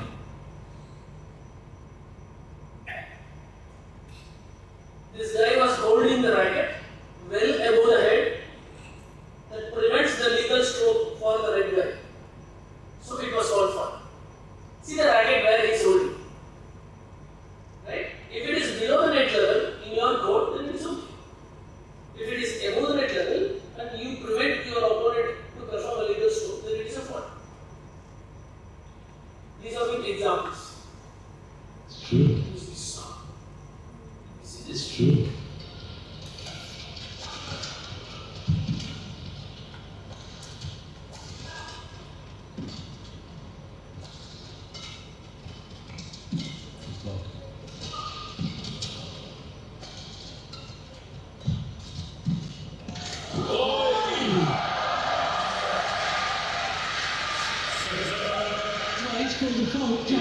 Steve. Let's see what he was telling.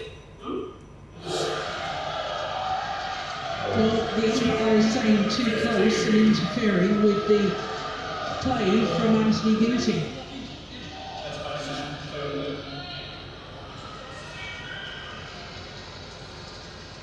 Let's have another look.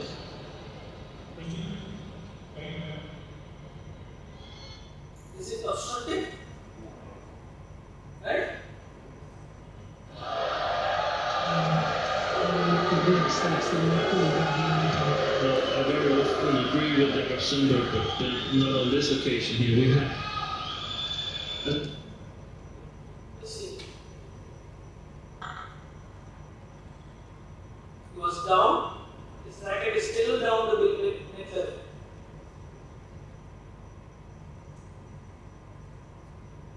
Let's see.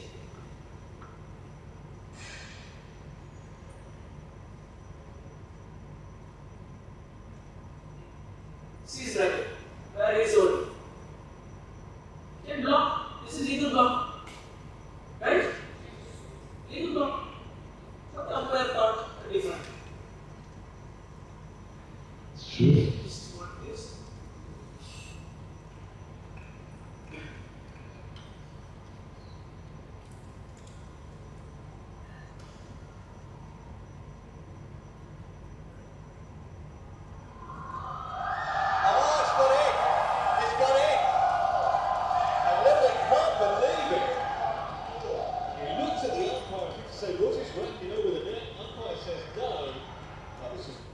He was down sitting, the racket was above his head, slightly over the net, but the umpire thought it is legal net block. He didn't obstruct the opponent. Okay, let's see.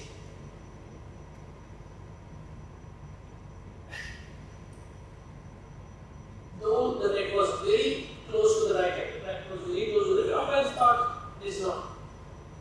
So close, no?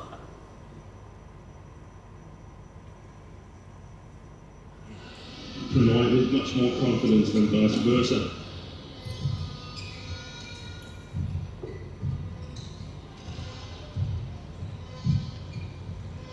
Oh, it was Obstruction. Okay? The umpire said the word obstruction. Obstruction.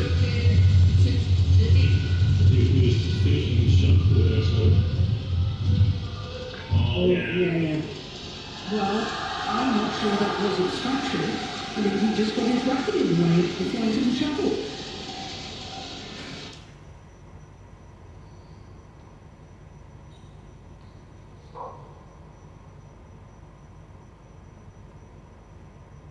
The moment the umpire said obstruction fault, okay, whatever it is.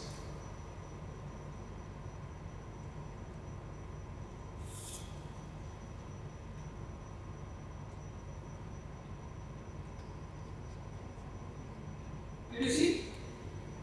It is not over the stroke, but second time he went inside. Whether the shuttle traveled this pass over the net or not doesn't matter. This much close, you pay attention. You saw a lot of examples, net blocks, net fault, right? Good calls, sometimes not good calls. Any questions in net blocking stuff, fault, etc.? Any question? Huh? Any question? We'll talk some different topic, okay? Opening announcement. These are some examples, okay? You see the body language and the commanding of the umpires, right?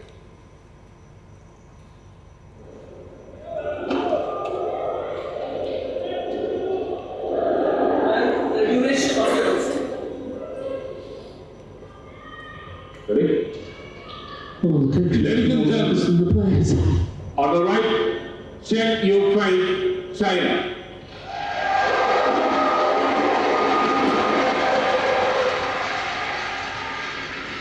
On the left, billion Chinese Taipei. Huge support for Tai Siying. I told you she's hugely popular all over the world. Lock all. Play. So This took 45 seconds. So starting from ladies and gentlemen to play. This is seconds.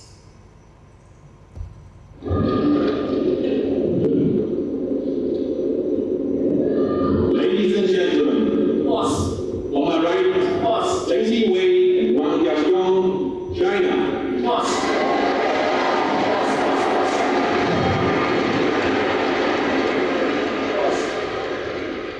And on my left, Lechapong Guavagampo and Satsiri Teratana Chai, Thailand.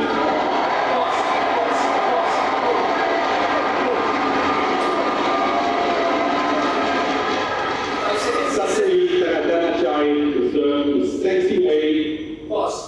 Level. Pause. Play. Yeah. You see how beautiful it is? You observed it, right? How beautiful it is to listen, to hear. It has to be like a melody.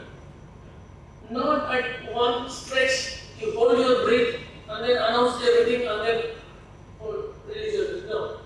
You have to announce, give a pause, announce, give a pause, make it look like beautiful, okay? You are announcing it in a lovely way, calling the players the right way, right?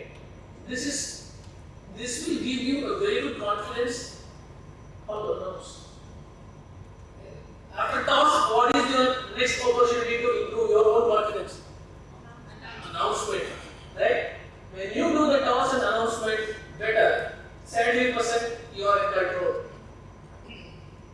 Right? Every match is a different match. Right? We are not talking about you have 20 courts match going on, that is okay. Right? But quarterfinals, semi-finals, finals, you have to give your ultimate best. Right? Okay. See this player.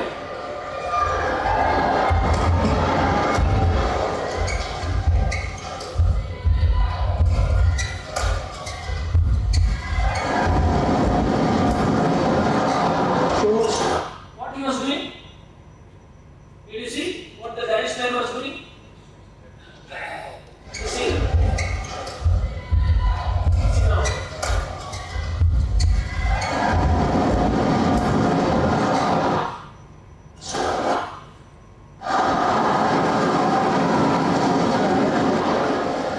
See Not now. allowed to deliberately.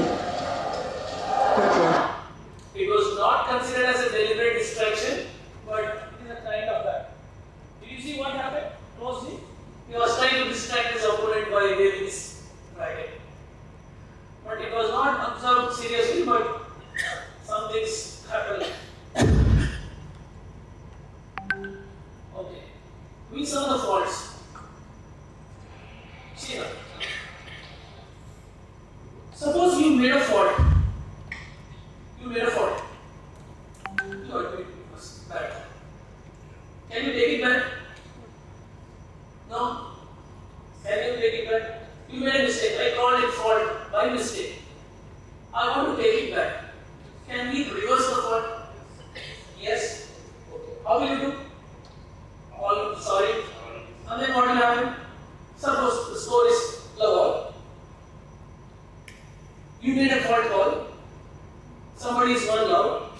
And then after argument you are saying, okay, sorry, I made a wrong call. It's correct. What is the score? Score is love.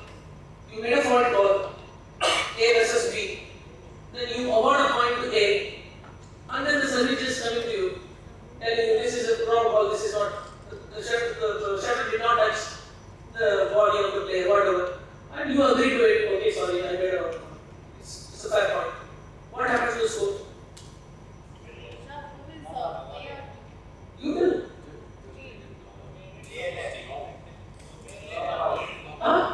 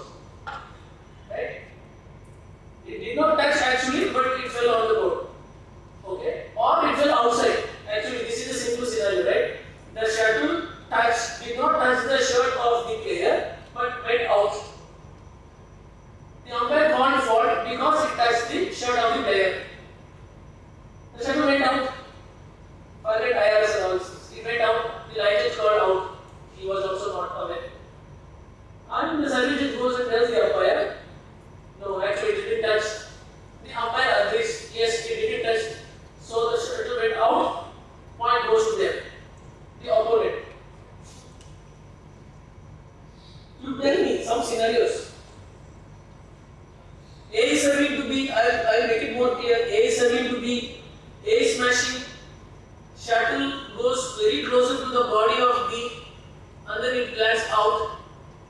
Right? If it lands out, who gets the point? A gets the point. If it touches, B gets the point. If it touches the shirt, A gets the point. Now, the umpire awarded the point to A already because it touched the shirt of the player B. Clear so far? Now the survey judge is going telling the umpire, no, it didn't touch, I'm very sure. The umpire says, no, it didn't touch, the shuttle went out, the point goes to B. What should happen? Player left? Why player left? Who said player left? Why player left?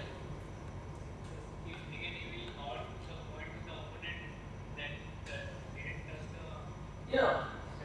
It didn't touch. Actually, it didn't touch. It went outside.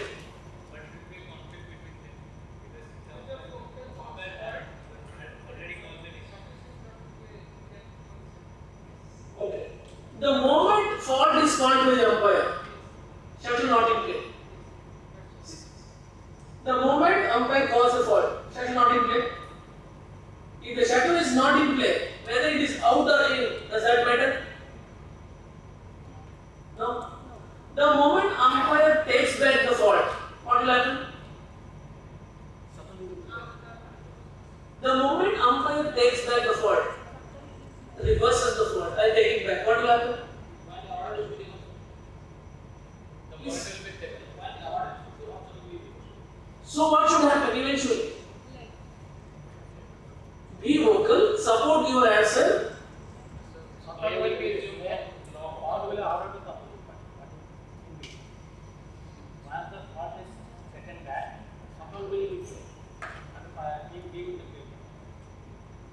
I didn't hear.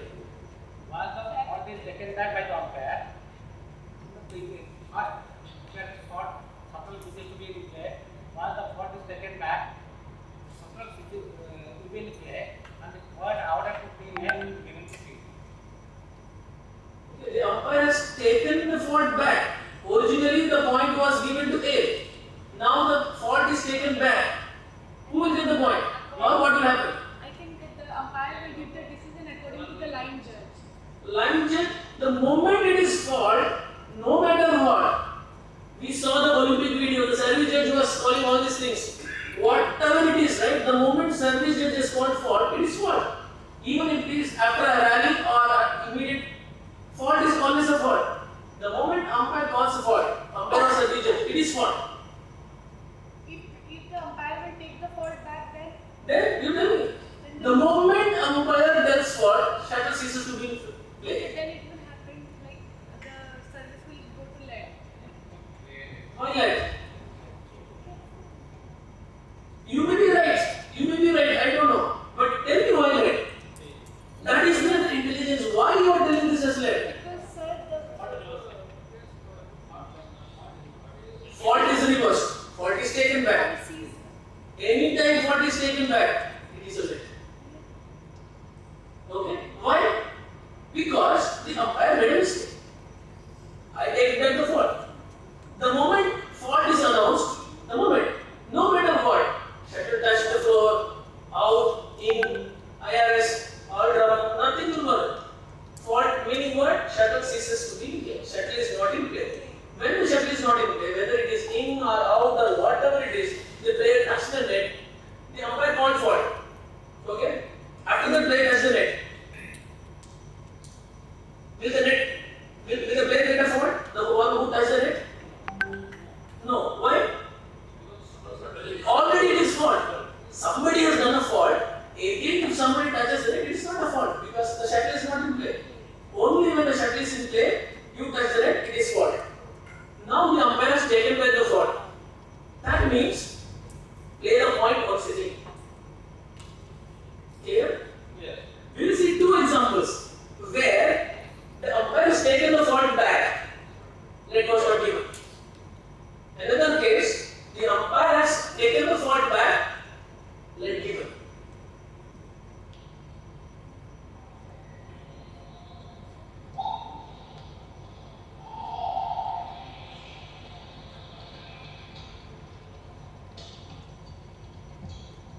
Superb.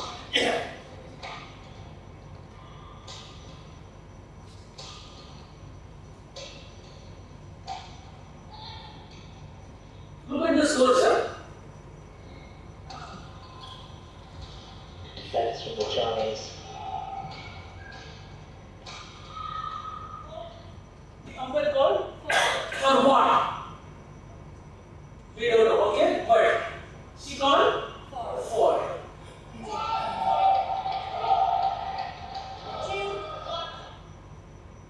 Find out when she called the fault, whether the shot is in play or it touched the floor.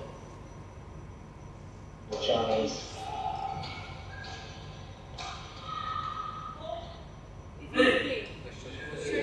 Shot is in play. Still.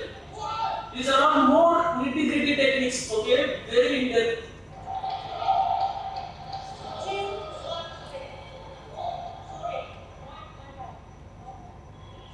Now she's agreeing, it's my fault. Oh, this is intriguing because What is the score? For whom? No, there is an opponent, the Danish players, who actually hit the shuttle. The shuttle went as it should go, but it hit the frame and it went slowly. Umpire called for. Point is given to after the fault. When it is fault, the shuttle is not in play.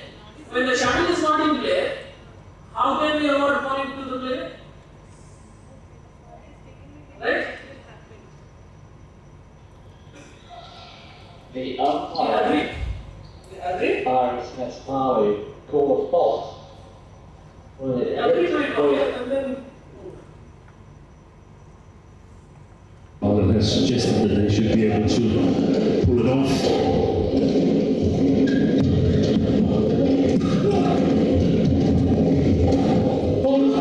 the umpire called for. No, they were nowhere near it.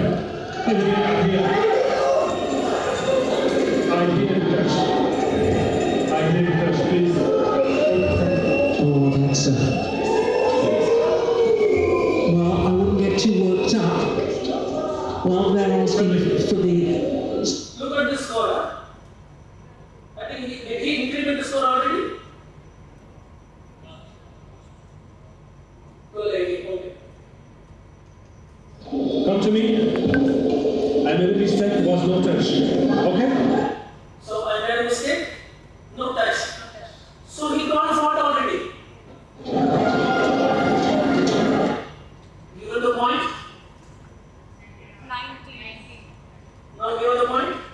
So when there is a fault, score cannot increment.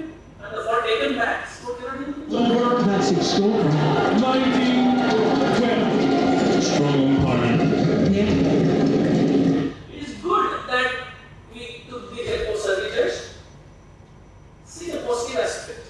Call the survey judge, clarify it, and you are convinced, reverse the fault. That's okay. But go to late.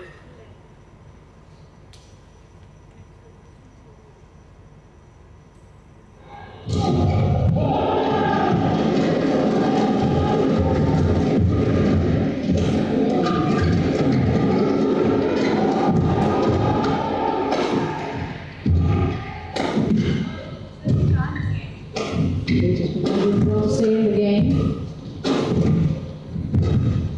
At this point.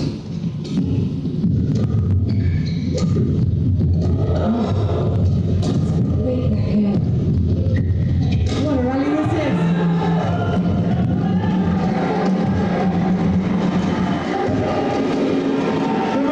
Now nobody knows who got the point. Okay? The umpire did not call a fault or whatever. If the umpire is silent, then somebody thinks I got a point.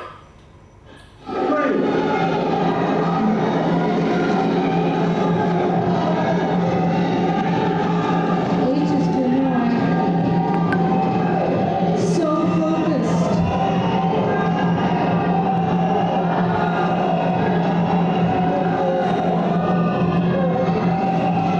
Leandro now arguing his case.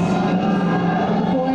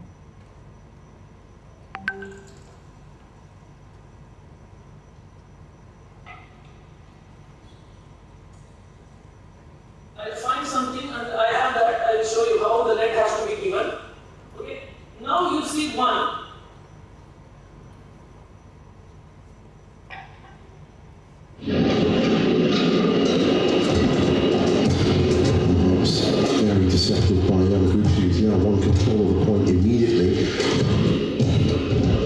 Referee on the defence. The umpire announced. You didn't see it? Shall I sit?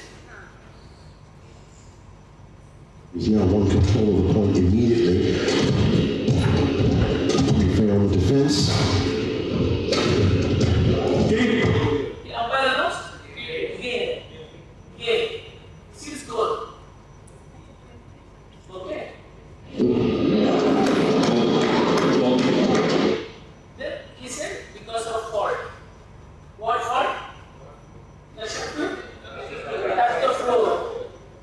Well, Castle has... No, I think he's at the moment there where he's got confused. Now he's saying sorry. Well, you don't see that very often, and that's broken the concentration of Chen Yufei. Mistake by the umpire. 28.17. Oh. What he reversed? First he said game, and then because of fault it was game. Then he took back the fault.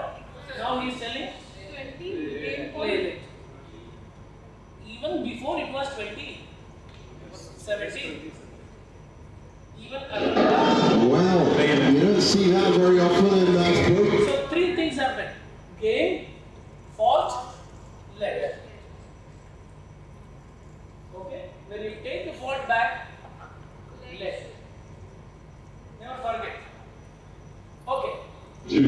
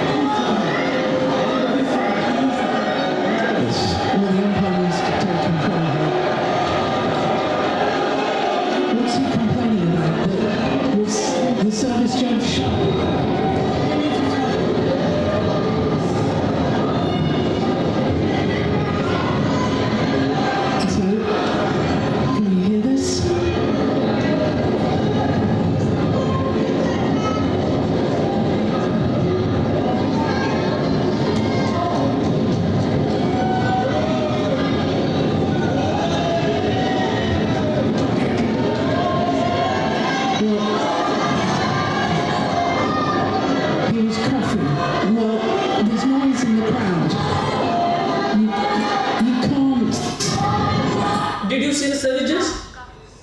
What was he doing? Coughing. Because of that coughing, the player argues, I was distracted. Okay? Surely, Steve.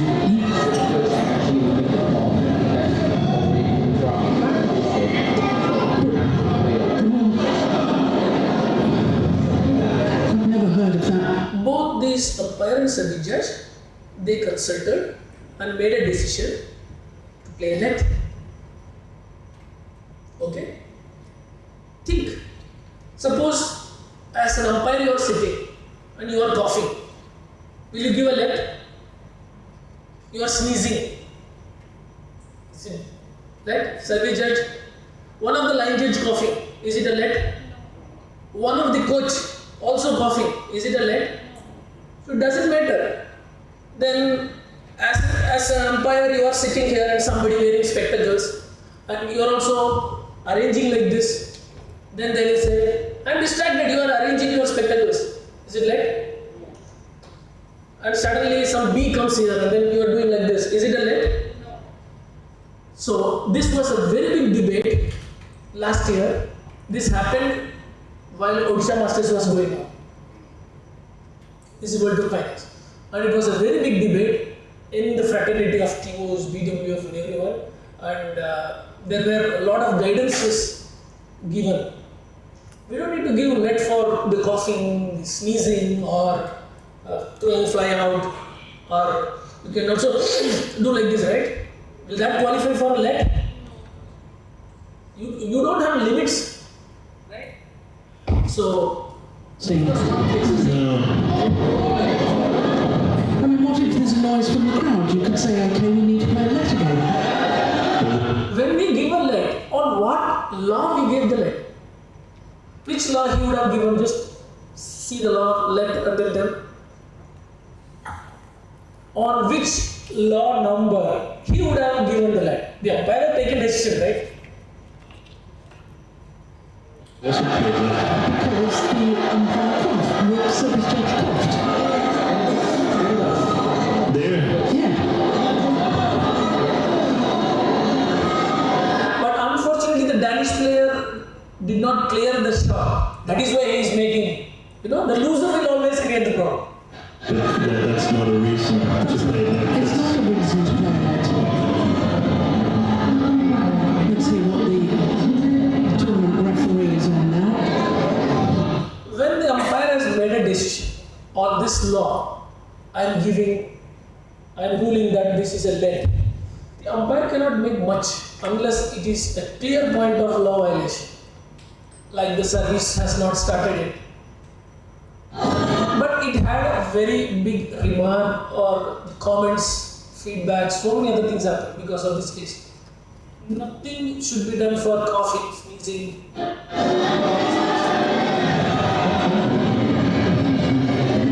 Okay? This is very interesting coughing case. See? No let. Okay. And then we'll talk few things on overruling. Okay? Just see, assume you are the umpire, how it would have done?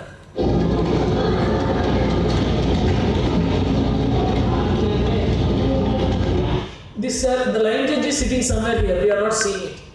Okay? The line judge has made a call, but one of the line judges is sitting here. You see the feet? And the other three are probably sitting here, but we are not seeing from this side here.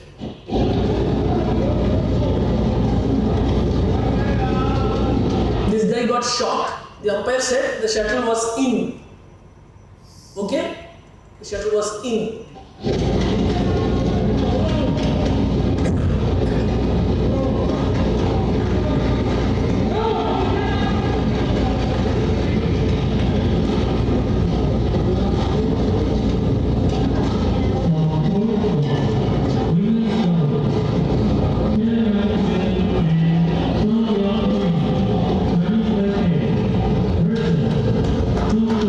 The service judge also said it was in.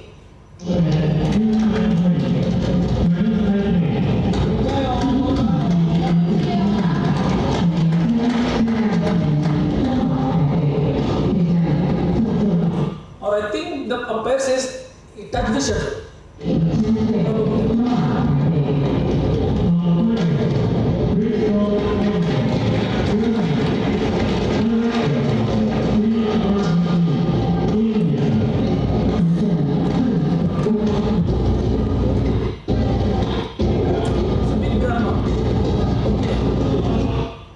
Let's see now what has happened. It was a big drama. Is the shuttle anywhere near to the racket? Did you see?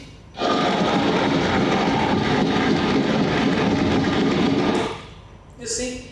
Pay close attention. Where did it land? Out. Shuttle didn't touch the racket. It landed out. Point was given to the other guy. Even in overruling, the umpire made a mistake or whatever. Right? If you don't pay close attention, these things will happen. All this happened just a couple of months ago. Okay. Any question? Are we seeing too many videos, getting bored? No bored? You tell me, if it is boring, then okay. Okay. Service code error. Two cases we will see quickly. I am not going to say anything.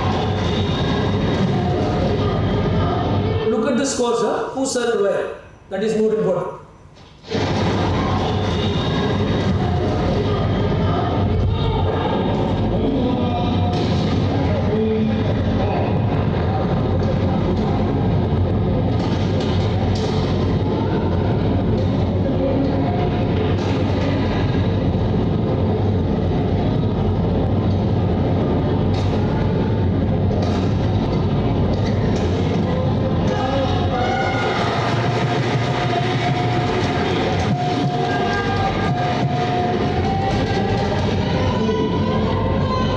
What is the score? 6%. Where is he serving? What the umpire is doing? Same thing may happen tomorrow for you guys. So you have to be very, very vigilant. Right? 7, odd point. Serving from? Right service code. This is happening at 300 level. WP 300.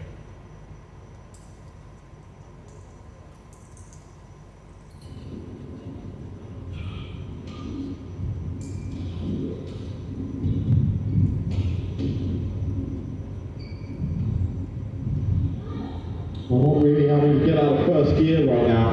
Malika Bunsen Chile score out. Okay, what is the score now? 11-2.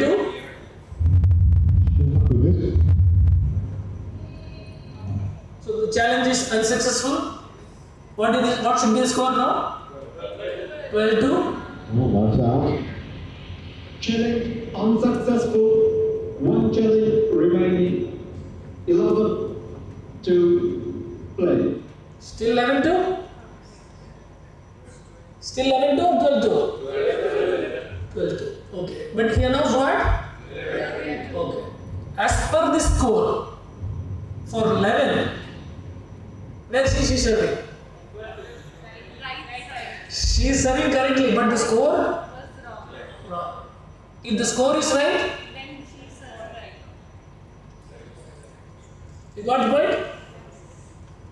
This is again 500 level.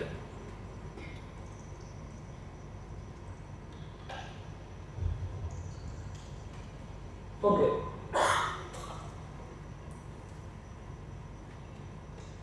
These are the double wheels. Okay. These are this.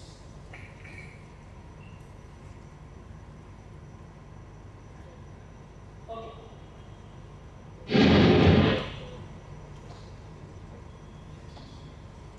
The injury part we will talk. Okay, we will also talk about the misconduct. That is more important, right? Yes, sir. Yeah. Before misconduct, we will talk something about delay, and then we will talk.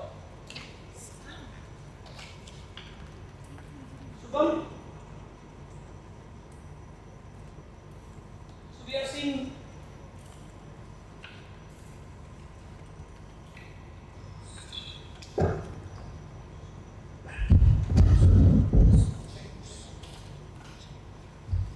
have seen fault, we have seen let, and we have seen shuttle not in play. We will see continuous play, misconduct, and penalties.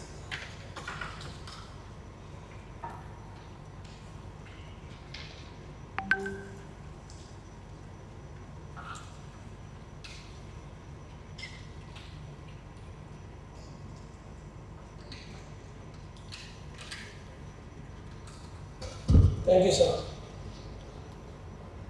See, nowadays, more importance has been given for controlling the game with less delays. Okay?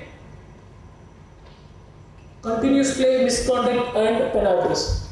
What the law says is, play shall be continuous from the first service.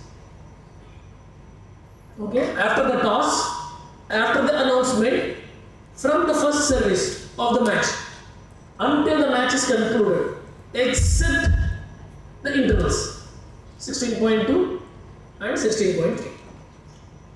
So in interval we have two types. One is mid-game interval, one is interval between the games, 60 seconds, 120 seconds. And we know when to call 20 seconds, at 100th second and at 40th second we will call 20 seconds on court. Normally we say on court 4, on court 1, on court 3, or court 10, whatever. If it is only one court, we will say, no need to say on court 20 seconds, 20 seconds, right? Somebody says court 20 seconds. If you say court without any number, right, it doesn't look nice. So just 20 seconds. Okay. And if there are any televised matches, the referee may say delay 10 more seconds. It's okay, right? So delaying is okay. When referee says delay 10 more seconds, it's okay. Suspension of play when necessitated by circumstances, not within the control of whatever, whoever, right? Players, umpires, referee. Umpire may initiate suspension when it seems deemed to be necessary. Like the lights have gone off, water is dripping from the ceiling, some emergency thing has happened, alarm has gone, whatever may be the reason. If it is a suspension, the umpire will call as suspension of play. And then he will call, or he should call play suspended. And then announce the score, continue the match. The referee may also call for suspension for whatever reason. Okay? We talk delaying play. Under no circumstances, whatever, under no circumstances, the play shall be delayed. Okay? To enable a player to recover strength, wind, or to receive advice. What do you mean by wind? W-I-N-D. What is your understanding? To breathe, to more air, to get more air, to get more oxygen, because he is feeling short of breath, he is little weaker, want to get more oxygen, right? So under no circumstances that should be permitted. That is what we call as delaying play. The umpire, who is the sole judge of any delaying play? Only the umpire, right? Nobody. So you control the match fairly and firmly. Advice and leaving the court. We all know, right? Only when the shuttle is not in play, the players can leave the court. For what? Quick toweling, quick break, to change the racket, or to change, or whatever, right? Only when the shuttle is not in play. Okay. Even if the shuttle is not in play, the player, should he or she get umpire's permission to go?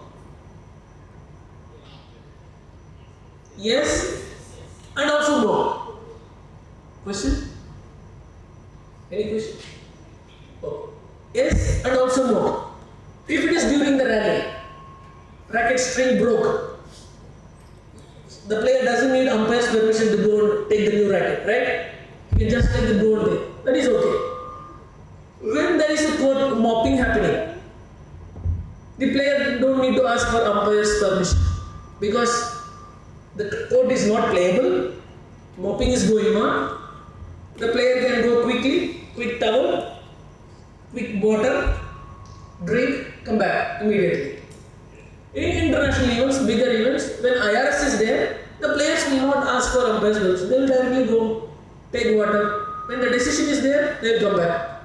So in those cases, umpire's permission is not required. Okay? When umpire's permission is required,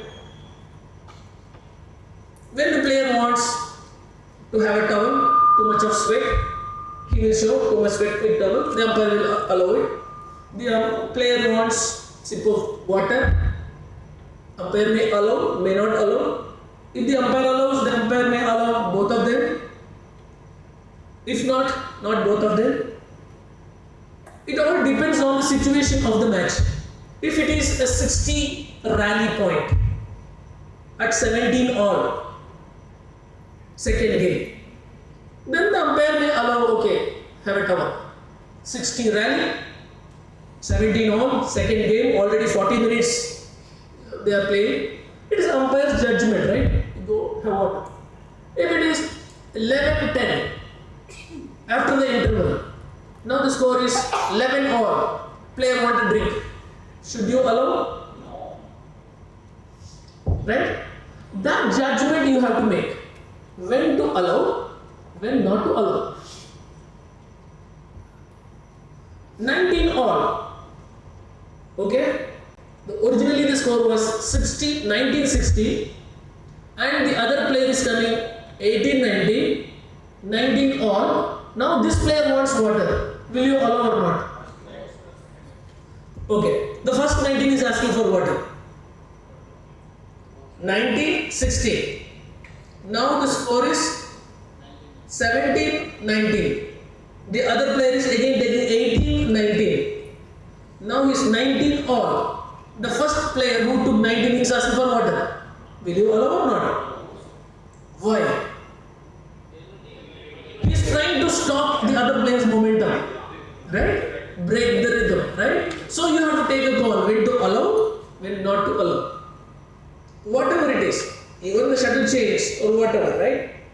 It is always not you allow the shuttle to be changed only when the server asks. Even if the receiver asks, if you think the shuttle needs to be changed, you can change. Not always, it is not always a rule that you have to change only when the server is asking. If it is a strategic thing, the receiver wants to change the shuttle because the server is taking more point, then you have to say no. Then you have to take the decision accordingly. Right? What is right for that moment, for that situation, for that match? Not all the matches are same. Are you getting it? So you take a decision by applying the right mind in it, whether to allow it, not to allow it.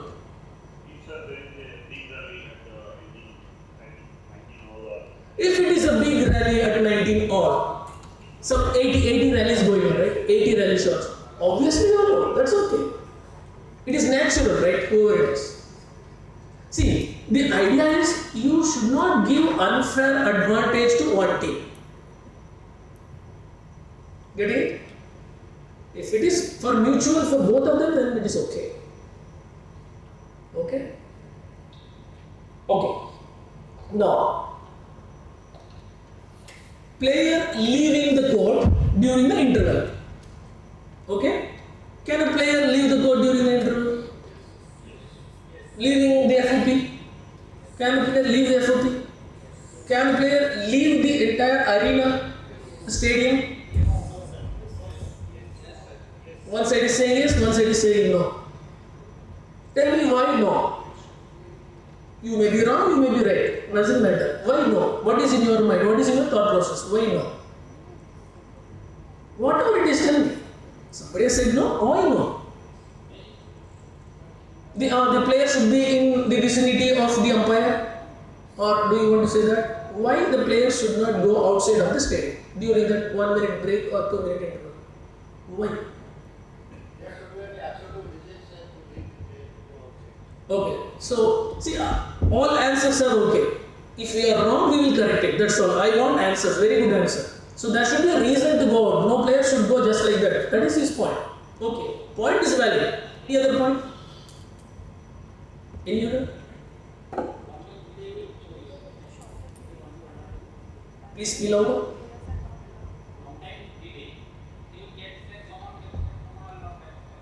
Okay, long time delay, someone will get sick. Okay, whatever it is. As per the law and regulation, the player can go anywhere, doesn't matter. Go to the car, get the drink of water. It is not, cannot interfere. Umpire can leave the player, that's okay. I'll show you a few things. Player can go anywhere, no restriction. The player cannot go to the car parking, player cannot go to this place, that place, anywhere. All that the law says is, be back the moment umpire says, court 20 seconds. Yeah, wherever they want to go, you go, come back. When the umpire goes for 20 seconds, the player should be there ready to play. Okay? We may not have too much of restriction for the player, don't go here, don't go here, anywhere. Some players will rush to the restroom, right? Still okay. Two things. One, the player can come immediately or even before the umpire calls. If the umpire calls 20 seconds and the players are not here, but you see the player coming from there, running from at least 20-30 meters outside of this court, somewhere, still okay, right? You don't have to be too much of police, still okay, because you see he is coming. If you don't see him or her, even after 20 seconds and after 2 minutes completely over, even after that, you don't see the player and you don't know where the player is, then you have to apply what you need to apply. You will see something, right? So you see the player, they are there, they are ready to play, they will come, okay, then it is okay. Okay? So players can go, leave the court, should come back.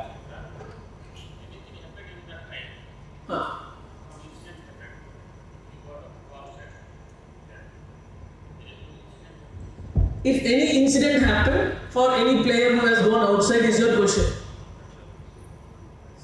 What can we do? The player went out, fell down. Is that what you are talking?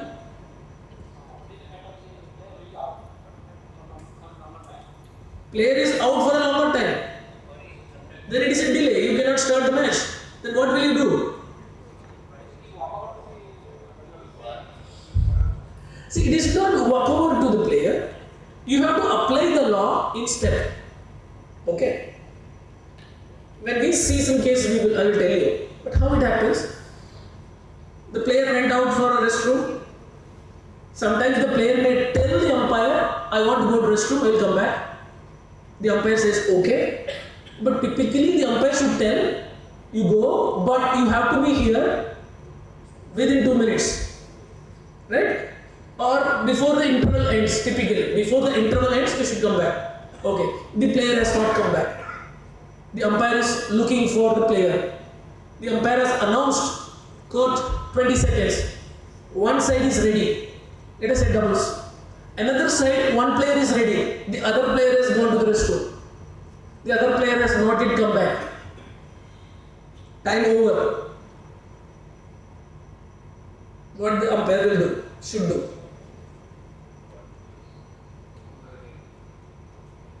Call the referee. For what? Player is not there. Okay. After 30 more seconds, the player is coming. 3 players are standing. The referee is also there. After 30 seconds, after 2 minutes, after 30 seconds, the player is coming running. What will you do?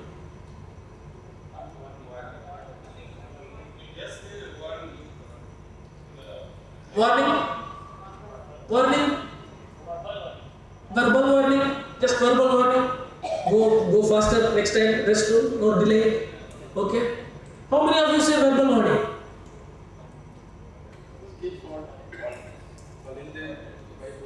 Okay, 3 cases. 1. How many of you will you say verbal warning? Just raise your hand. Nothing wrong. Okay. 5, 6. How many of you will say one with yellow card?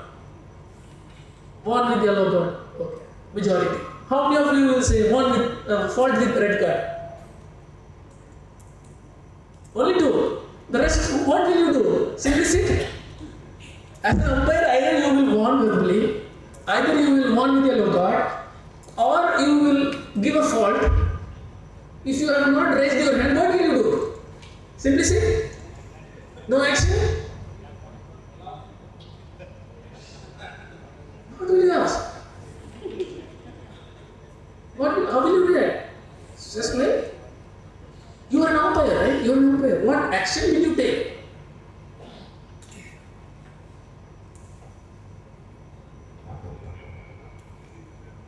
What is your decision if you are an umpire? What is your action? First warning. Okay. The player says, Madam, no water in the restroom, what can I do? That is why I delayed. What will you do? What will you do? What is your decision? To do. What is your decision? You are an umpire. What is your decision? What is your decision? The player has come late. 30 seconds late. What is your decision? You give red card. Why? Tell me why? That's what I'm asking, right? I am not saying wrong or right. Why? Huh? Undue delay. Okay. We will see what action we will say. This is a very good case. Okay. So this is what the player shall not deliberately cause a delay or suspension of play, damage a shuttle, offensive appropriate, guilty of misconduct. All these things we have read, right? And then we talk about the administration of breach, right? If already verbally warned, give an yellow card, then give a red card stepwise. If it is flagrant, very, very blunt, then give a red card directly. That is what this says, right? Faulting the offending side in cases of flagrant offense or breach. If it is a flagrant, meaning this is not qualifying for red card or yellow card, direct red card, then you have to give direct, right? All this should be kept in mind with the two things. Okay? Whether it is a habitual misconduct or an acute misconduct. Okay? There are two types of misconduct. Habitual or acute. What is acute? By instinct. Okay? One important point he had to win, but he missed it. So he threw his racket. Or he won the rally, won the match by joy he's throwing it. Right? Without any prejudice in his mind or in her mind. So this is acute. Suddenly happening. It happened just in the spur of the moment, right? Then it is called as acute. What is habitual? It's we know the pattern of the player or the person. It happens like this always. When I say no delay, again delay will happen. When I say don't throw the sweat, again sweat will happen. When I say wipe with your shoes, then more sweat and then call for mopping, delaying something, shuttle argument, everything will happen. That is what called habitual, right? Acute is just one time, right? And the other one is, okay, it is evolving, right? You warn verbally, you caution, then you apply yellow card, then you apply red card. That is, right, stepwise. Okay. So both these things should be handled in a different way. You cannot apply one approach for both these things. Okay?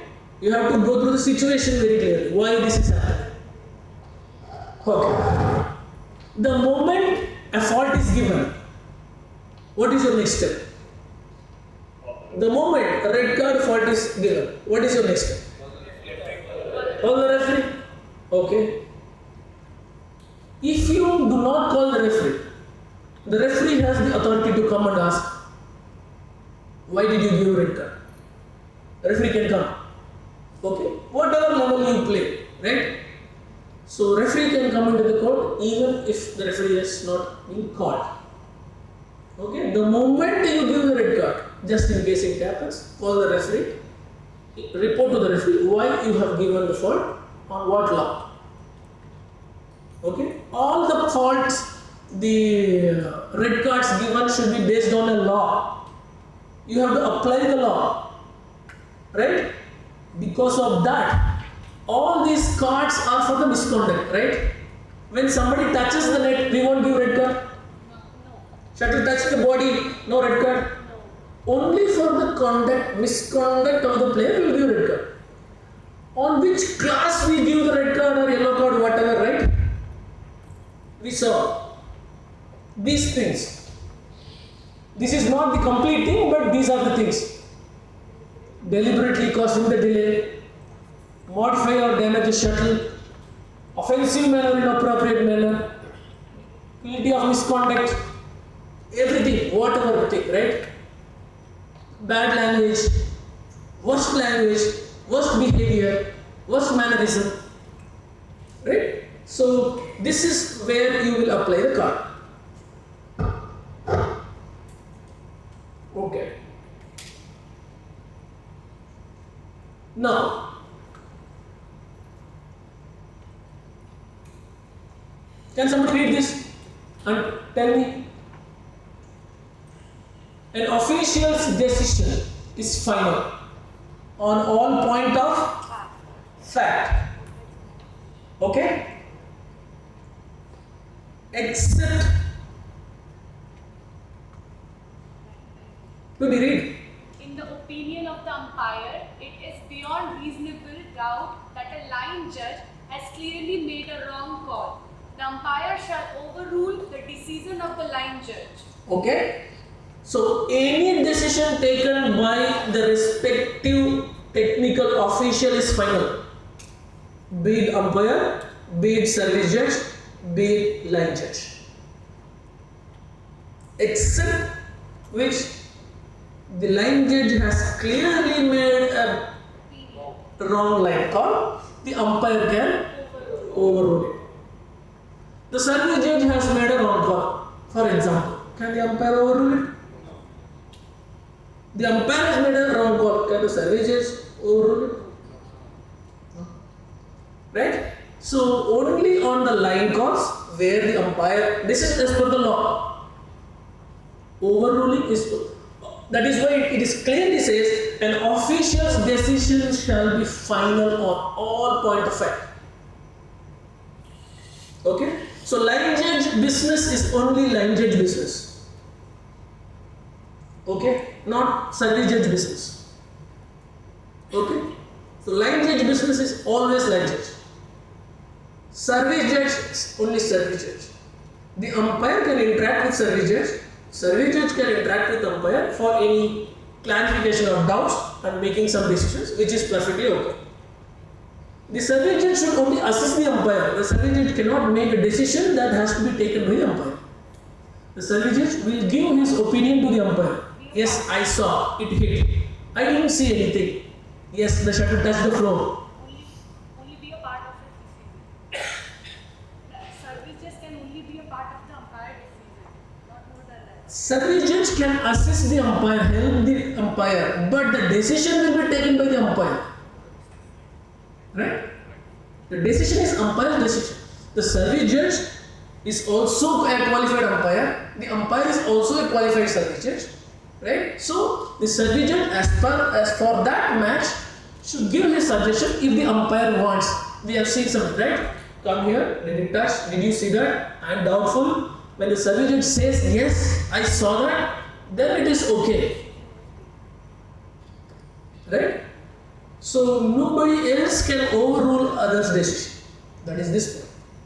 Very important point. Okay.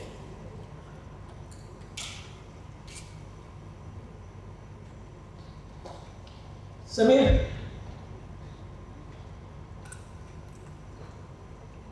Okay. We'll see some case studies. What is our tea break? 3:45. Please.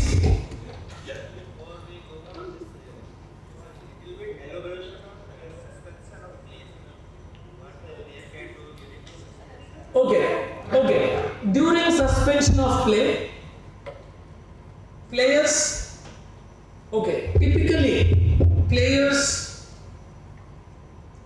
should be in the arena, in the FOP, unless otherwise directed by the referee. If there is a suspension of play, let us say for example, right, power failure. There is a clear case, the power will not come back for next 30 minutes. These are some examples we will talk, right? Scenarios. The referee knows for next 30 minutes the power will not come. Can we hold the players and the umpire and the team of people. You sit there in the dark. Right? So it is subject to the decision of the referee team. Okay, you can be outside, you can go out, relax. Okay, once the power is there, you have to be here, don't go anywhere. These are the instructions from the referee team to the players and the TOs. But don't go anywhere, be here. But for 30 minutes it will not come. This is one scenario, right? Another scenario, we know it will come in 5 minutes. Then the referee will be on the court, right? You would have seen some examples, we will see. And the umpire will also still remain on the court, be there, and the moment it comes, resume play. Or the suspension can be just for a minute or two, right? When we will have suspension, something has happened. Suppose the court mat zipper has come out. How much time it will take? 2 minutes maximum. Somebody go, just put it back, put the tape again, 2 minutes. Still the mat game is suspended. The umpire will announce game is suspended. But for 2 minutes, okay. Power of 5 minutes, again the game is suspended, okay. But if it is a suspension for a very longer time, then the referee will take it. We cannot take a decision, okay, this is what should be the decision. You understand? So it is a referee's decision. If the referee says, no, you have to be here, then you have to be here. Referee says you can go, okay, half an hour it will not come, no matter what. Then you go stretch, warm down or whatever, the players will go and then you have to bring the players. Is it clear? Yes. Should we see few before we go for a break? 2, 3? Oh. We'll look at the misconducts, how they are happening. See, one thing, at any time, please do not try to threaten the players with the card. Okay? Do not try to threaten them with, if you don't do this, I'll give you a card. Okay? If you don't follow, I'll try to avoid as much as you can. I'm not telling you should not give card to threaten them. They are also people like us, right? If it is deemed fit, give the card, right? Play now. Play now. See his hand? Did you see his hand? Umpire's hand? See what he said first. Play now. Play now. So he tried to show if you don't play, okay, this may be funny, but try to avoid this as much as try to avoid this. To sign with the server.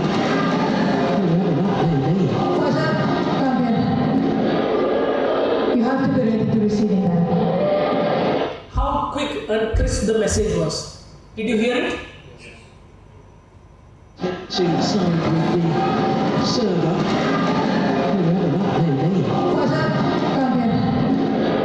Call the players, huh? If you call the players, it is different. If you just tell from wherever they are, it is different. Call them. You have to be ready to receive it. You have to be ready to receive, right? So it has to be very, very crisp and powerful message to get ready. More than verbal communication, right? Your eye contact should be very, very focused. If you are looking at the player, if you are conveying something to the player, have a very powerful eye contact. If you do not have an eye contact, your message will not be powerful. Yeah, that's the second one. So 19 all. Okay. Play. Keep on holding from Alianto.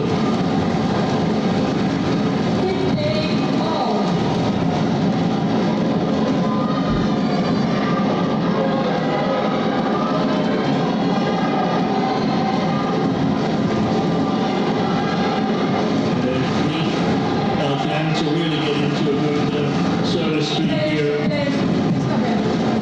Well, see her, how she's handling. Is having a word with them. Get the serve and receive. She's called all the 4 players.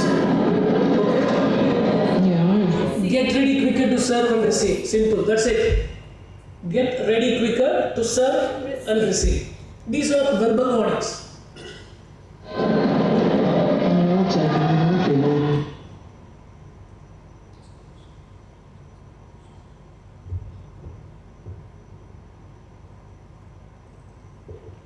Just see one.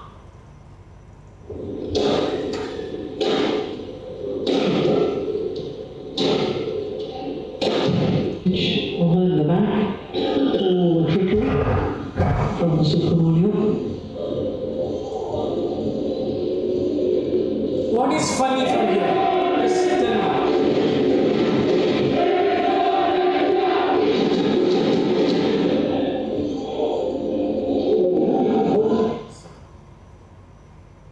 What do you see? How many rackets? Huh? Are they selling rackets? 9 rackets. How many you can allow?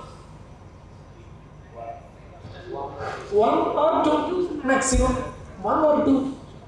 There is no number prescribed or recommended. You can allow only 3 or 4. Then somebody else should sit there to count the rackets. That is not good. But normally 1 or 2 is okay. The purpose why we are allowing them to keep the racket? Originally it was not there. 10 years ago it was not there. Now in the recent times it is. Why? Between the rallies, if the strings goes off, they can go quickly change. But if you keep 9 rackets, 10 rackets here. So this, okay, I'll tell you. When you are being assessed for your next level, the assessors, they also look at all these things. Right? How well you are controlling the match. It is not only how you are controlling the match, but also how you are controlling your FOP. The FOP is in your control, right? Anything within the airboard is your control. Agree or not? The basket is also in your control. If you keep 9 rackets, he's taking 1 more now. And keep it right? And 1 has fallen down, keep it there. Now you tell me how many rackets.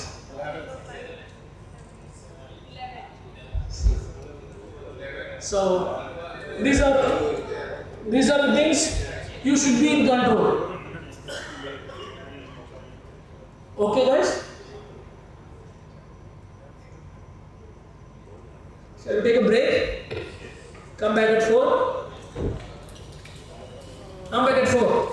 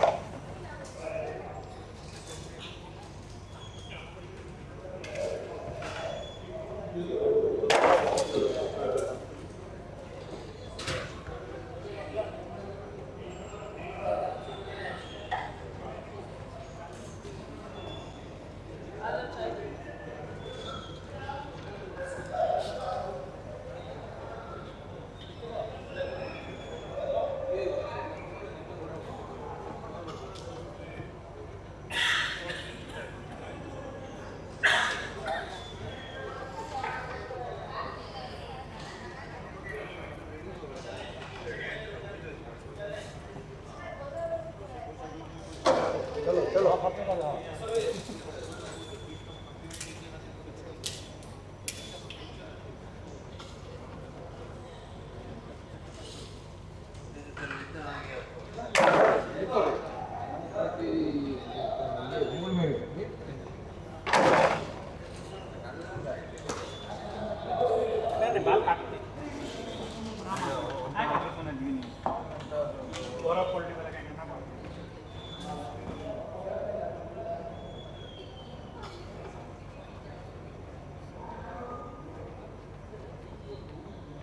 to one side.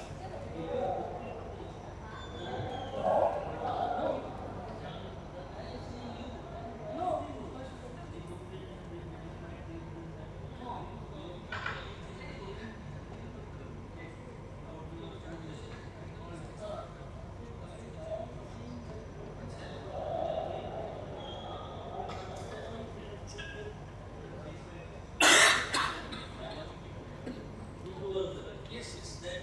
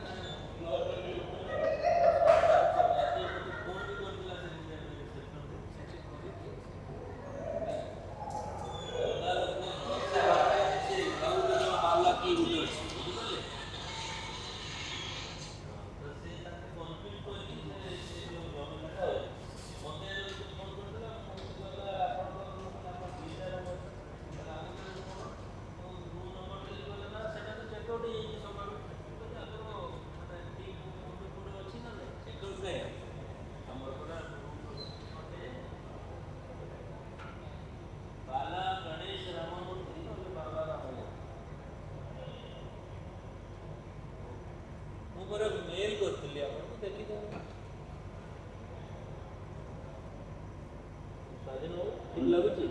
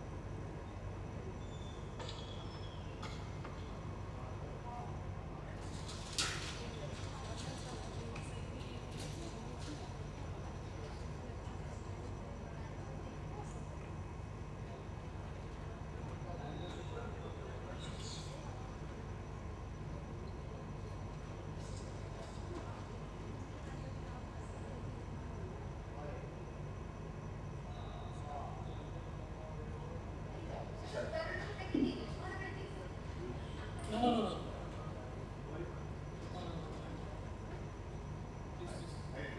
No, no, sir. This cookies is good. Give me one, that is good. Give this one.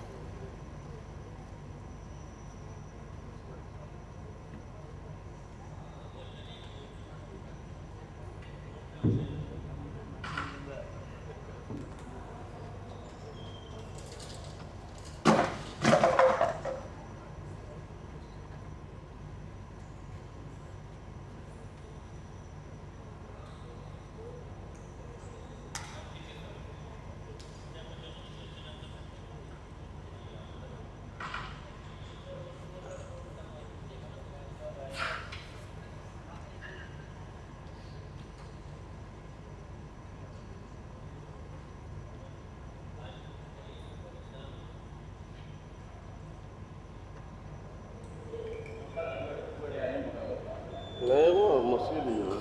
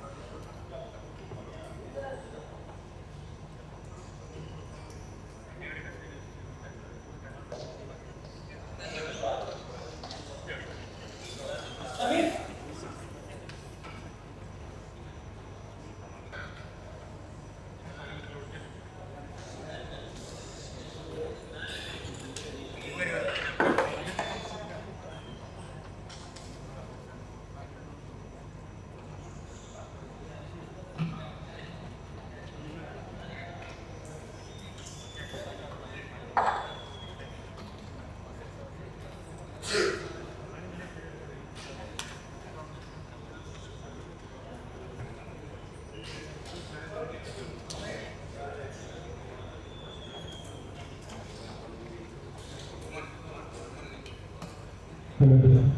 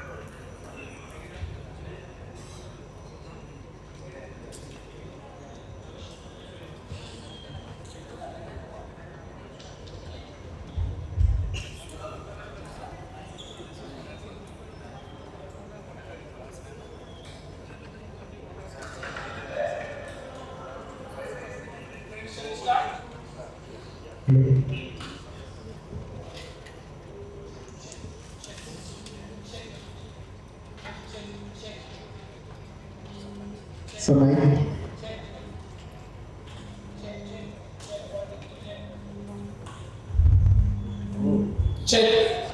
Yeah, thank you. Friends, shall we start?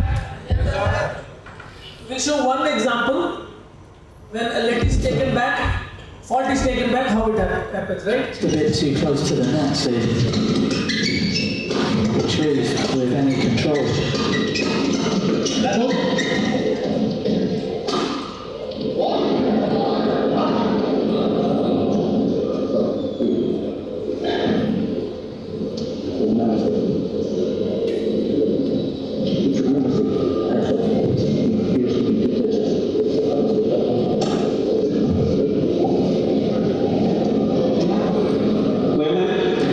Okay? Did you see? He admitted the fault, and then what did he say finally? Play alert. This is the best way of reversing the fault and playing the let. This is the best way. Okay? Right. So we were talking about the misconducts, right?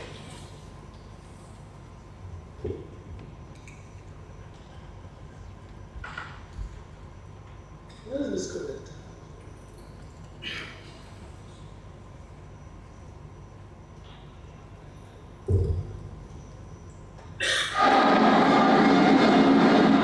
Some of the players at all levels are little challenging to handle. Just see how the situation is going on.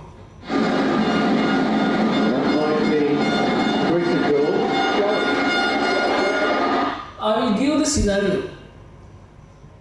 Indonesians claim the shuttle has touched the player's shirt or body. The shuttle has landed very close to the base boundary line, back boundary line. Okay? It has gone for IRS. But the Indonesians are claiming the shuttle has touched the body or the player of the Denmark team. See.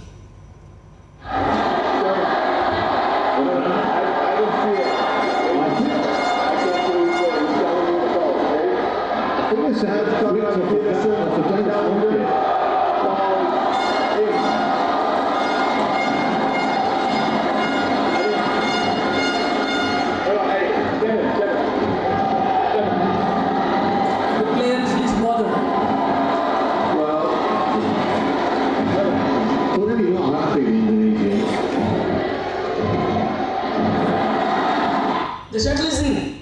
So who gets the point? The Indonesians get the point, right? It is not okay for them.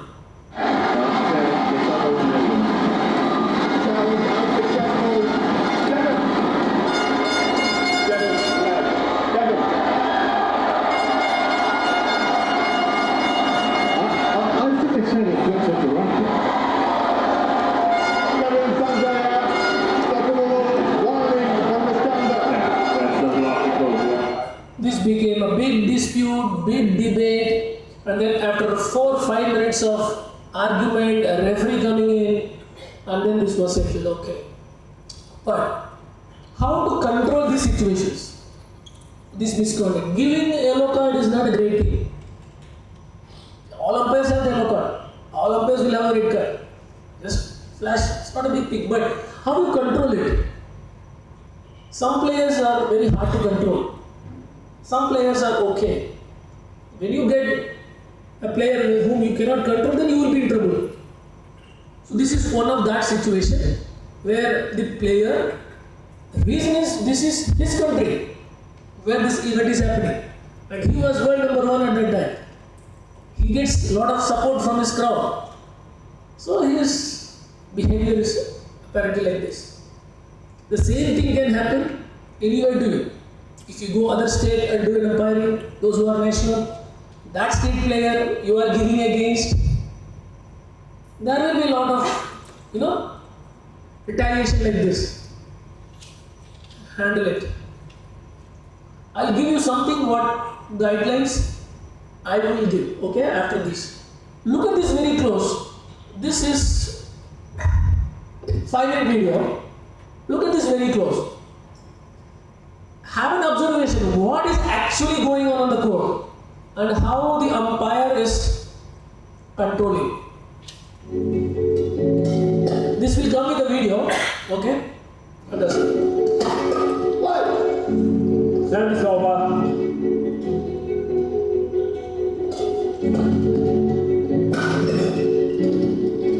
Don't look at the text too much, it will distract. Look at the match, okay?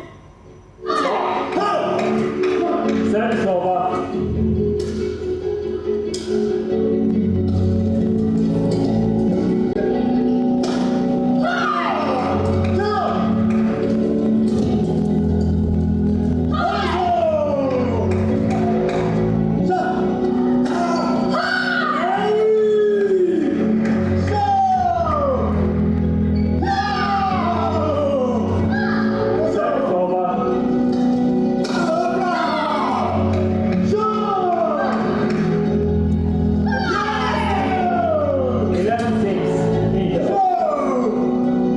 So far the umpire has not bothered anything.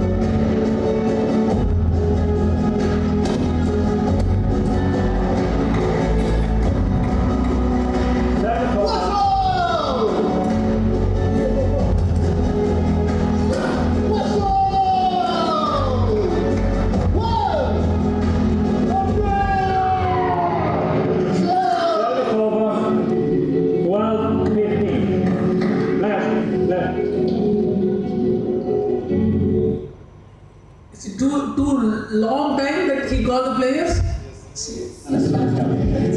No, don't get this. Yeah, I mean, I understand your emotion, but please behave sportsmanlike. Okay? Yeah. It doesn't have to be too much. It doesn't have to be. Okay?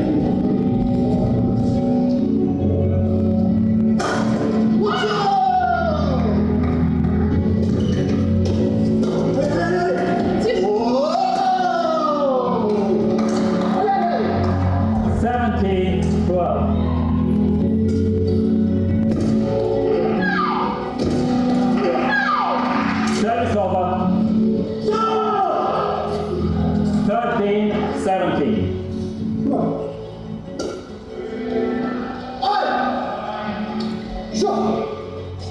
Good shot. This is not acceptable. That's not right. This is not acceptable. More to shout to each other.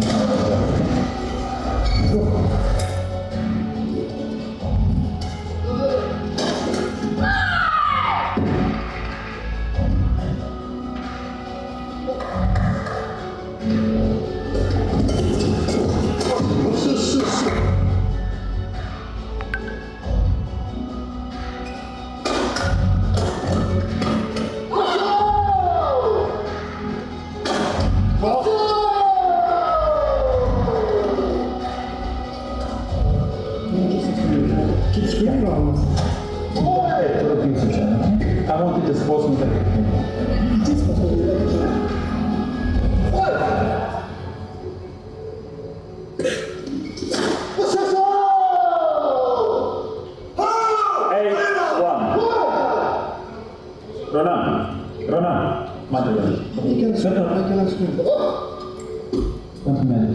It's sportsman-side decay. I have to guess. You micro-language, okay? What is that was not okay? No.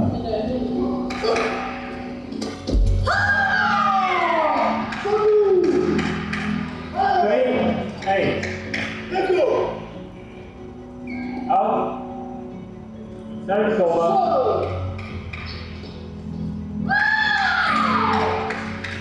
Let's go.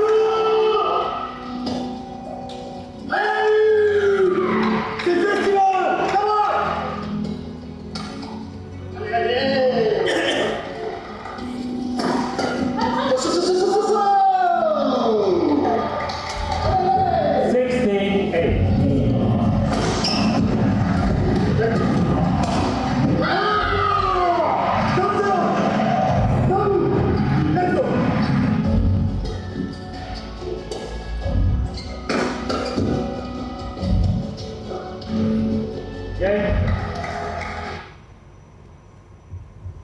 5 minutes of screaming and shouting, right? Have you ever seen a match like this? This much shouting and screaming? I have not seen. This is one typical case. How many of you think both of them should have been warned with card? How many of you think, right? At least once. Hello, right? Anybody saying fault? Should have been faulted with red. Please go with it. You want fault? You want fault? With yellow and red or directly red? Directly red or with yellow and red? Yellow and red, stepwise, right? But the umpire didn't take effort to warn them. He was requesting them rather. Please behave like sportsmen. Please do not use the lamp. Please do not show. Why? This is a typical case. You can take it, right? So you don't have to request them. Please do this. Please behave. Please don't show. They have to listen to you.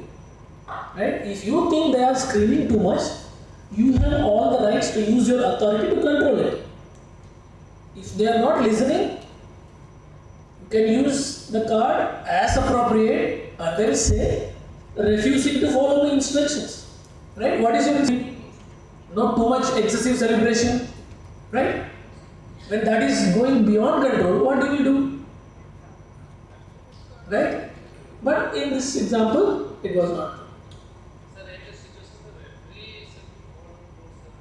Why referee should have been called?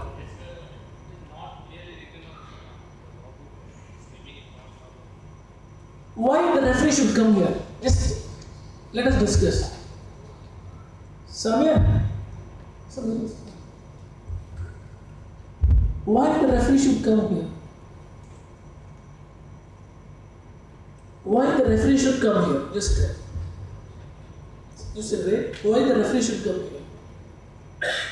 Be open, be frank, that's all right. In your point of view, you want referee to have come, but on what basis the referee will come?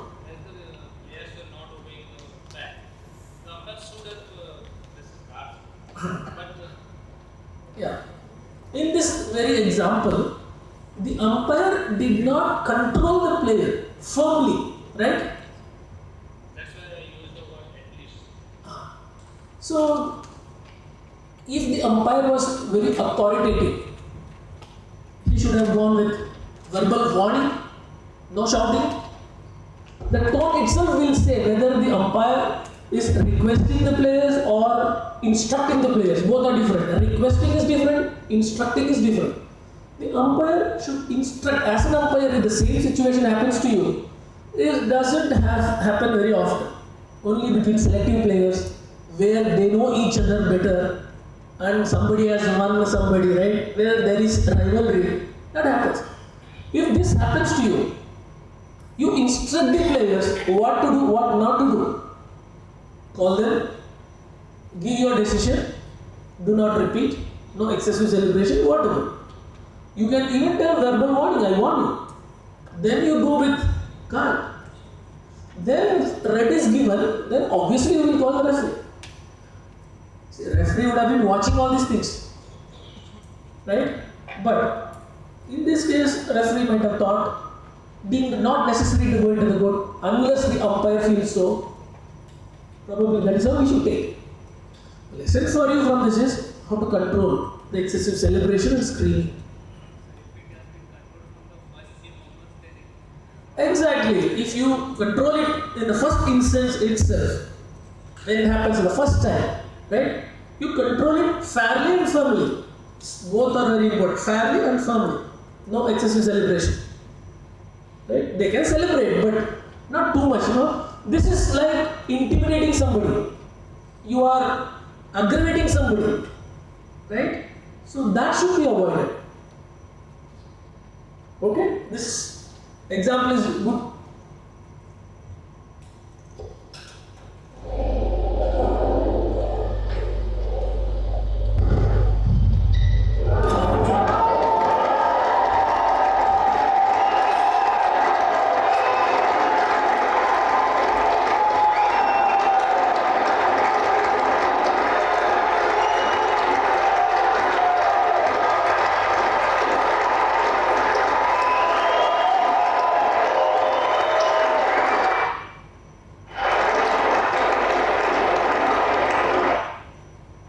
The point here is, no cards were given. What is your call? What you do now? If you are the umpire sitting there, what is your call? Yeah.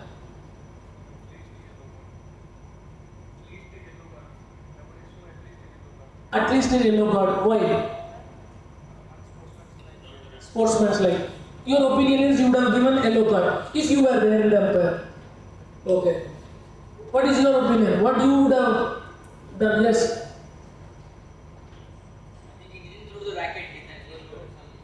Headband. But still. If you were the umpire, how would you handle it? See, while sitting on the chair, nobody will ask you whether you know the law or not. It is all about how you control, how you handle it.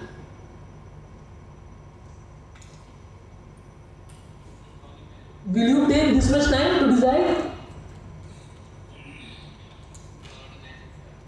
Match is over, you have seen what has happened. What would be your decision? That's all I am telling you. Yeah. We don't get.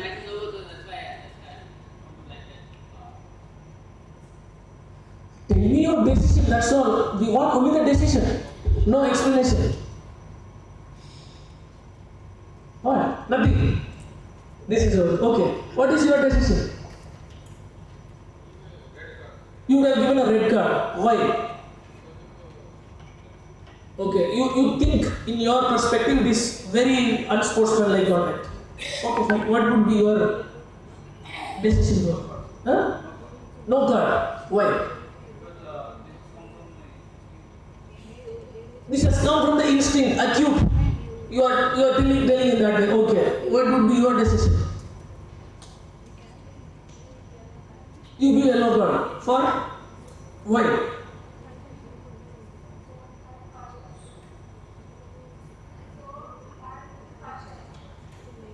Why will you give yellow card? That is my question.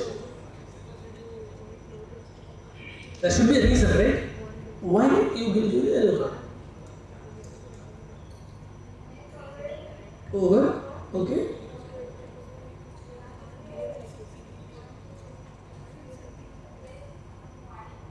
Okay. So because the match is over, you want to warn him with yellow card. Suppose this happened at 20 all. What you would have done? 20 all, third person. 20 all. The one before. 20 all. Red card. Why? Mr. Unsportsmanlike. Okay. There should be a consistency. Whether it is too much, it is okay, or it is negligible. If it is negligible, still you can call verbally caution. If it is negligible, if it is medium, which is not harming anything, you can still give an yellow card. If something is getting damaged or it is too much aggressive, because give red card and call the referee. No doubt in that, right? Not because match is over, match is not over. When the jurisdiction of the umpire ends, when the jurisdiction of the umpire ends, only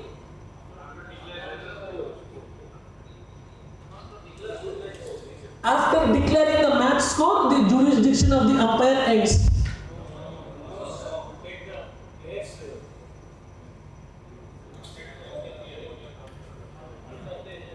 FOP? When you take the players and all the TOs outside of the FOP, your jurisdiction ends. Is it okay? So not announcing the score. When your jurisdiction starts, when you enter the FOP, it is your area. When you leave the FOP, then your area is over. So as long as you are in the FOP and the players are still in the FOP, you can still call them verbal warning, yellow card, red card as deemed appropriate. You can do that. Okay? Clear? Clear, friends? We'll see something. Ask questions, huh? Ask much as questions. If I know, I will tell the answer. Otherwise, I will tell I don't know the answer, but tomorrow I will tell the answer.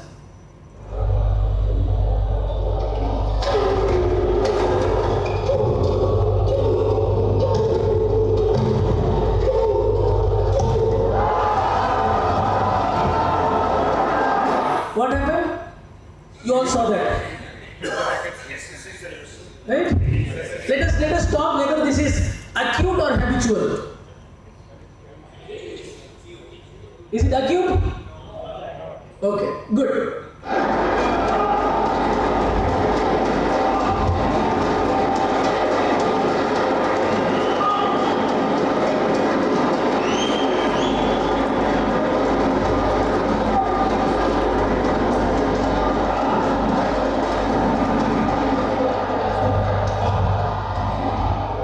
The umpire has given yellow card. Okay. How many of you agree yellow card is correct? Raise your hand. 1, 2, 3, 4, 5, 6, 7, 8, 9, slowly coming up. Close to 10 folks. How many of you think a red card should have been given? Feel free. It is only discussing, right? Nothing is wrong, nothing is right, right? So why you think a red card should have been given?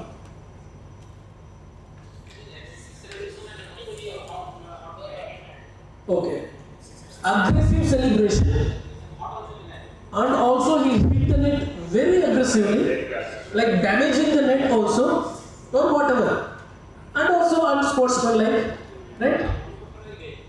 See, when you apply a card, not necessarily it has to be on only one law. It can be 2 laws. You can do 3, as much as you can. This is like advocate. Not only one IPC goal, but one more, you add whatever and then make a case. This must be given red because of these many laws are applying for that particular action or misconduct of the player. Right? I'm not debating this is wrong. We are not there to debate what is, but what we are trying to do is, if you were there, what you would have done and why. Okay? Most of you will get some opportunity like this, right? You have to handle. This is one more interesting case.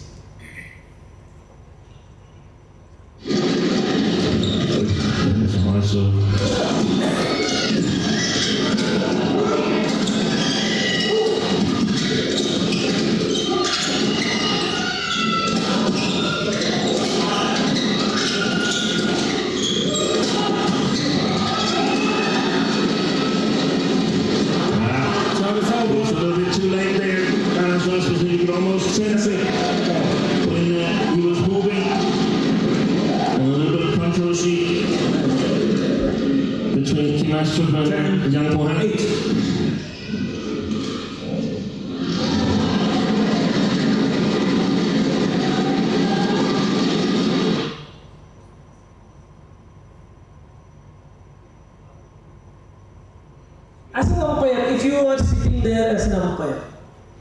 What you would have done? Somebody from the last. Huh? Both the players? Okay, call both the players and give yellow card directly. See, you may be right. Okay, don't get offended because of my question. You may be right, but only thing is you have to justify why you will give yellow card. On what law you will give yellow card?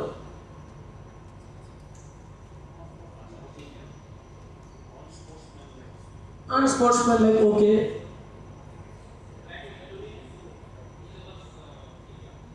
What? Yeah. Somebody is trying to take the shuttle, somebody is avoiding that, preventing that, and they are bumping behind, right? All these are happening. And this is the finals of some 302.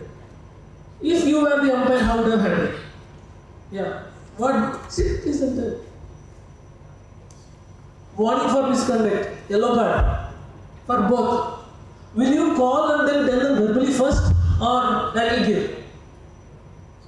It is again your decision, right? Nobody will question your decision. Maybe after the match, the referee will ask you, why did you give the card, what has happened, which law you applied. That is a different story.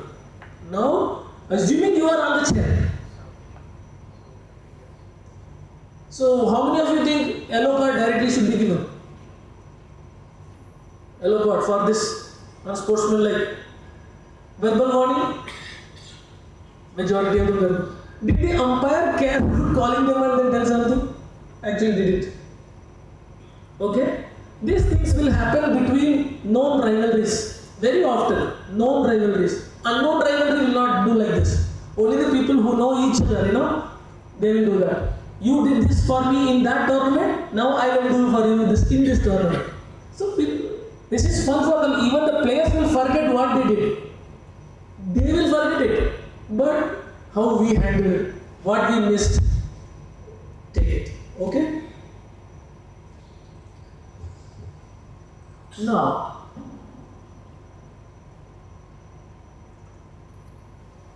okay. We discussed one example. The player went outside, right?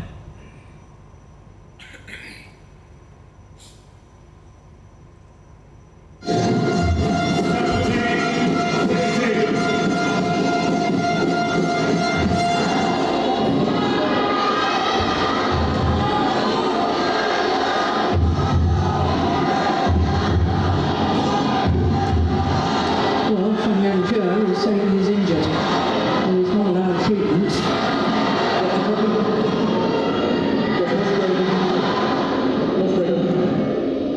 This is very latest, just a month ago, 2 months ago. This is Sudirman Cup. Okay? There is no spraying. We all know that, right? Yes. There is no spraying by the doctor and also by the player while the game is on. Only in the interval, the players or the coaches can spray with the permission of the umpire. Okay? This is the latest guidelines. He is asking for spray. Because his opponents are gaining points. This is the background. And one more. We know there is no spray. We know there is no taping, we know there is no icing, nothing. Only if there is a bleeding, we will call the doctor.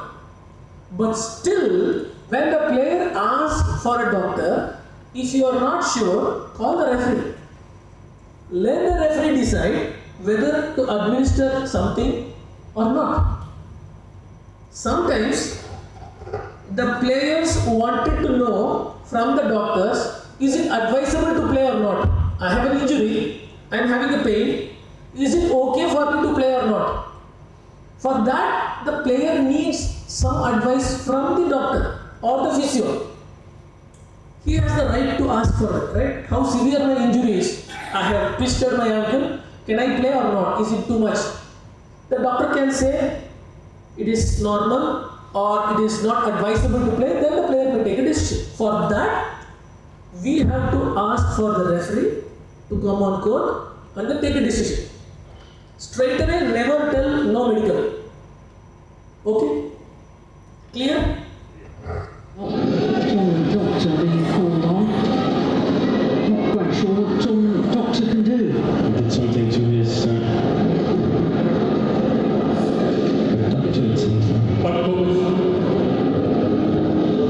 Well, Cherry John, I can tell you, is using the time to do some pretty extensive stretching. Well, why did he need to call the doctor if he's got his cold spray?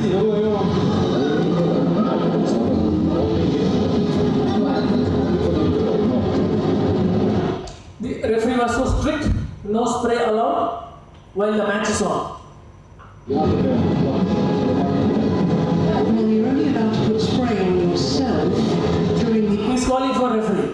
He's already in front of me. Well, there's no point calling the referee. The referee's already there. The referee's already there. And it's raining. However, he sprayed. It's a clear fault.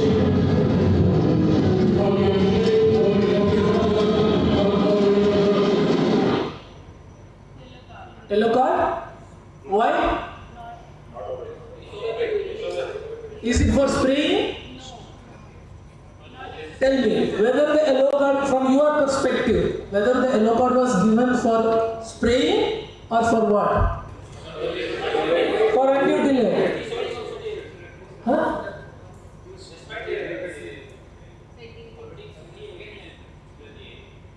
Sorry, I didn't get it.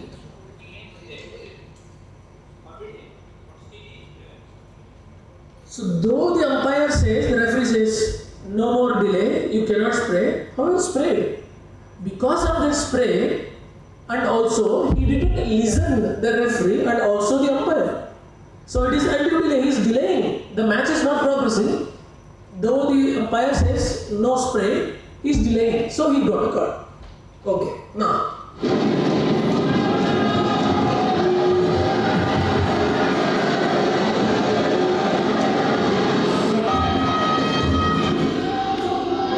Now that is during the match.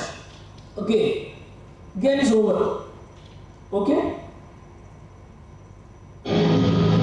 Now during that break, what happened? The broadcaster didn't broadcast what has happened. But one of the player from the Chinese team wanted to go for a restroom. The umpire allowed it and told the player, you have to come in 2 minutes. Okay. And the umpire also called the referee. This player has gone for restroom.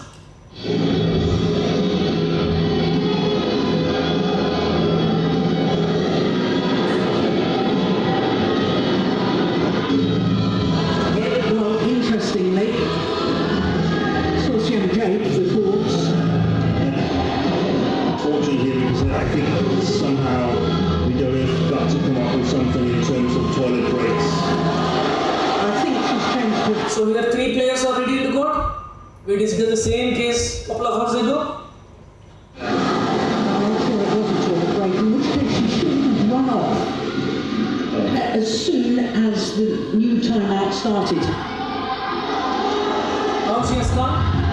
Most likely going to be another warning here that they're going to lose a point. What is this? Yes. Why it is not warning?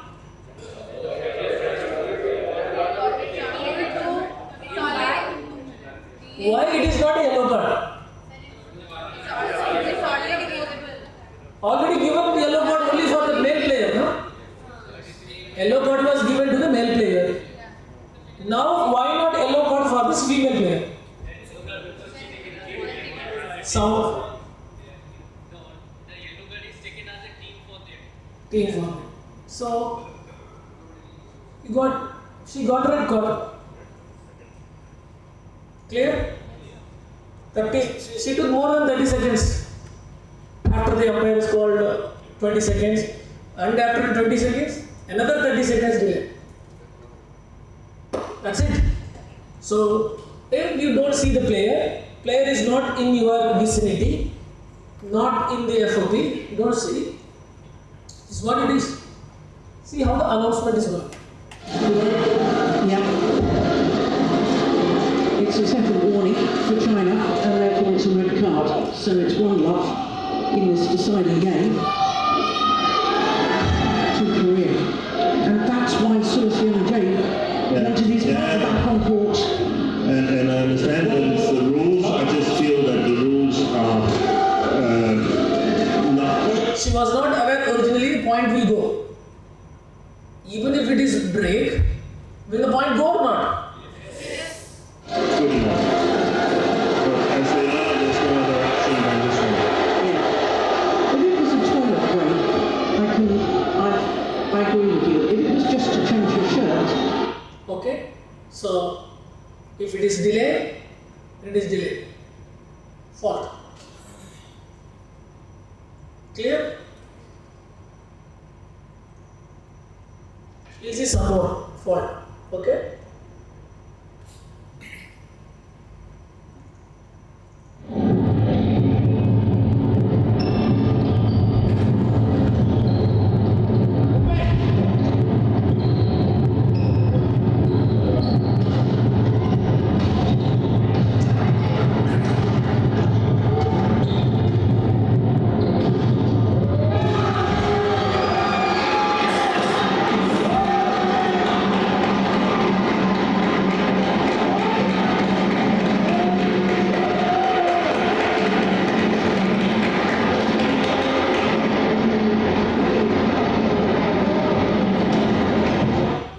Okay.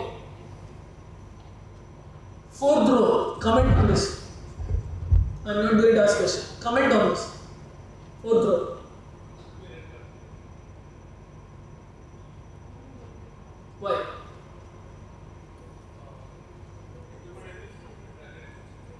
Equipment abuse, racket abuse. Okay. Then last. Same thing. I propose the same thing. Behavior. Yellow or red? Anything, sir? Red. On what grounds you said red? Just because racket abuse? Just because of racket abuse?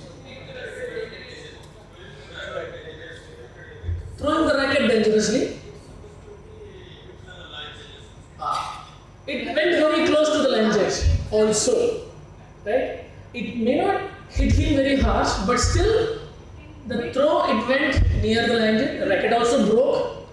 Carpet might also get, the mat, court mat might also get damaged. These are the cases. When you give a red card, you have to tell all these things, right? When you write, even when somebody asks, on what grounds you gave a red card. These are the things that I consider. This is why I give red card. Again, you are not debating whether this is yellow is correct or not. No, I decided yellow. We have seen so many cases so far, right, where the situations, the scenarios are softer, umpire gave red card. The scenarios where it is very harsh, but the umpire gave yellow card. So we have both. Okay? But how best you can do perform, you have to decide. Stand you back expecting the play. Yeah. That's a four. Yeah. Really Indonesians. He flew at it as it was getting out. He was going to get a yellow card. Why did he get yellow card? In blue, right? Is it okay? On what law you will give yellow card? Shuttle abuse? Shuttle abuse? No? Then what? Interfering with the correct speed of the shuttle. Interfering with the correct speed of the shuttle. This is interfering with the correct speed of the shuttle, not that one. He didn't touch. Okay? This is interfering with the correct speed of the shuttle. Or this is interfering with the correct speed of the shuttle. But that is not. But on what grounds you will give card? See, giving card is okay. The real knowledge is on what law. That is how the advocates are, right? He is the best advocate. He is okay. He is so junior. He doesn't know the codes, right? But you should know why I am doing this.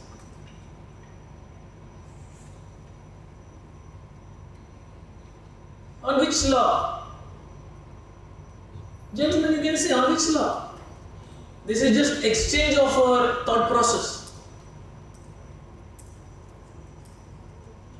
Will you give yellow card or not? Gentlemen on 4th row. You may be right or wrong. Is yellow card okay? If okay, on what grounds?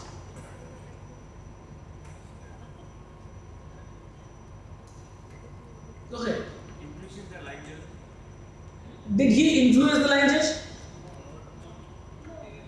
Did he influence the line judge? I didn't see any influencing the line judge.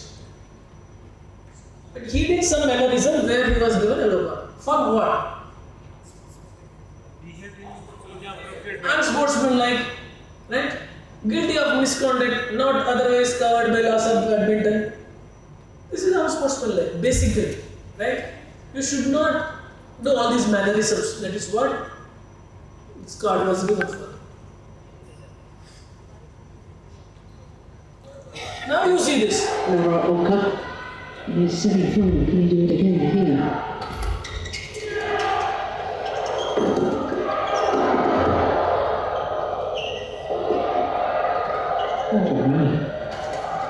Short.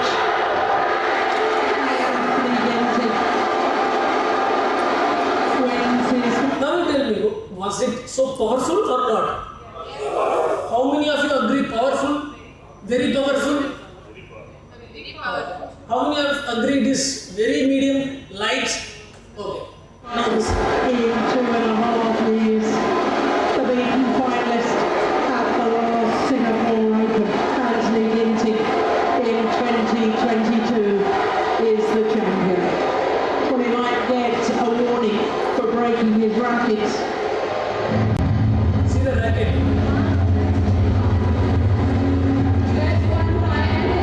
Well, relief, excitement. Is the Was the card given? No, still umpire doesn't give. He didn't give. This is umpire's decision. Right? Umpire didn't think a card was deemed fit, be it yellow or even verbal warning. See the cases.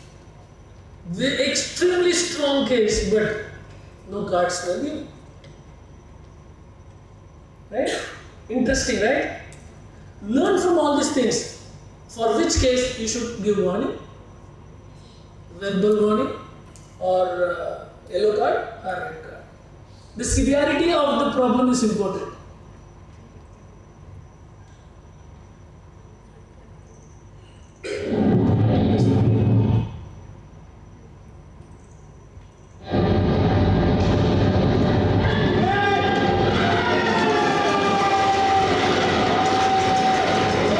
Now you see what has happened.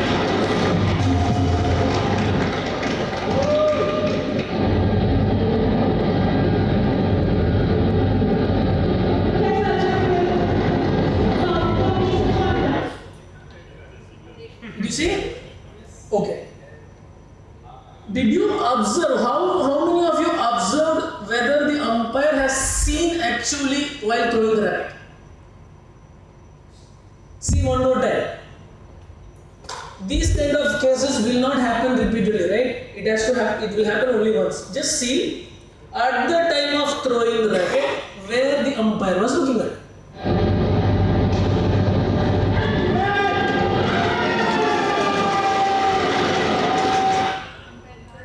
Umpire? Agreed? So umpire was not observing whether the racket was thrown very harsh or just like that. However, the umpire came to a conclusion that it was harsh and given a red card. The one example that we saw just before, where the Indonesian broke his racket, that was so harsh, no card was given. This is not harsh, but a red card was given.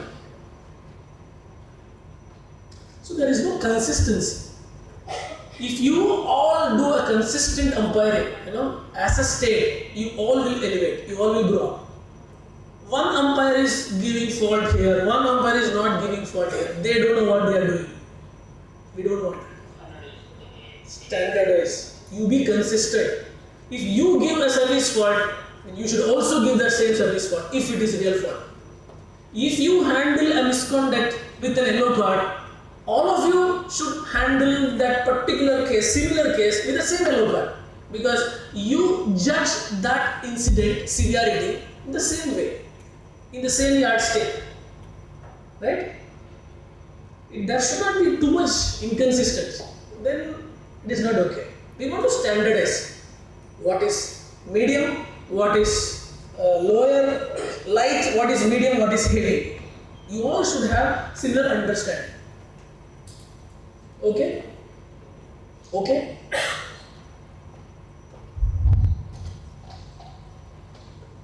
So something else.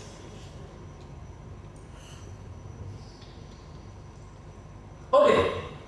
Might be somebody, your friend, just see what is happening.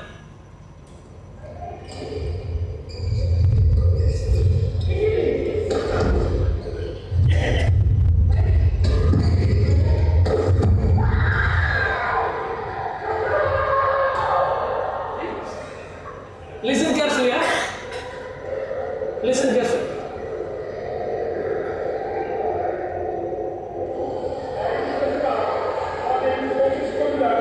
What? What?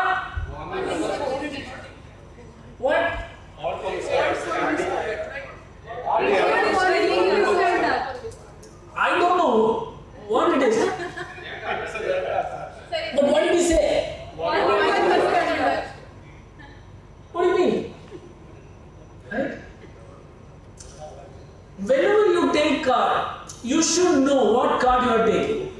And you should announce appropriately for that card. You cannot take any card, just say anything. How does it look? Umpire is excited. Unacceptable. Overexcited again. Assume if you are doing the same thing, how it would be. Always, if somebody else does, it is a case study for us. Right? If somebody else does, it is a case study for us to learn. If we do, then it will become a case study for somebody else. Right? See these guys, how they are doing. Right? It's a great opportunity for all of you to learn, okay? Do's and don'ts. If you are 200% assertive, right, which card I am going to give for this situation, maybe he is wrong. Instead of yellow card, he might have taken red card. There are two scenarios. He originally wanted to warn, but he misspelled it as he originally wanted to just warn. He mistook the red card. He didn't realize it was a red card. This is one scenario. The other one, he wanted to fault, but he took the wrong card. Sorry, he wanted to warn, but he took the wrong card. Both scenarios are there. Either he wrongly announced or he took the wrong card. No matter what, okay, no matter what, but it is not acceptable. See, even before you take the card, you make up your mind whether I am going to give yellow or not. Then you have.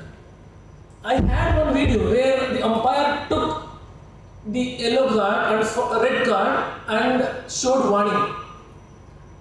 I have thousands of videos, I have to find it. I don't know which name I said it. The umpire took the yellow card, he announced warning, then he released it, and then he changed the card and will show. This is in an international event. That also happens, but while playing with cards, flashing it, you have to be very careful. Okay? Okay, one more.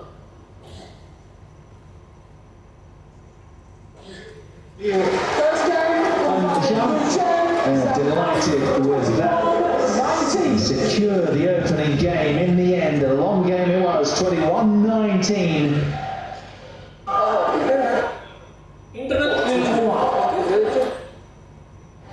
Sekarang ada kombinasi lalu. Yang di depan itu. Ya? Hah? Sama. Makanya harus panjang. Jangan rest. Kalau rest jangan bicara. Kalau kamu panjang kan harus jadi sama-sama ini. Kalau ini bukan joker ya. Oke? Ayo dari itu sekali-sekali. 20 seconds. 20 seconds. If you are an Indonesian fan, I would say don't despair, because I've done some statistics on the pair on 2018, and they've played 60 matches in open events, and 60% of those matches they have won in 2 straight games, but 20% of the matches they have won when they have lost the first game and won the second 2. It's really fascinating. Well done, Morden. And it seems a wonder as well, because they were 14-10 up in that first game as well. Thoughts? Marcus and Elder Gideon, delay? What? What is here? For what? For delay? For what delay?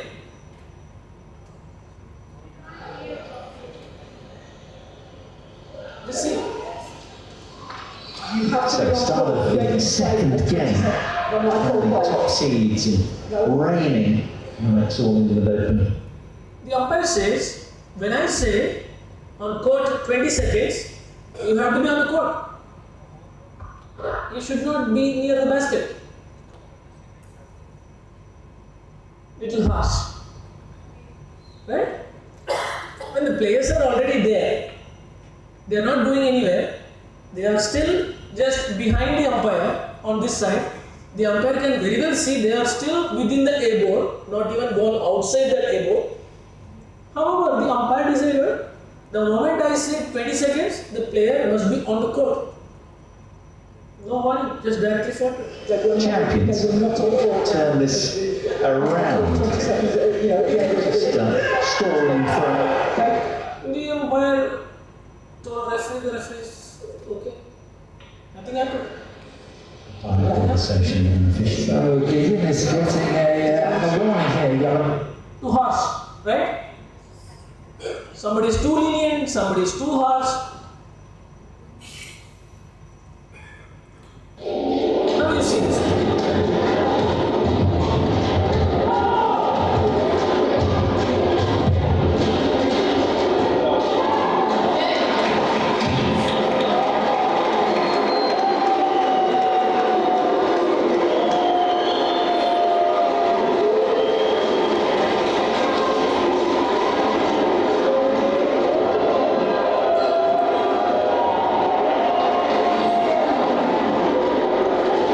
This was the same match where the umpire did not make a quick decision. The service judge went twice. Do you remember?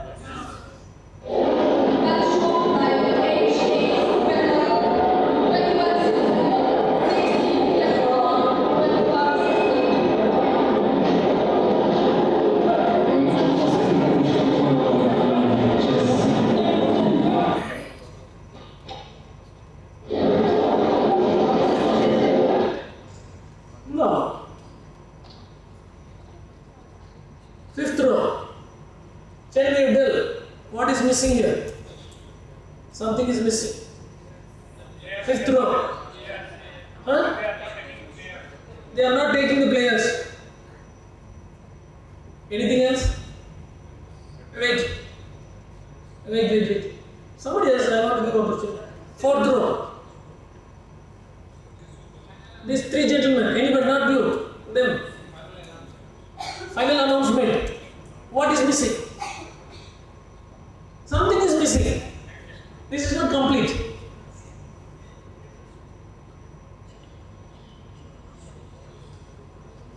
Something is missing. Wait. Let me identify somebody. Last one. Something is missing. Yeah. That shuttle supposed to be deposited to services. Okay. What is this missing? Interesting. Wait, yes, we'll give opportunity. Third row. What is missing here? Something is missing. It is not complete.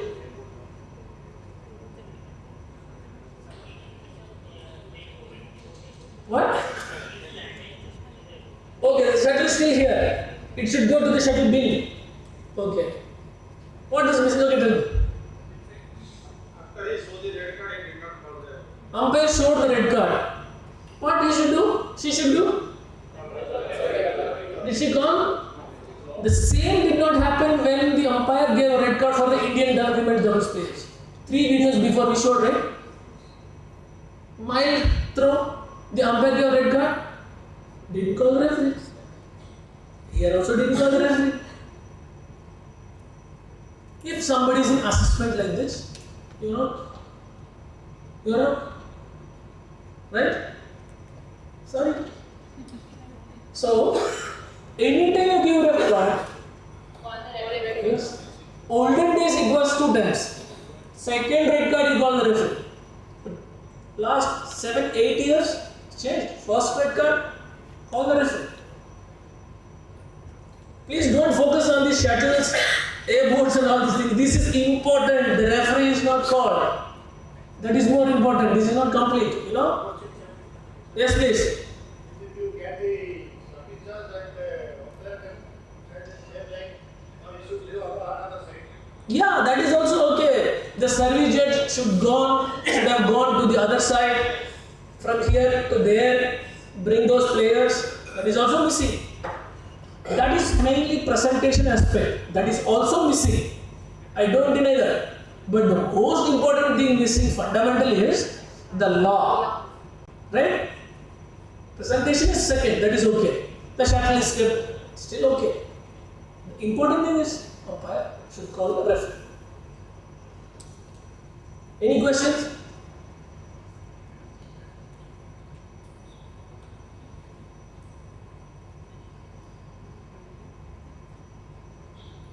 Okay. And he's gonna reinforce it now. I'm sure he is. Take the face off. Go for the attack. Observe very closely, yeah? Well, it's 11-10 in the Not distraction. Observe very closely. Nothing much in the game except this change of ends might be crucial. The French in particular did not like the way the game was going. They were at this end of the court. The second game might be crucial here. Let's see if we can take a listen to this French coach. So when we play on this back side, he's playing in between. If you don't want to cover it, I think there's a lot of opportunity where you can step forward and go for it.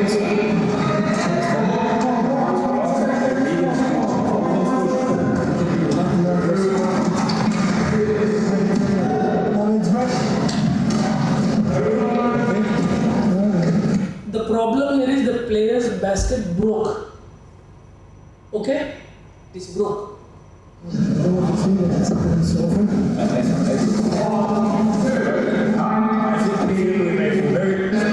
a long video, but for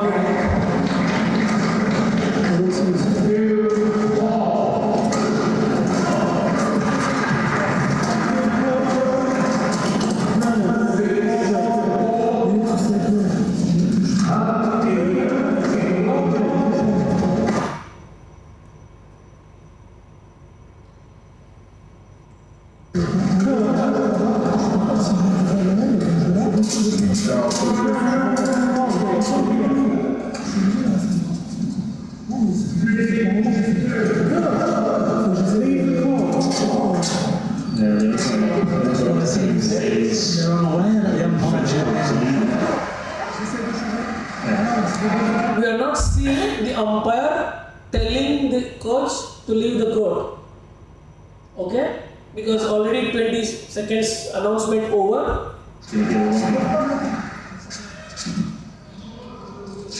Which is correct. Running the bar, fault for misconduct. They don't see it. You know, the players are not aware what is happening. No, they can go and talk to him while he's sitting on the chair. I think they're almost unaware of the penalty, unaware. So the score's 12-10. Very, very unfortunate situation. So the score's 12-10. Absolutely, 12-10 now.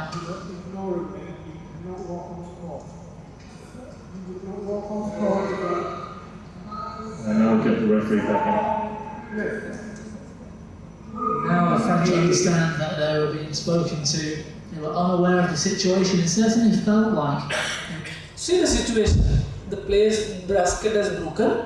Somebody is fixing it. The referee also came to fix it. Unless the basket is fixed, the players cannot keep the kit back. Unless they keep the kit back, they cannot come to play. Right? In that time, umpire has given a red card.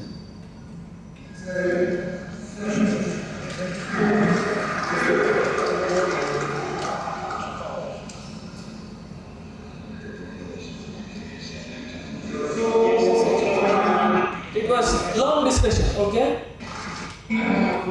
4 minutes they spoke, more than 4 minutes. Well, fascinating scene. The referee is suggesting, requesting the umpire to consider card, to revert the card. The referee is not making a decision to reverse it. You following it? The referee is not taking the decision to reverse it. Rather, what he is suggesting the umpire, those 4-minute discussions were request, suggest, can you consider?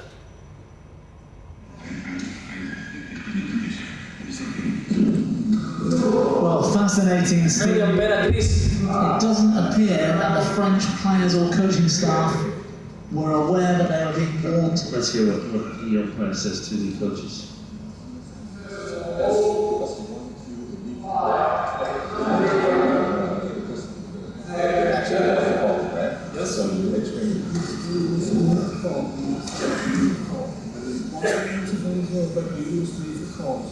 I thought it was 6. Why didn't you tell me? I did. I did. Ignoring you or? However, the interesting thing is whether the red card stands. I will take away the red card.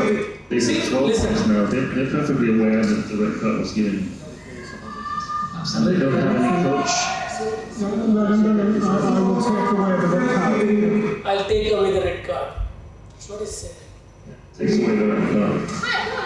well, it was the He's not happy though. referee that has made the decision to remove the red card. Now they are worried. That's nice.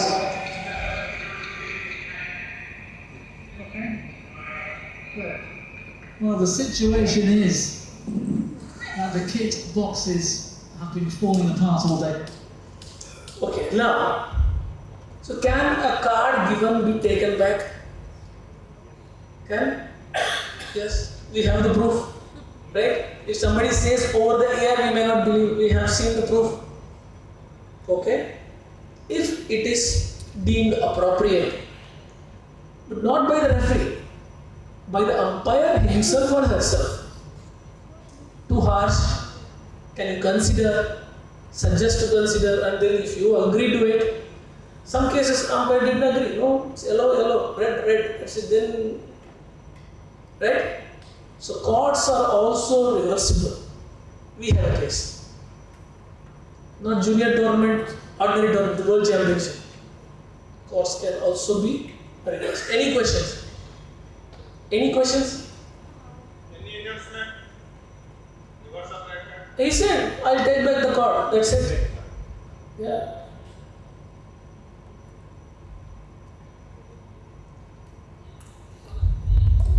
Showing the card during a providing card, delivering the card.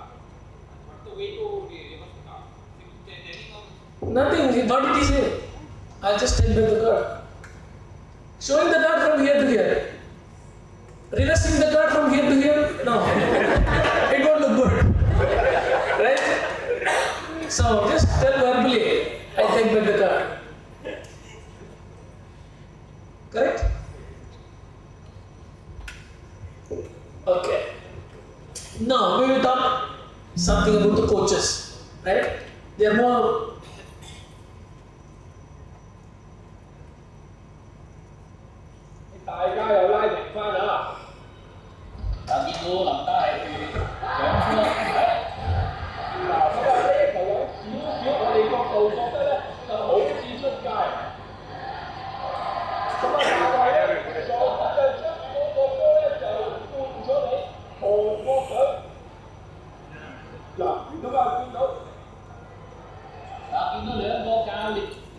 the irony is, both are Chinese coach. This guy is also a Chinese guy. He is from China. He had a problem with the association. He moved out of China. He was coaching Korean team. Somehow he had a problem with Chinese team, Chinese players, revenging.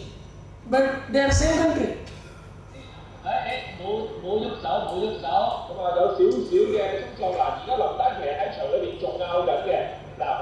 This was the triggering point of the law. An official's decision is final except beyond the reasonable doubt the line judge has made a wrong call, the umpire may overrule. That law is there, right? Only after this tournament, this match. This is the turning point. Before that, whatever line judge has given, final. Umpire cannot overrule. Only after this incident, this match. 再睇一次先至知道究竟係真正出界，但係暫時嚟講頭先係判咗出界，即係俾咗韓國。咦哇！單字你都講好嘅。How aggressive he was. Okay, he had a very tough time during this whole match. I have the whole match. It's very long match. Very, very long match. And you have coaches like this. See this one.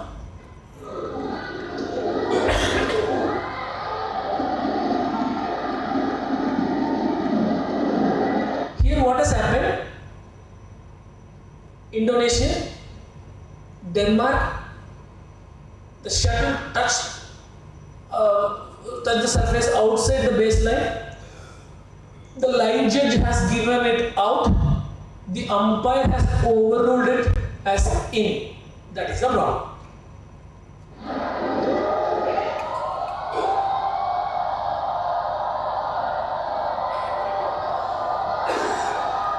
We are talking about the coaches here, okay?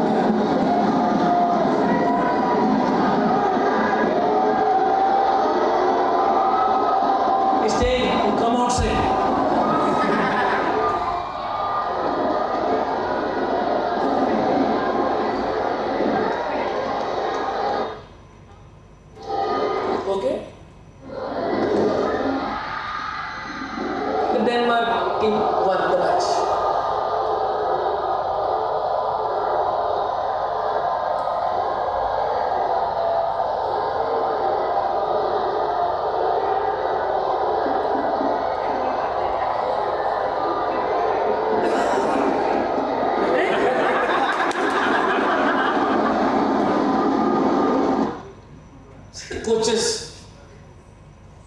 There are many coaches like that, very aggressive. You have to handle them very carefully. Handling the coaches is also an important thing. It is not only about the match and the players, coaches as well. Do you agree?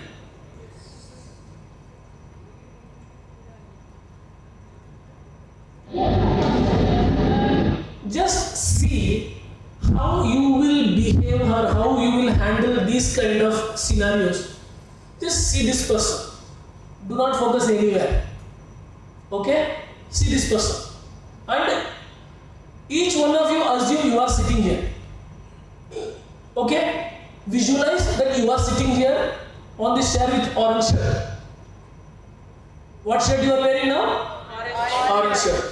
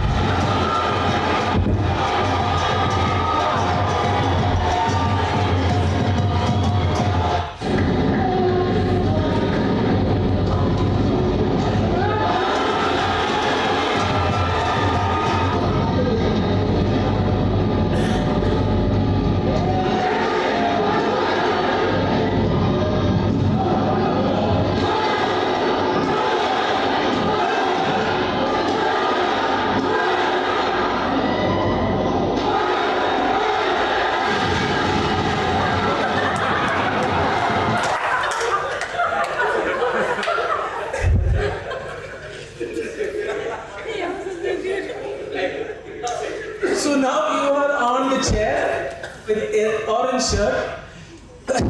Will you laugh like this or take some action? Huh? Yes? Huh? Sorry. Take some action. Action. Okay, action. What action you will take?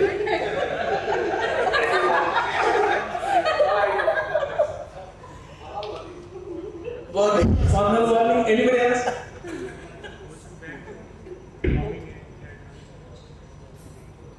What action you will take normally? You are also an umpire, right? So you see some coach doing this. How will you handle this? Warning. Call the coach. Call the player. Huh? Call the coaches. Call the player. Suppose if the coach is doing a very big misconduct, what are you doing? Can you still give a yellow card? If the coach is doing one misconduct, very bad misconduct, this is funny, you all laugh, okay. But something very serious, very bad misconduct. Can you give a card?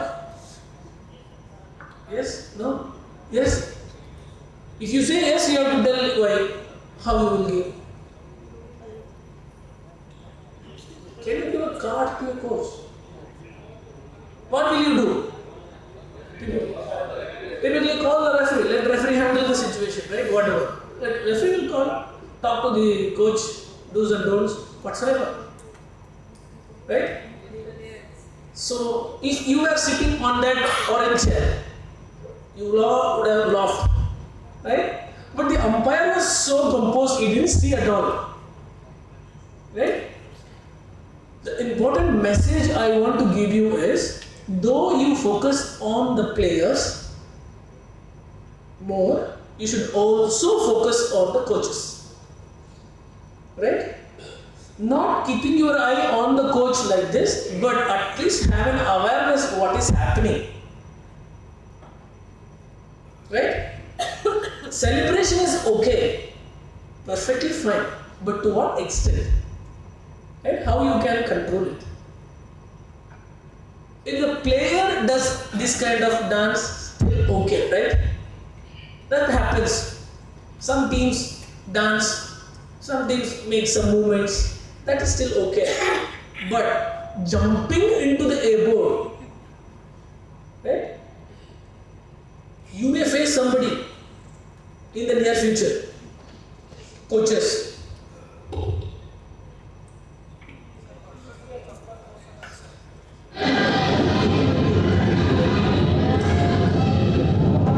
Now you assume you are sitting on this black chair with black shirt, this blue chair with black shirt, okay?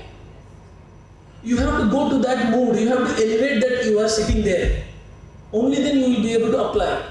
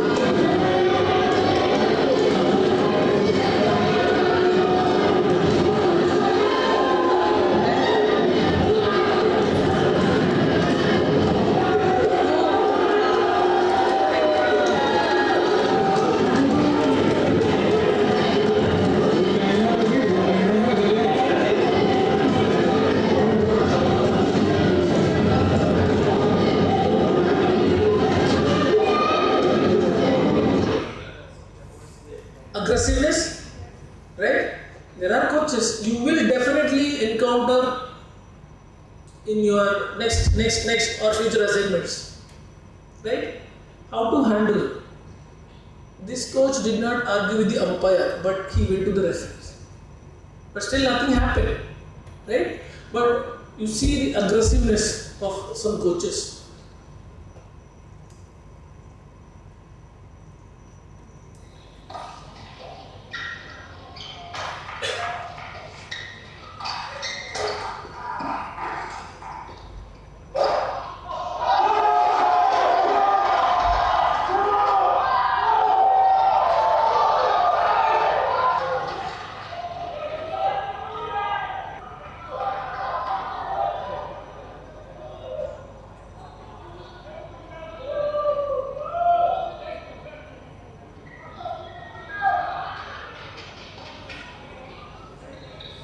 See the coach.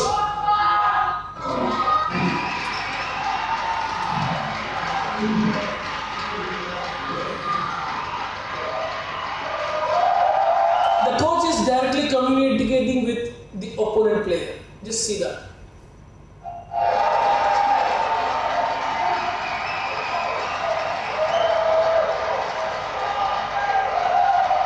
He's showing thumbs up.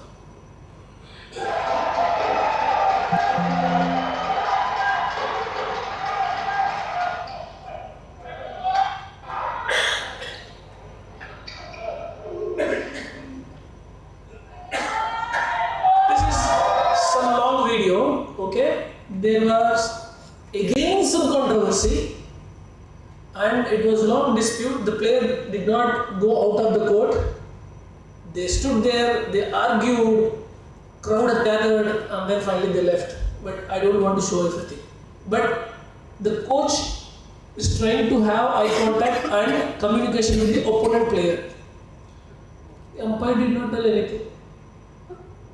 The lesson for you is when that happens, you immediately should intervene and tell the coach, no talking to the opponent players. Message clear? Yes, sir.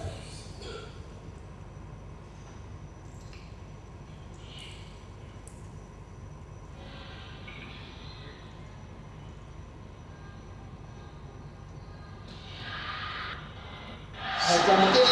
Cut is back. Do you know what the whole world wants Tarantino to come back? I wouldn't be surprised if very long rally. Okay. Fans at home, they wouldn't mind a comeback from Tarantino after what we've seen this week. Well, I'm I'm sure that's talking to you from the umpire. See now.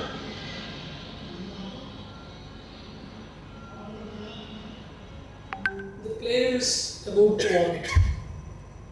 The player is about to vomit. He's struggling physically.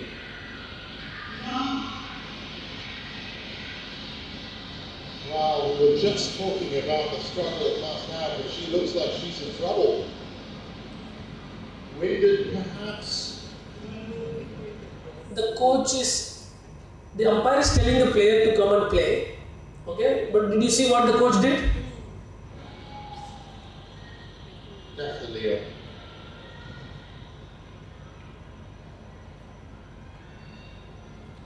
Well, they've played 4 matches in 4 days, all, well, on average, been an hour and a half long. Yeah, and high pressure points as well. Oh, we're talking about the best doubles players in the world. Two Japanese players that are incredible, the Koreans as well on semi-final stage. Well, I think the umpire is... yeah. The coach has no business to talk to the umpire. Okay? The message is the coach has no business to talk to the umpire, no matter what.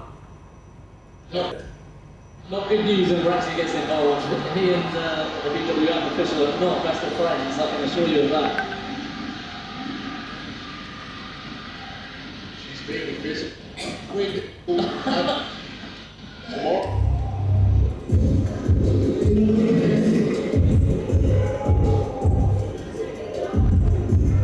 The coach has no business to threaten the referee or the umpire, right? Like this. No. Right? There are some coaches we need to handle. Okay. The message is you have to handle this coach.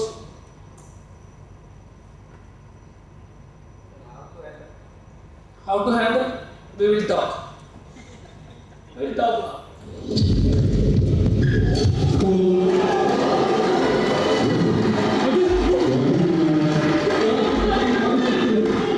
What's my fault?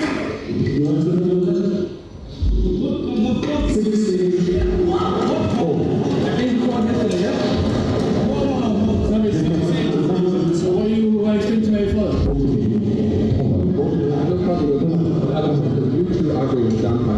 I said, why is my fault? I just want him to explain.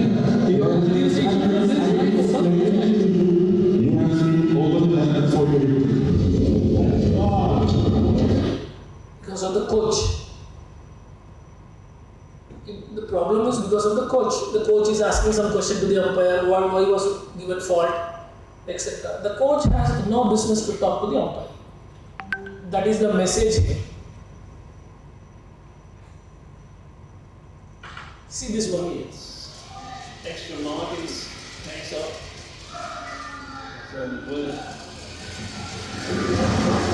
Now the coach should also stop coaching when? When? During rally? During rally? Ready to play?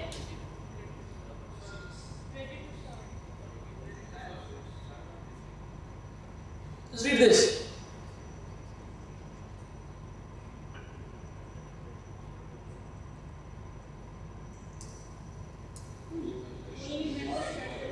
Only when the shuttle is not in play and until the players have taken up the position, not from start of the serve. Even if they have taken the position to start the service process, coaching should not be allowed. Is it clear? Even if the player is saying this and doing this, everything, whatever, when the players are standing in the position for the service, no coaching. That is this law.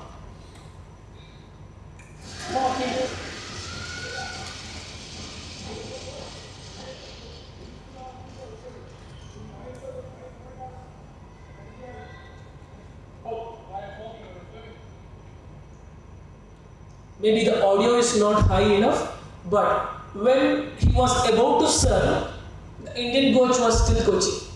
I'll play it for you again. While talking with a flipping. See. While talking with a flipping. Right? Makes sense? When the players are ready for service, coach should not talk. Then he is asking, why are you talking? Well, I'm serving, which is valid. Yeah, good point. So these are some of the coaches which I wanted to share with you.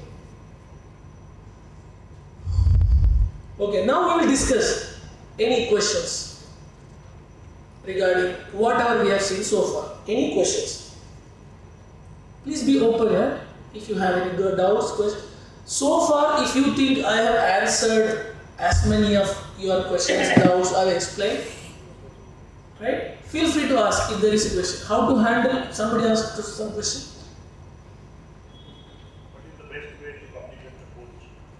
Communicate to the coach. The first thing is, when the coach is talking, first thing, no talking, or you can do a gesture with your finger. Please don't talk while the shuttle is in play. Even if the coaches, they both talk together between themselves when the shuttle is in play, it is construed as coaching. They should not talk to even each other, right? Because that is construed as coaching. They cannot just chat, right? Okay. When it happens again, you have to make sure you are calling the referee. Tell the referee, this coach is talking while the rally is going on, while the shuttle is in play. Let referee handle that. You don't need to talk to the coach very much verbally. First time you can caution, coach, no talking. Second time it happens, still if it is mild, then you can say, then you have to call referee. No other way. Let referee handle it. Okay? I can show you something, how the umpire said like this. I'll show you. Any other questions? Warning, misconduct, fault, delay, coach. Feel free, huh? All these you are going to face in your upcoming tournaments. You will face everything. Can a player be penalized for the conduct of the coach? The coach's code of conduct, a referee will deal it. Right? The referee will deal with the coach, typically. I have not seen or heard of you are giving a card to a player because the coach has behaved something different. Coach will be handled by referee normally. Okay. Any question?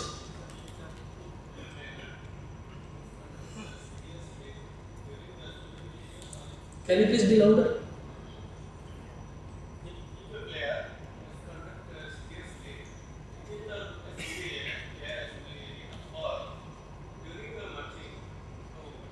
Okay.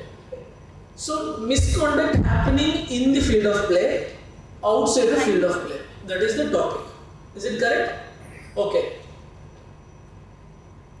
In the field of play, whose jurisdiction it is? Umpire. What is field of play? What is the definition of field of play? It is not just A-boards or court mat. The area which is restricted to audience or restricted only to the players where audience cannot come in, spectators cannot come in, is typically the field of play. Okay. Even in the field of play, the umpire is not involved. Just one player is walking there, going there. If it is an incident, then referee will handle it. If the umpire is coming to the match and the player is also coming to the match, then the umpire's jurisdiction is there for those players. If there is a misconduct, umpire will handle. Okay? Outside the field of play, beyond the mixed zone or outside of the marshalling zone, in the marshalling zone, or in the mixed zone, or outside, if something happens, it is referee's responsibility, not the umpire's responsibility. Okay? So umpire will not worry about outside FOP. Only in his FOP he will apply the warnings and misconduct. Did I answer, or you are looking for something else specific? You ask me. If I know, I will tell you. If I don't know, I will say accordingly.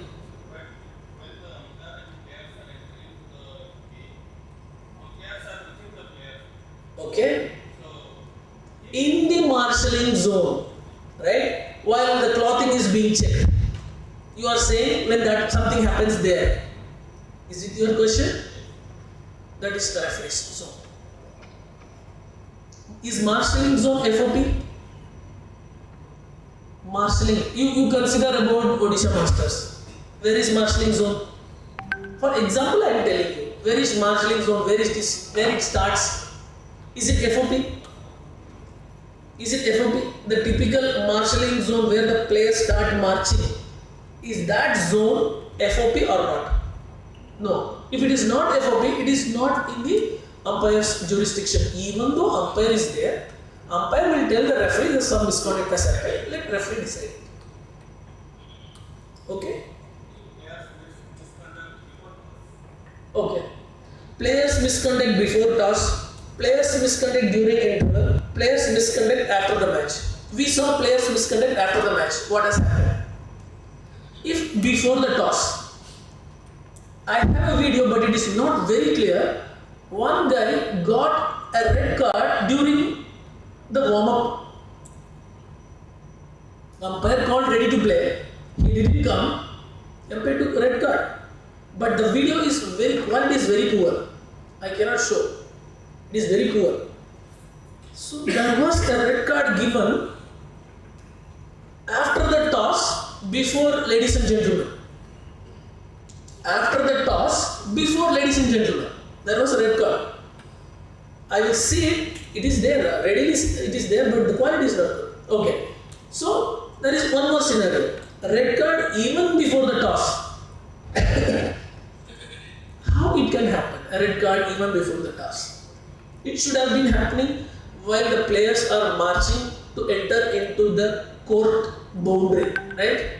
If that happens, still the umpire should give yellow or red as appropriate for that situation. You assume the situation, whatever it is, and it will not have any impact on the score of the match. Still, it will start lower. Okay? And after the toss, before, ladies and gentlemen, a red card was given. Right? Still, it will not have any impact on the score of the match. When the red card will have an impact on the score? After the word play. Until the umpire says play, it will not have any impact on the score. Still love all. Okay? But if it is between the interval of first game and the second game, where the umpire has not told second game, love all, play, if there is a red card, will it have an impact on the score? Yes. Right? You understand now? When the red card will have an effect on the score, when it will not. Clear? Any questions? Somebody wanted? Sorry, I didn't hear. I'll come this way. In between the game, can it shift the racket from right hand to left hand? Absolutely yes. No problem. I had a video, I have to search. One guy, he lost his racket string, it got cut. He took his partner's racket, started playing. In one hand he has his another racket. So in one shot he had two rackets. And he also played in his left hand. Still okay. There is no law or regulation says that this is not okay. But sometimes it happens. Okay. he can play. There is no provision in law saying that the player should play only with one hand, either left or right. Sometimes if it happens, then it happens. So far there is no law to prevent that, to the best of my knowledge. Any other question? Please. I don't have any questions. I want to know what is the host fault. Host fault. I told you. Okay. I gave you some incidences. We saw that. See, meaning,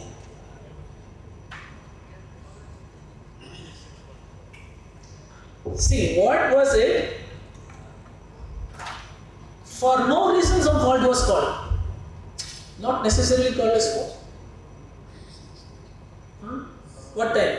First check whether snacks is there.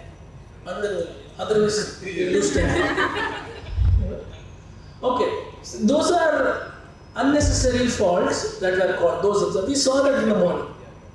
Ghost meaning red, from nowhere somebody called a fault. The one that touched the shirt and then the Japanese player, right? That example.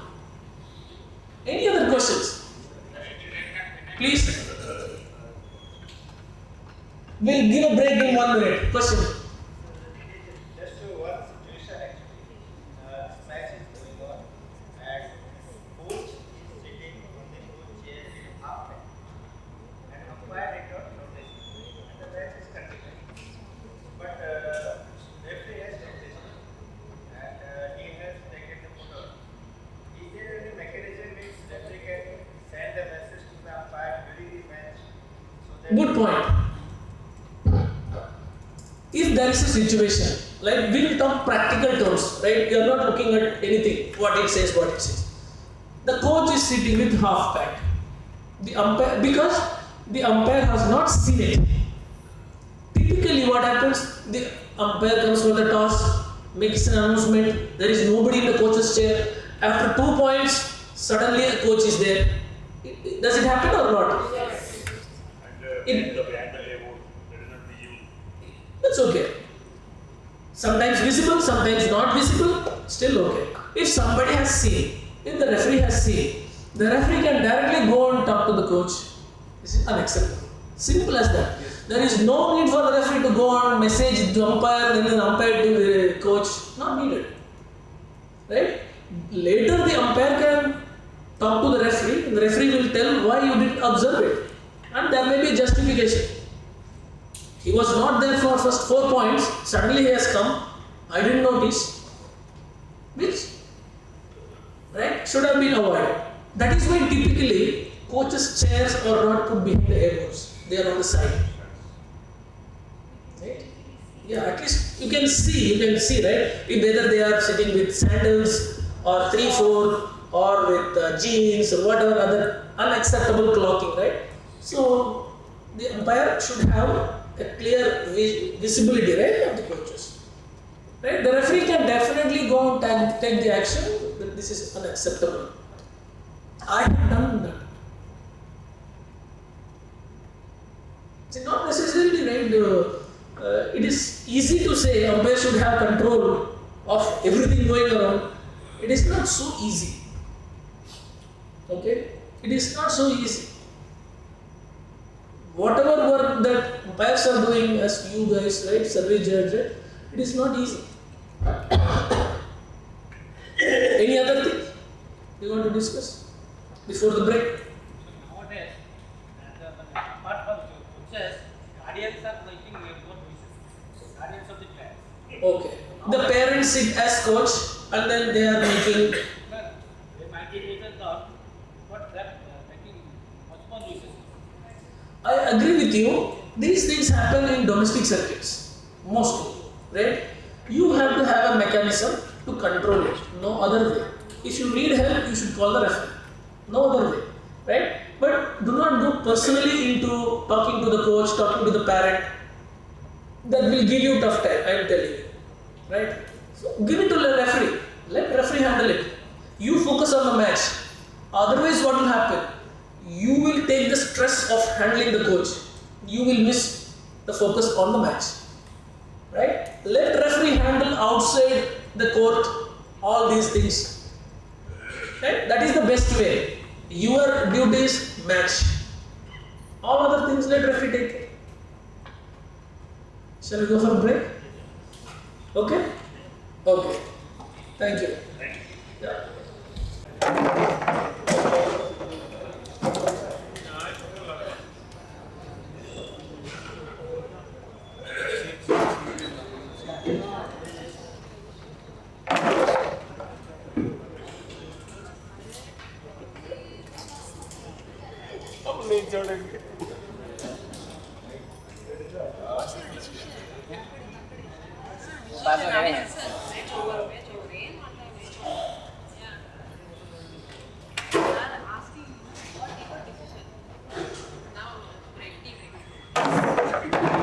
None of them.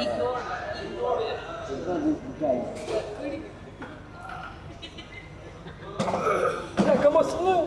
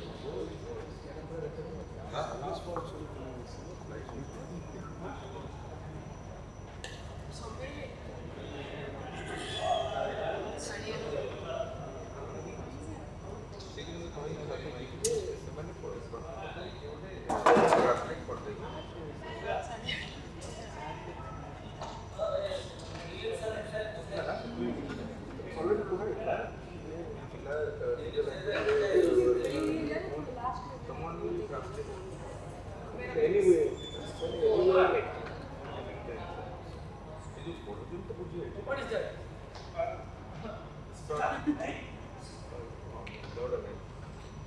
No.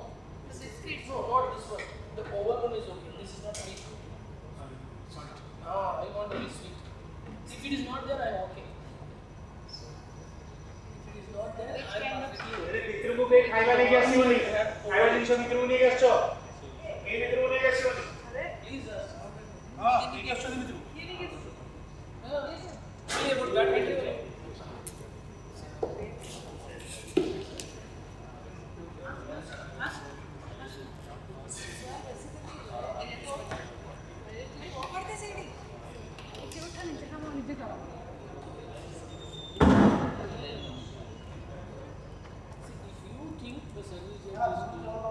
correct?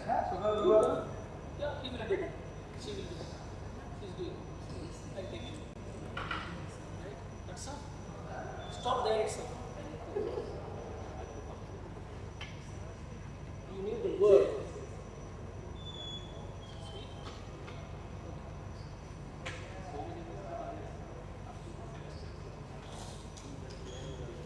You can tell the service judge is doing the job. That's all.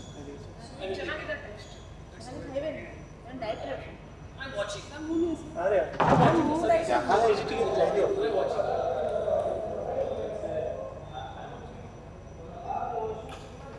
watching. I'm watching. The service judge is doing the job. Please.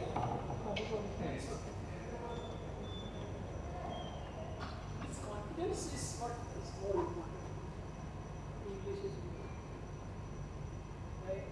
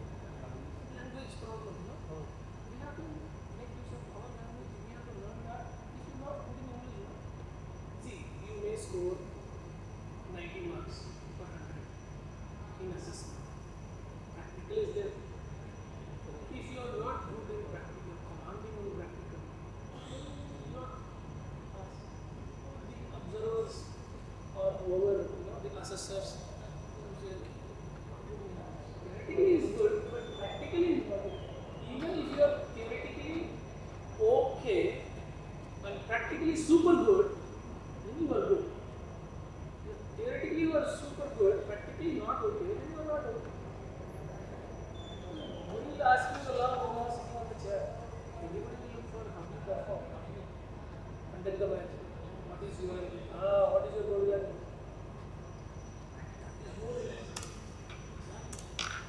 When you this is what you should ask me.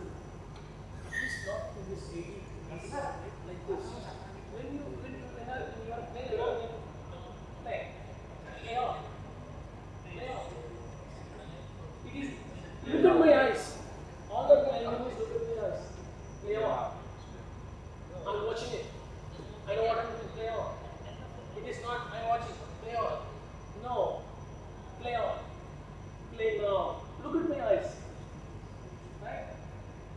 You say what? Play an object. I saw that it's what? I saw that it's what? I saw that it's what? What play? Then the player will go. Behavior will change. For line calls. You overrule or you make a decision. Out, in, out. The player can no. I saw it in. Won't play.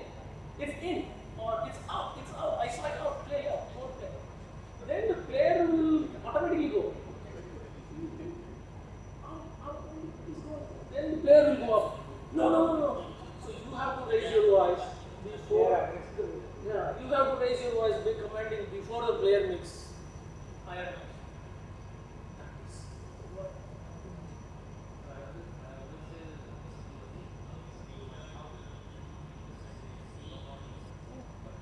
Anything is okay. In your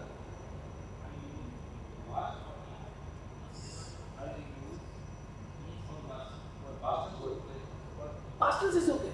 It was in. It was out. Yeah. It was already happened.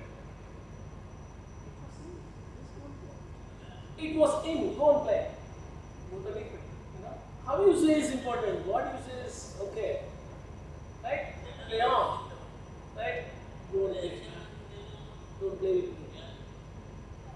Right? But you cannot tell this, but with your eyes you can tell, right? Play. Go and play. Play now. If you say play now, play now. Play now.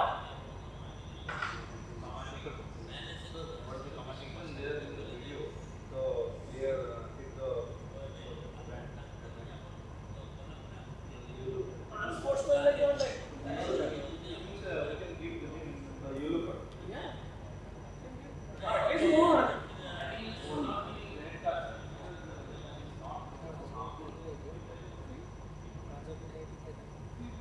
Yeah. So English is more important. The language will help you a lot. You have to practice. If you try only for yourself, you will not come out. You have to make 10 people like you who are interested. Discuss. Debate. Discuss. Even if these people are not obeying, you have a player will obey. I already call him for any situation. You discuss. No other way. If this is a case situation, then I will do like this. Is it okay? You act like that, and then you ask him, how did I act? Simple, right? You are one team, you are one team. Give me one coin. Simple, some coin. From the toss. From the toss. When I ask for the toss, I can ask black, white. I can ask white, black. I can look at your eyes. So I am giving importance to you. Black for you, white for you. Who we call? Right? Now it is black. You won the toss. They won the toss. What do you choose? You cannot say just call. What do you choose? Mean which side? Sir. Next question. Who will serve? Who will receive? See how I am asking. Who will serve? Right? Open chest, right? Who will receive? Who will receive? Choose your end. Good luck, guys. Then I go and said, then you said the expected, oh, this umpire is okay. Right? If we do something like this, example.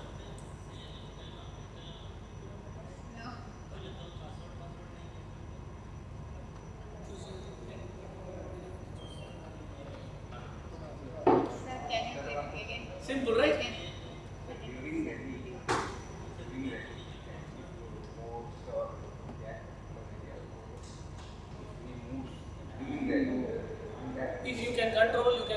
if something is happening, they are moving, the rally is going on, can you stop the rally and ask him to sit? If it is not distracting, you cannot make much. Normally, they have to move only when the shuttle is not in play. If they are still moving beyond your control, right, then you cannot ask them, come and sit.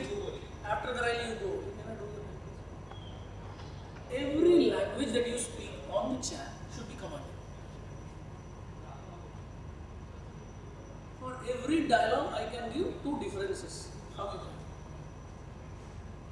No delay, please play. No more delay, don't play. Your voice should tell how commanding you are. Right? You mean it, right? You're not just requesting them. You instruct them, yes, don't play. Don't change the shuttle. Shuttle is good. Change the shuttle. Right? Shuttle changing is not always change the shuttle. Do not change the shuttle. Right? When you say quick towel only. Quick towel only. Like a robot. Quick towel only. Yes, you can take a break.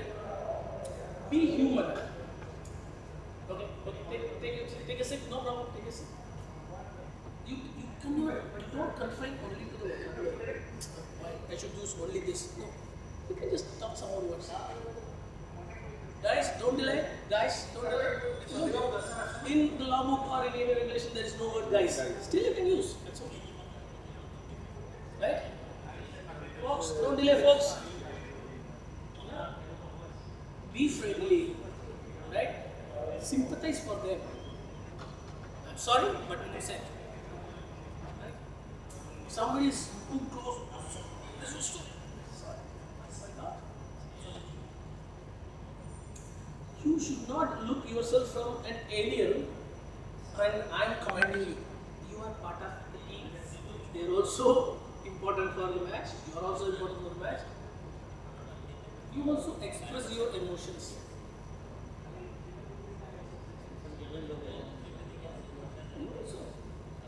When you say change the shuttle,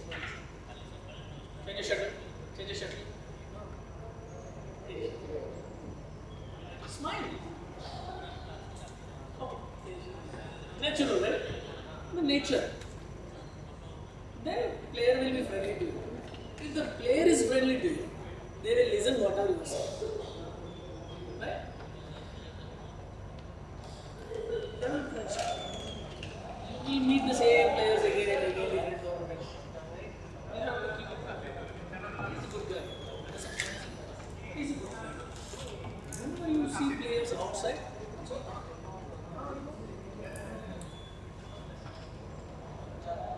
right? Don't just stay.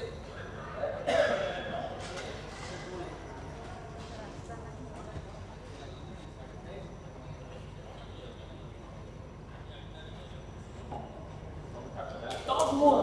You yourself should talk more.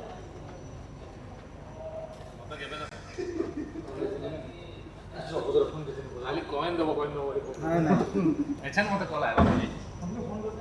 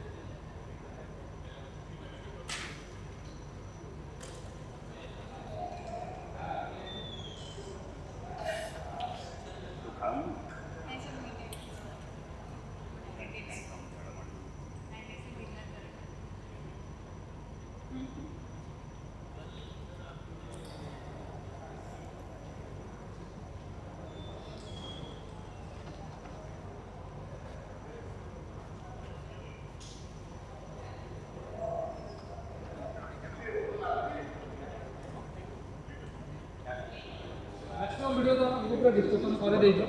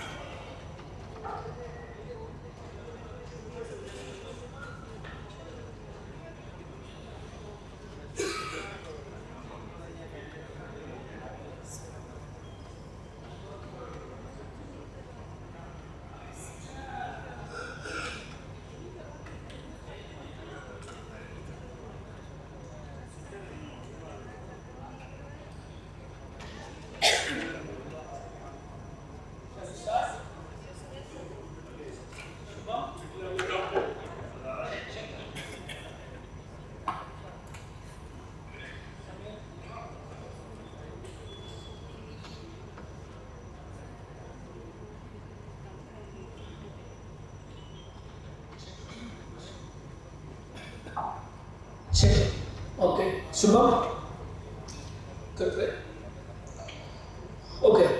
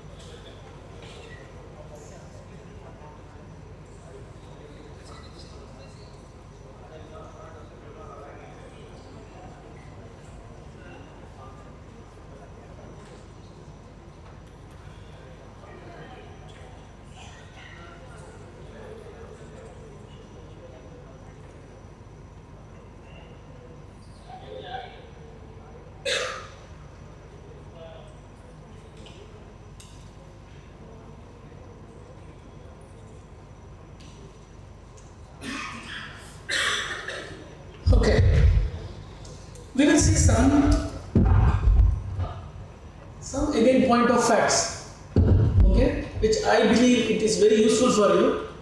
What are the different point of facts happened, how it was handled, how it should not have been handled.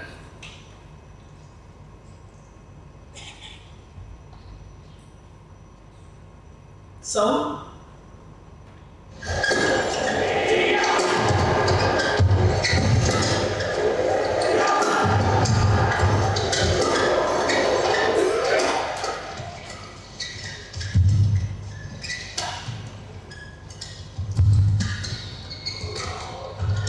Brilliant. Did the player leave the shuttle? Yes. For what? Did the umpire announce player late? Did she? Oh, See. well, that was. Why did he stop? Well, they thought it was a double hit.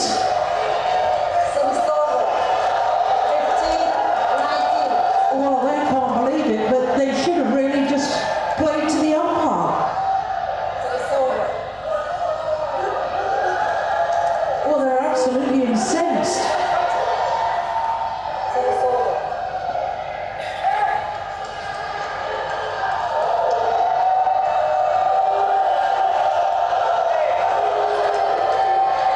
Well, he could have easily killed it. Why not play to the umpire? I still can't see what they were complaining about. Well, they won't get the umpire to change their mind, her mind.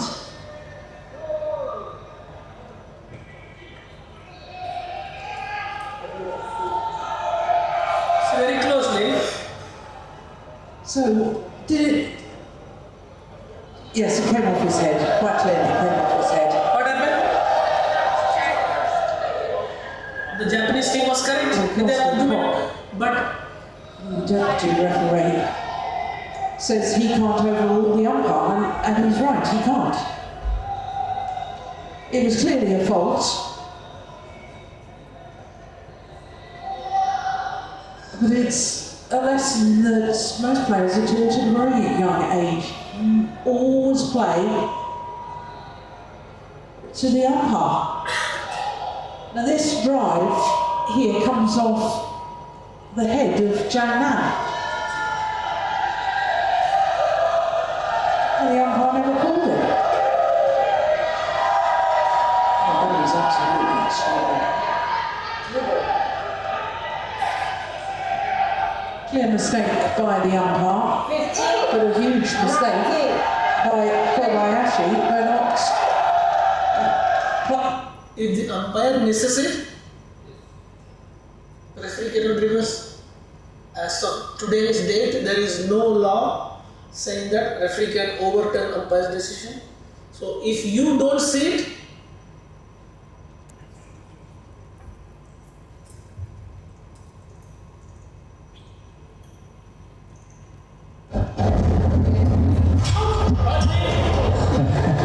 what happened now? The player didn't touch the shuttle. The shuttle landed out, right? But the player touched the net. Very nicely avoided, isn't it?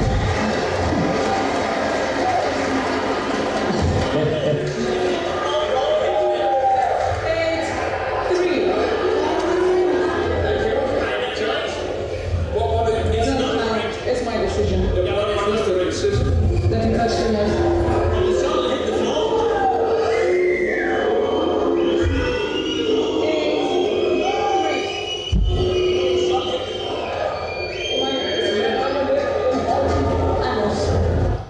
She's telling my decision, you touch the net.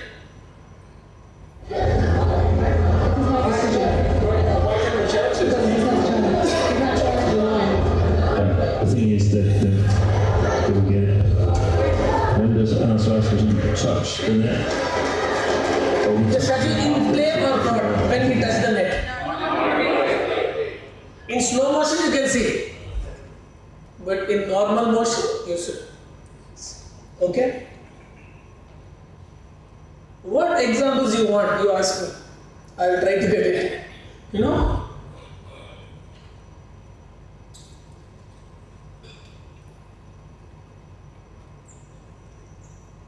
See this one.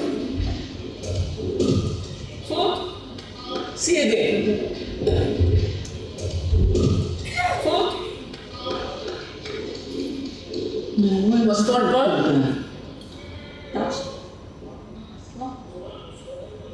Yeah. He touched. He touched.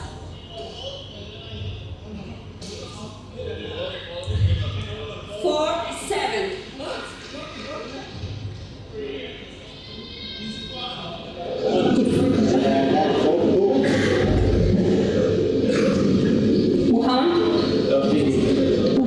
What's the fault for? Give the shuttle. No, they wanted the tournament referee. Give the shuttle. To discover what the fault was called for. Covered her microphone. It is a regular. The umpire saying play. The referee says play. Go play. Big badminton that the umpire must keep the players and the spectators informed as to what's happening. Now, he was called a fault for a double hit. I really need to see that again. I didn't think they were anywhere near it. For these kind of tournaments, 750,000, we will have the replays. Right? We will have the live coverage and we will also have the replays, like in cricket. But for normal tournament, we will not have this coverage, replays. Even if there is an instant replay now, there is no provision to go through the replay and then take a decision. No, we don't have that yet. So the moment you call fault and you stick to that fault, it is fault. You can make a good decision, you can also make a bad decision. Is there any relation between the shuttle and the racket in this rally? Shuttle is somewhere, racket is somewhere, but the umpire has called fault. That remains fault, that's it. The shuttle touched the head, fault not called. See the consistent. People are different, okay, but individuals are different. But when we take as a state, there has to be a standard. That is the expectation, right? When we take as a country, there should be a standard. These umpires know what they are doing, what they are calling. It touched the head, apparently fault not called. The shuttle did not touch the racket, it is somewhere as fault called.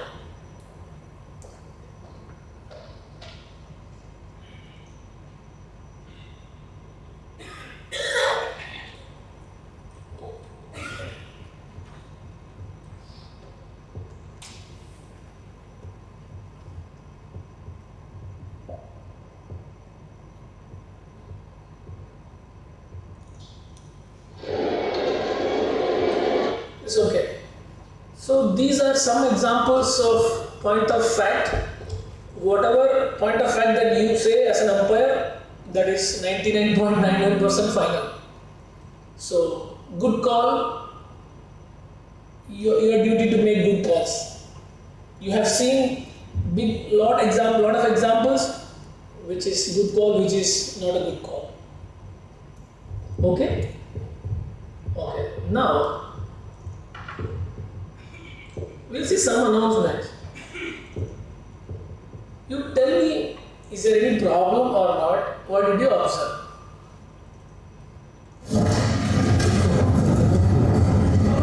This is Sudhir Mankar. Okay? Okay.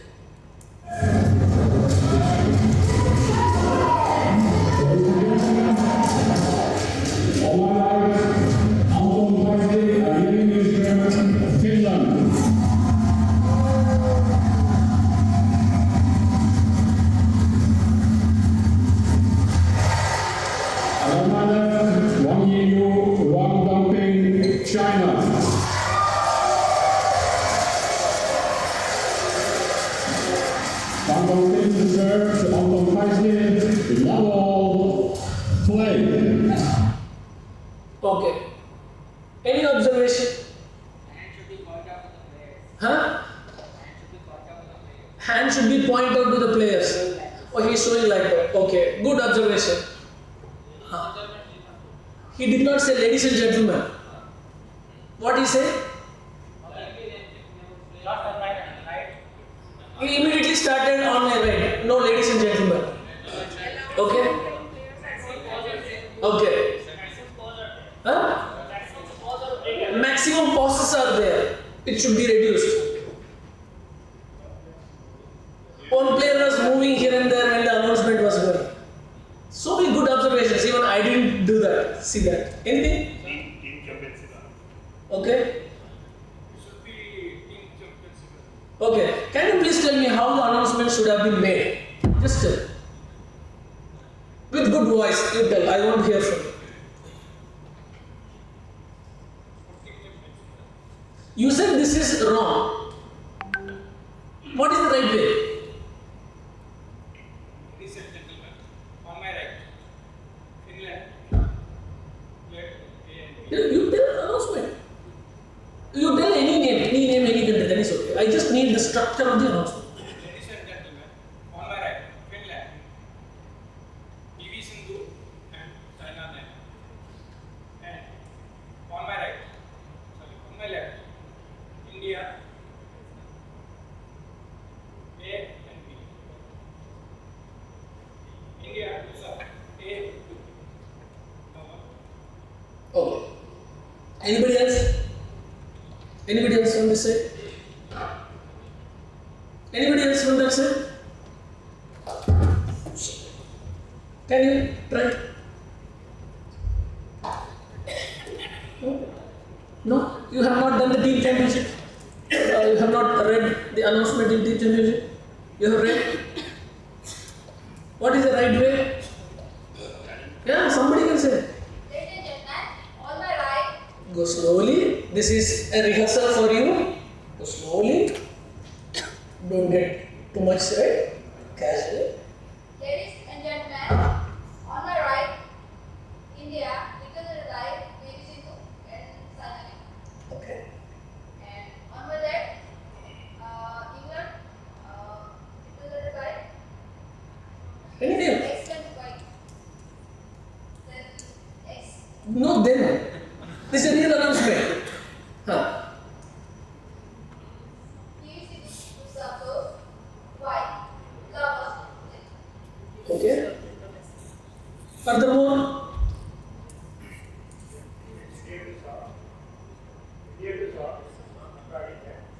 can you tell the full announcement?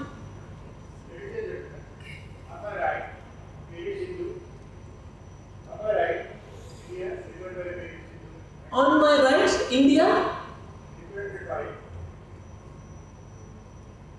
Your announcement is not so super for the word represented by. It cannot be represented by. Please say one more time.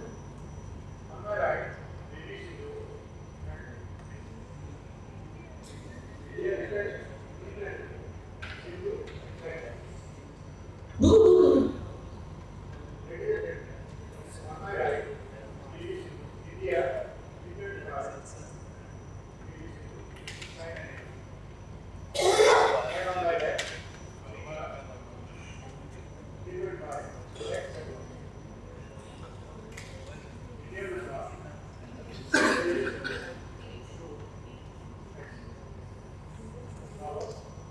Okay, fair enough.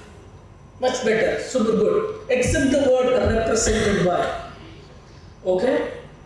Each and every word is important when you make the announcement. What was missed here?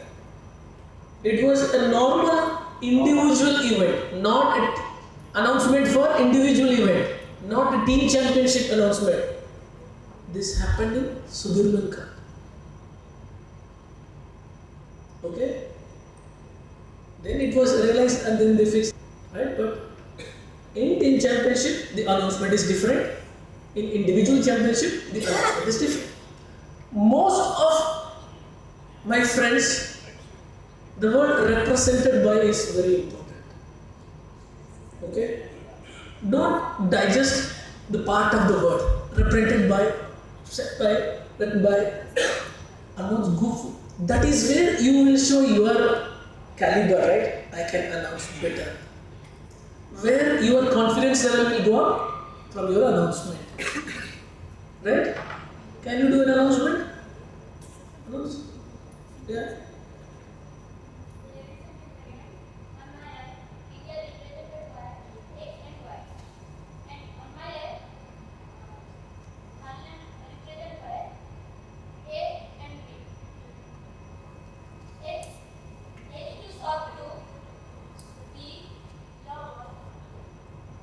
Something is missing.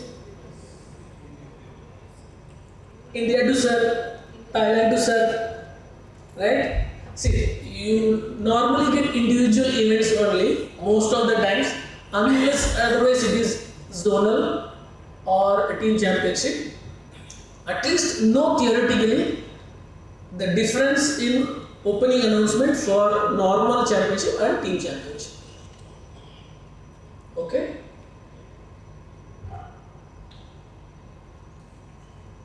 Okay.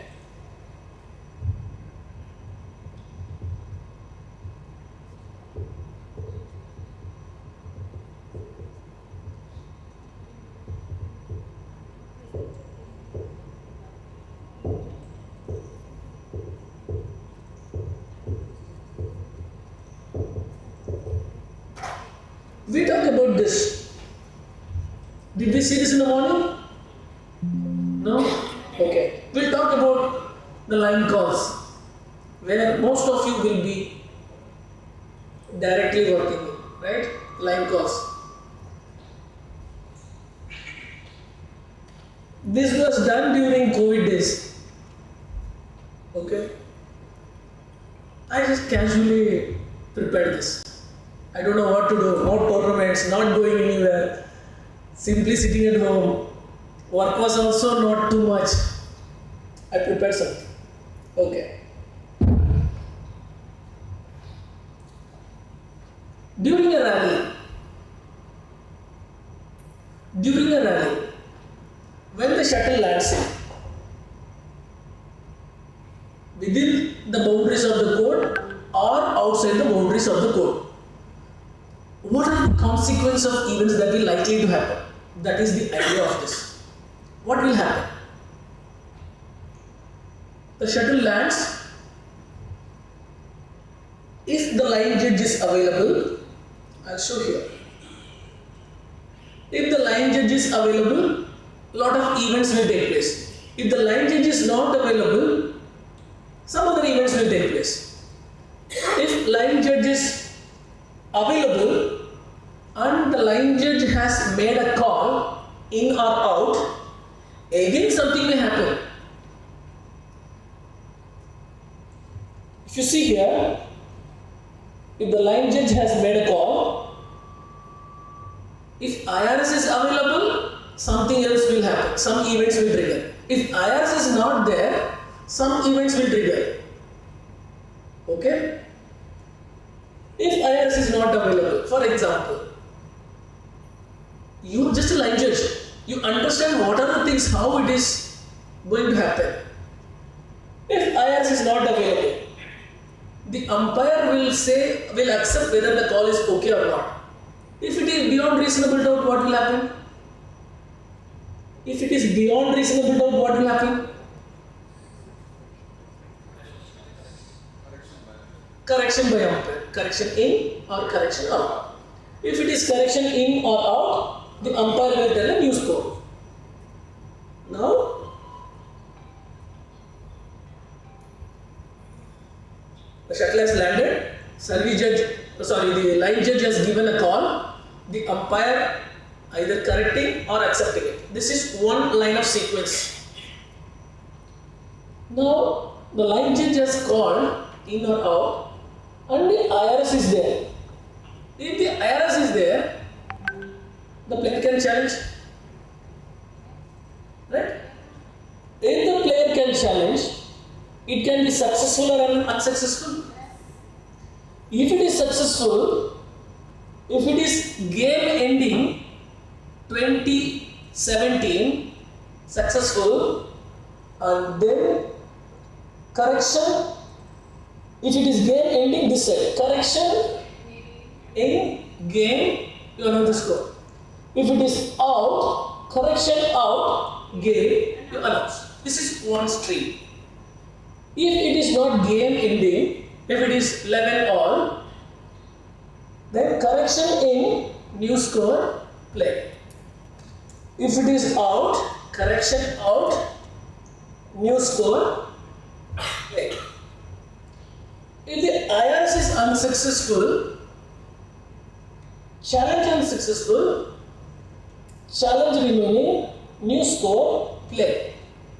If it is unsuccessful, game ending, challenge unsuccessful, game, you announce.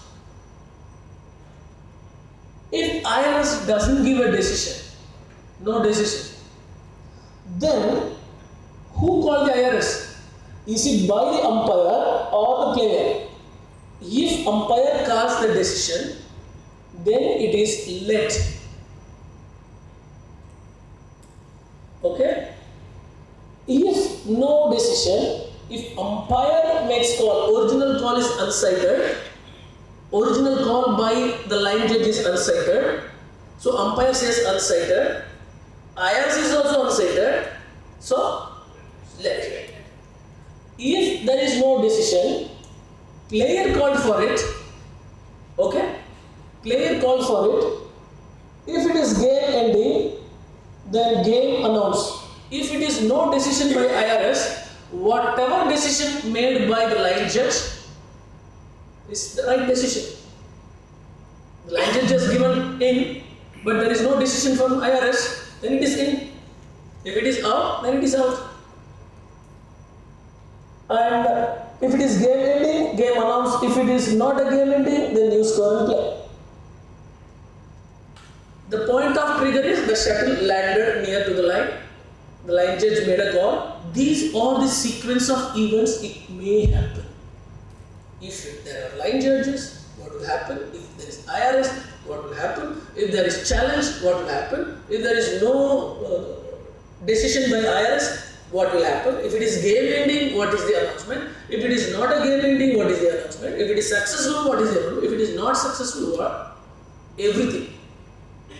If there is no line judge, in typical cases, right, in domestic circuits, if there is no line judge, umpire cited, then umpire decision. Umpire not cited, let existing score. You get it? So you should also be aware, right? One line call decision may lead to these many things depending on the tournament level. Not all tournaments will have this, right? Some tournaments you won't even have line judges. You have to manage your line calls, right? So for line judge role, all these are involved. It is not saying just in or out. All are involved. We will see some things, okay, for the line judge.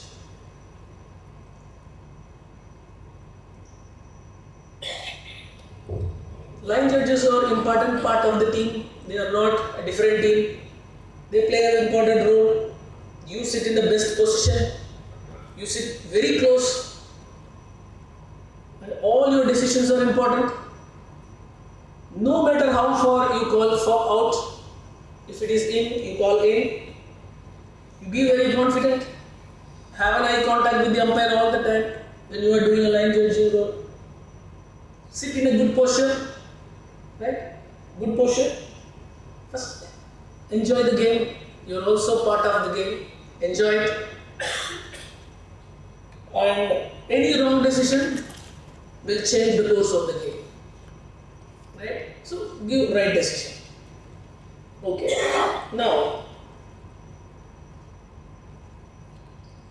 this is the recommended posture of giving the line judge signal. You slightly bend in, lean in, and give in or out. Right? And typically this is how you should be seated. Right? This is how typically you should be seated. And you have to lean forward you have to lean forward and give your signal like this. And when you are giving the signal, you have to observe the service judge. Correct? Umpire. If it is out, you have to extend both your arms and give out. See the position of the palm and the fingers, how it is kept. Somebody gives out like this, okay? It happens, but try to standardize. When you all give in a standard way, consistent way. Somebody gives like this, somebody give like this, somebody give like this, somebody give like this, see like that, somebody give like this. Try to be consistent. If you, I don't expect you all to give like this, just bend as much as you can and give. No, just casually you can give. This is a reference, right? Whenever you give signal, you have to shout. You have to really shout, right? And you have to see the umpire again. If you are unsighted, don't hesitate to say unsighted. What is the way to say unsighted? That's it. Simple. You cannot take that as an excuse for everything unsighted. But if it is genuine, player came in between and his feet was in front of the line, you couldn't see. Still okay. And here, if you see, the shuttle is landing here.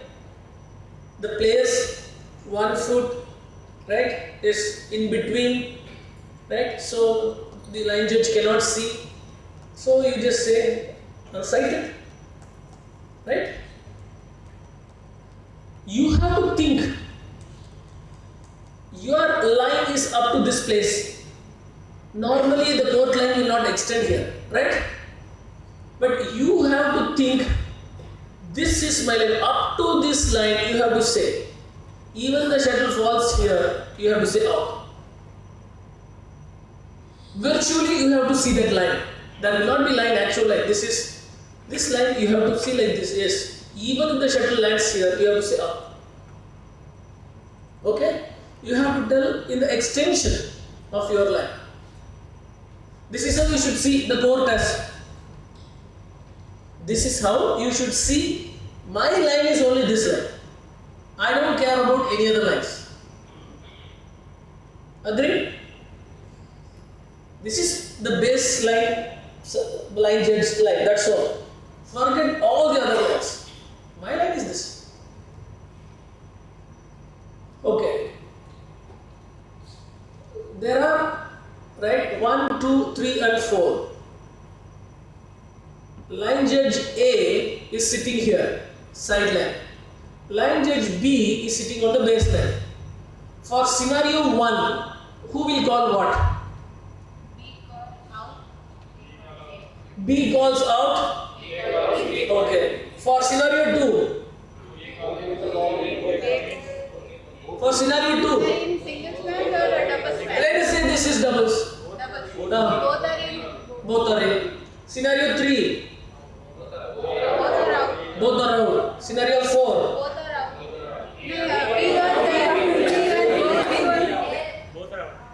Both are out. Right? So you should know which line you are calling. You call only your line, not more than that. Sometimes you may want to bend like this, normal, natural. Okay? Any questions before we see something?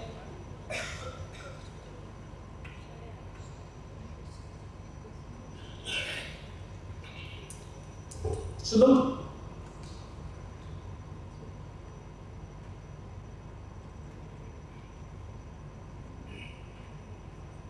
Few things we will see, okay? Two players, one left and one right hand, playing against each other. So set plays. 1, 2, 4 times.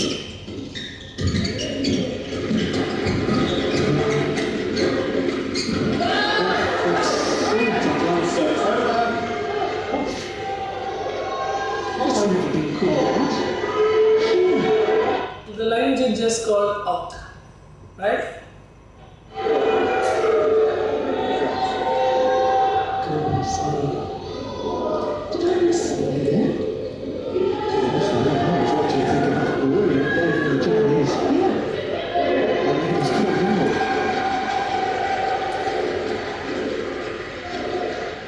Unfortunately, he pulled off and he's switched off his microphone, so we can't hear what he's saying.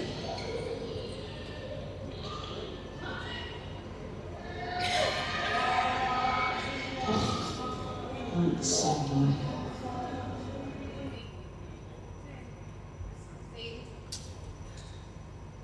Right? Maybe because of the speed of the smash, whatsoever it is, if you get it correct, you are excellent, you are very good. Right? No excuses. No excuses at all. This is also the same one, no need to see. See, this will have some background audio, but don't.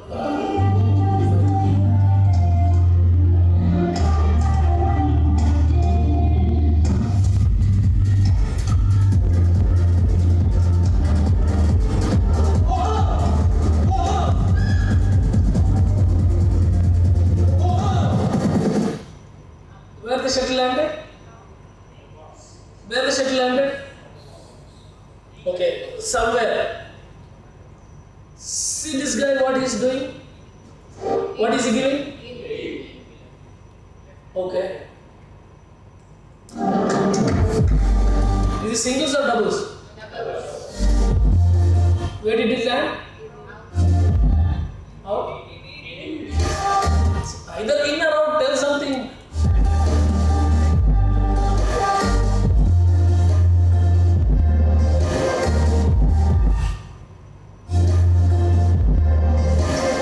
Point was given to?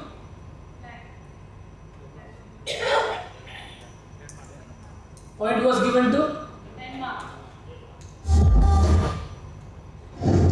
Now the Malaysian players realize the point has gone to their team. No, it was called out. It was called out. He called it out. He called it out.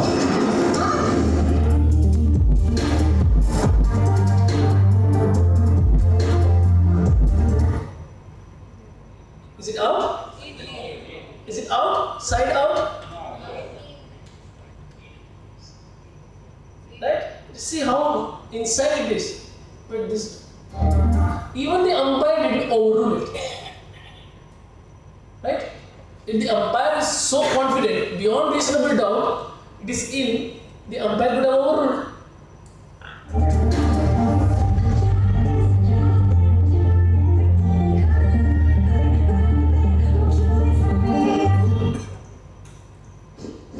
No, it was called out. He called it out.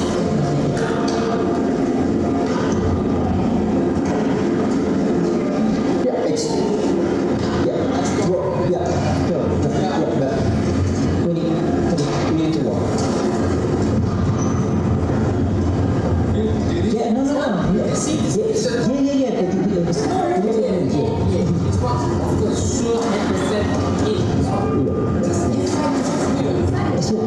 Okay, it was called out, yeah. It was called out, yeah. It doesn't play on it. Okay, but it was not 100% sure, so I will say what... Not 100% sure. Come on. I cannot call the referee for a line. I cannot call the referee for a line. Yes, I've seen the shuttle. Actually, at the limited, it was called out. Yeah. You need to play. Listen, I cannot call the referee for example. I've seen this, yeah. He was No, he not he cannot decide. He decided out. That's the yeah. See? Again, long discussions happened, referee game, nothing happened.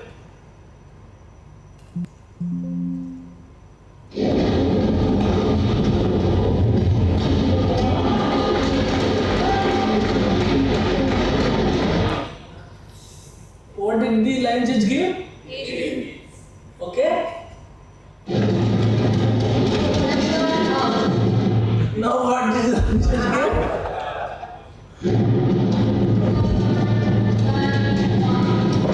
Okay. See, suddenly the line judge changed. Okay. Be prepared to laugh. Huh?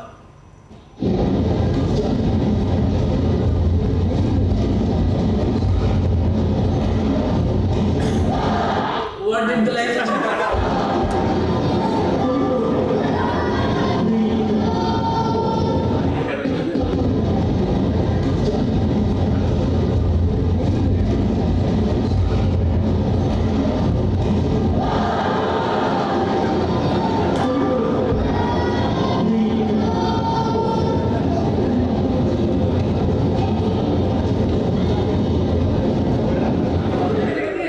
So don't give up all these things.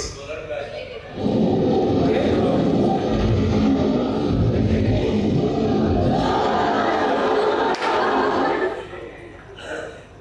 Okay.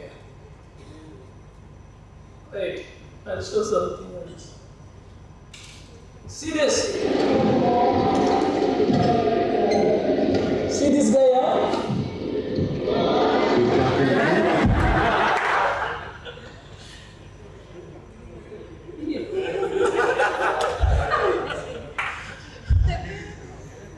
Which one to take?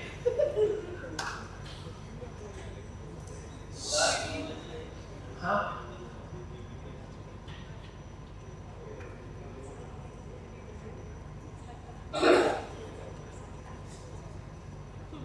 This will also happen if you do not do your job correctly. Just see. I am not sure whether it is correct decision or not. Just see.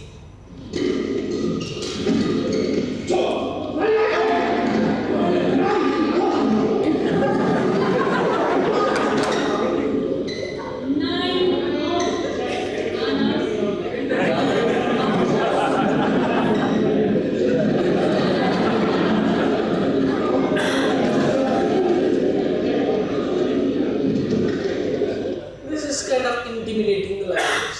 This should be controlled. But what I am telling is, if you do not do your job well, people will make fun of you. Right? Okay. Now, we'll see something.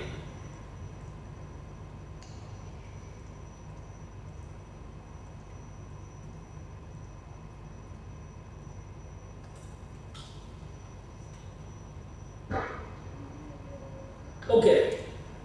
If there are 4 line judges sitting, okay, if you are sitting as a line judge, even if you train another line judges for domestic tournaments where you are umpire and some junior district level umpires are coming as line judge, you need to educate them, train them. It is your duty, right? There are 4 line judges sitting here. Line judge 1 for the sideline, number 2 for the sideline, 3 for the baseline, and 4 for the baseline. Number 1 should look at only here. This is the area where line 1, this first line judge should give signals. Nothing else. Nothing else. Number 2 should give only for this. Nothing else. And this 3 should give only for this. Nothing else. 4 should give for this. Nothing else. Right? If the shuttle has fallen here, who should give? 2 and 4. 2 and 4? Yes. Is it circle now? Yes. 2 and 4? Okay.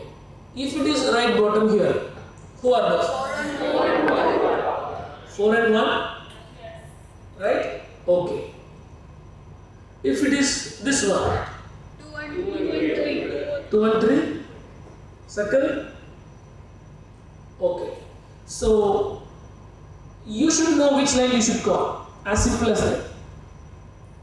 If there are 6 line judges, 3 on each side, who should call? 4 and 5. 4 and 5?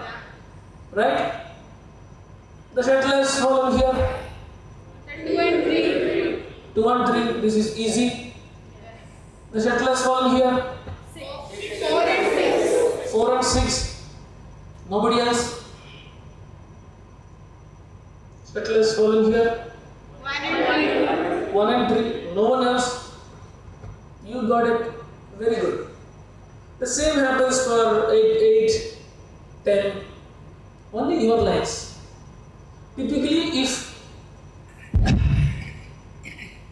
if you see, when all 10 line edges are sitting, you should call for all these areas.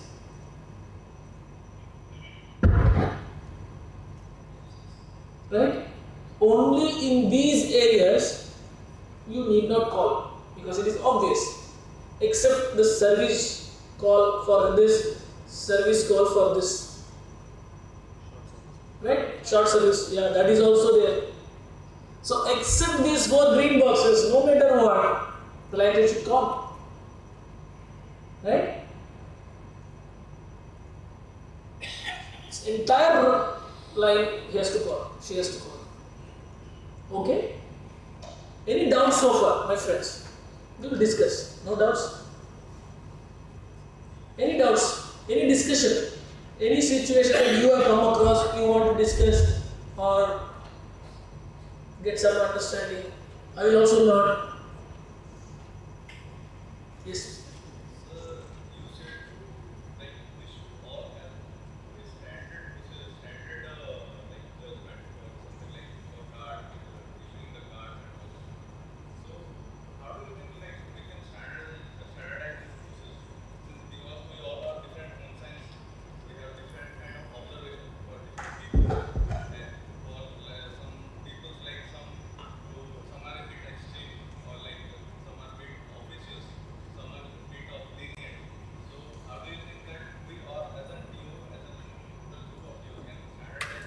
Okay, good question.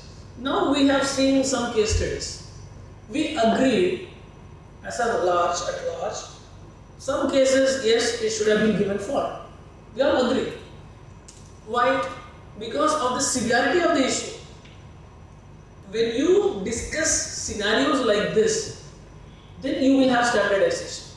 If you are in silos, you don't interact with people, and you are making your own judgment and decision, you are not discussing with, hey, this is a situation, I made a decision like this, what do you think? Is it okay? Or somebody is watching you while you are giving a fault or a call for misconduct. Then you ask, did I make a correct decision? Do you think the card is too harsh? Or do you think I should have given card? You exchange your views with your friends, with your colleagues. Then you will get their perspective. Then you have a debate. No, that was a little harsh, that's why I gave. Then you arrive at, okay, standardization. Then when we should give card? What is its severity level? For me, severity level is different. For you, severity level is different. But we have to come to a common platform. Which severity is real severity? Which is okay, right? We all have to have same understanding. Otherwise, I will interpret the law in my own way. You will interpret in your own way. Then there is no standardization, right? We cannot standardize thousands and thousands of technical officials by individually talking to them, right? That is why we have a forum, and in that forum you discuss. You also hear from others what is really harsh, what is really serious, what can be left okay. Then you arrive at, okay, I was too harsh, so I can be lenient. Or I was too lenient, I should be little stricter. Then you evolve. It cannot happen just overnight. Here is the stick, you measure with the stick. It is not like that. You go with experience. You see, for that reason, what I would suggest is you have to watch your friends' matches, especially if it is quarterfinals, semifinals, and finals.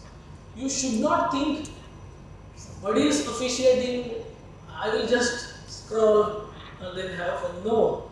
You have to observe and give your feedback. You should also have good friends, good colleagues to observe you and give you feedbacks. I may not know what exactly I am doing while sitting on the chair. Sometimes I do mistake, knowingly, unknowingly. But when I get a good friend who can correct me, definitely I will get an opportunity to correct myself or improve myself. Hey, everything was good, but your announcement hands was not okay. You were just doing like this. Then next time I become more conscious. Okay. Hey, this kind of fault is too obvious. You are very officious. You are not. You should not do that. When you hear from that, then you judge yourself. Okay, right? So I need to be a little friendly. If you are too friendly, then you get a feedback. You are too friendly, then you have to be little stricter. That is how we all evolve. We will evolve, right? Doing mistakes is perfectly fine. Correct? The most important thing is, if you do not know something, you have to ask for it, right? It is not that I know everything. I don't know many things still, right? I am sharing with you whatever I am aware, right? So if I don't know, what will I do? I go and search somewhere, either in internet or to my mentors, my friend, my senior, or whoever I think I should learn from him or her. I will reach out to them. This is one scenario, or this is what the situation is. What should I do? Or how can I handle it? I have to go and ask for it. That is more important. You may get good answers from your colleagues as well. Not necessarily you should ask only the top of the top class people, right? But you have to go and ask. The more and more I ask, I get more help. Right? Then I grow. When I know something, when somebody asks, I tell them. Then also I learn something. Right? So you have to talk. You have to have a network of people who wants to go to the next level. You have to have a team. Individually you cannot grow. Definitely not possible. Very tough. As a team you can grow. Okay? So you have to have a team. You have a team, you develop the network. See, most of the videos that I showed are available, but you may not know which match, which year, which event, which round. You may not know that, but everything is available. Okay? You may not know where it is available, but everything is available. Most of the times you get so many short videos in YouTube and also in Facebook and also in Instagram, whatever. You get a lot of things like this, right? Do you get it or not? Right. Many of them what I shared, you might have seen. Some of them you might have seen. Suppose you get a case like this, you see something funny or strange or something that you discuss with somebody. Share it with them and then ask, what do you think? Unless you do this, your knowledge will not grow. You share. Whatever I get, even today, I share it with somebody, few folks, and then exchange our views. Is this okay? Is this not okay? What has happened? What should have happened? How it should have been handled in a different way? Or is it the right way of handling? For everything I get, I discuss. I exchange my views. And then if I am not correct, I get it corrected. Okay. Though I am not sitting in those chairs, hot chair, fire chair, but from referee's perspective, right? I discuss. I exchange the views. I take somebody's opinion. Is it the right way? Right? The most important thing is, whenever you see any incident, whenever you overcome any incident, you have to go chronologically. Even for the fault. First what happened? Then what happened? Then what happened? Then what happened? Then what happened? This chronologically it should happen. When the umpire called fault, okay, fault, but what happened? I showed you one example, right? The receiver touched the net. After the shuttle has landed, though it was out, right? You have to see chronologically. If you close your eyes and then see, yes, the player touched. Before that, what happened? Right? The same match, the player moved his feet before the service was started. Do you remember? So you have to ask before that what happened. Did the service start? No. Player move back, move and then come back. Okay. So you have to go chronologically. What happened first? What happened next? What happened then? What happened then? Finally, what decision is taken? You should not miss the sequence. If you miss the sequence, then you will miss the part. Right? Have more discussions. You need to discuss more. Right? If you do not discuss, it is very tough. Right? You discuss with your peer group. The more you discuss, interact, the more you will grow. I'm telling you. This is what I found out. Right? You discuss. Ask your seniors. Ask your mentors, if there are any. Ask your colleagues. Exchange your views. Right? That is more important. I've seen many officials who don't care if somebody is officiating. I request them, just observe. Give her feedback. Right? Normally, referees will not observe umpires to give feedback, normally.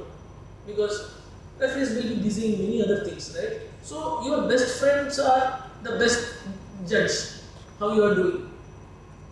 Be open to take the critics. Be open. Right? It is good for you. You can learn, you can develop. Any other questions or anything that you want to discuss?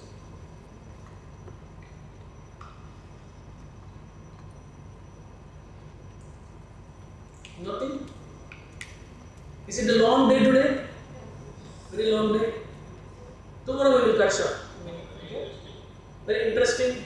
Okay, if anybody wants to say something, right, what is okay, what is not okay, tomorrow we will adjust, correct it.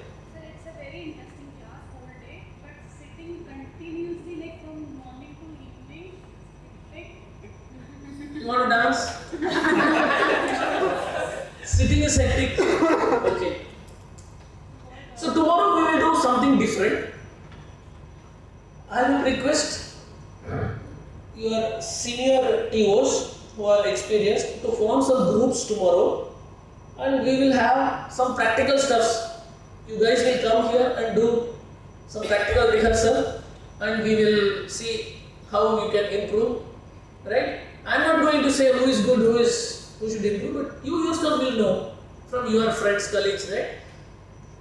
Don't feel anything bad that you are coming and talking here and somebody is observing. People will observe. Only then you will grow, right? We will have some announcement, we will have some something different activities, right? Anything else?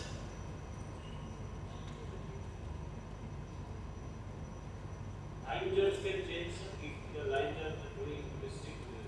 If the line judge can be changed, if there is some health problem with the line judge, he wants to vomit or he is having stomach upset or feeling dizzy, he cannot focus for whatever reason, line judge can be changed with information to the umpire or the referee, both in discussion. Okay. Line judge may be changed between the discussion with the umpire and the service judge. If umpire and the referee, if the line judge is consistently not focusing on the court, then may be changed. Yes, possibly. But it is not good. It will not look good, right? But if the line judge is not focusing repeatedly, again and again and again, watching the match in the adjacent court, and this is heavy match, doubles match, say for example, 2 long rally. For example, I am taking, right? 2 long rallies, and here is a very aggressive men's doubles match. If he is always watching there, the umpire can line judge, signal line judge, right? And in spite of that, it is not happening, then something has to happen. Preferably during the interval, but not preferably. But there is no hard rule that you have to do like this. It's all a referee's decision. It differs. We have seen a case. Service judge was changed. Line judge can also be changed. Yes. And you have to fun when you are sitting. You have to enjoy the match. Without you enjoying the match, you cannot focus fully. Right? Okay. I don't have anything else for today.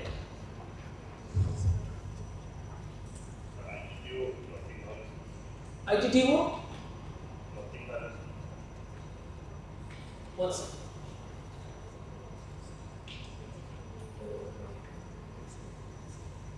Yeah, what is that? Clothing regulation. We'll talk.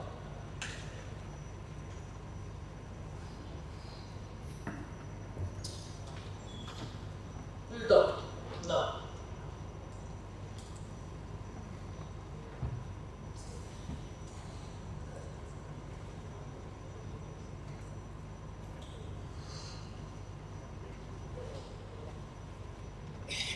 Where is it?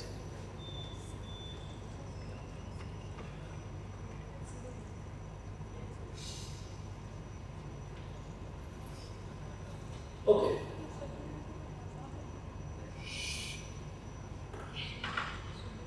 I want to show you something about the clothing. Right? Since you have opened the topic, clothing.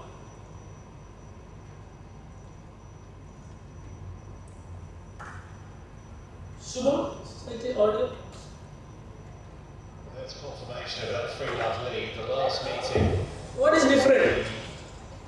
Korea Masters semi-final last November. Huh?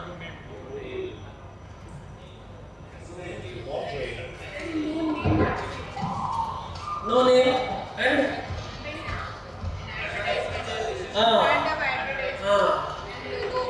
and he's playing in olive oil. How it can happen?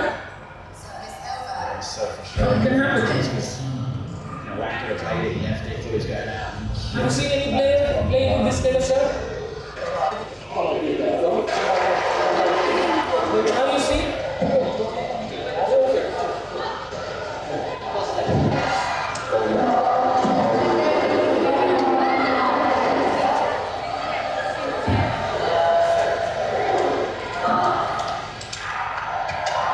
To take the next 2 games, and he's going to live up to that motto.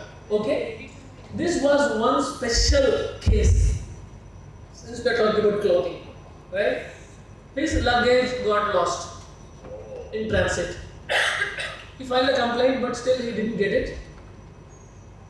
He spoke to referee with all the evidences, and he did not have anything to wear, and he was playing with somebody's shoes. Okay, he had only some basic clothing like this, and he played. He played with somebody's shoes, and he did not have any equipment.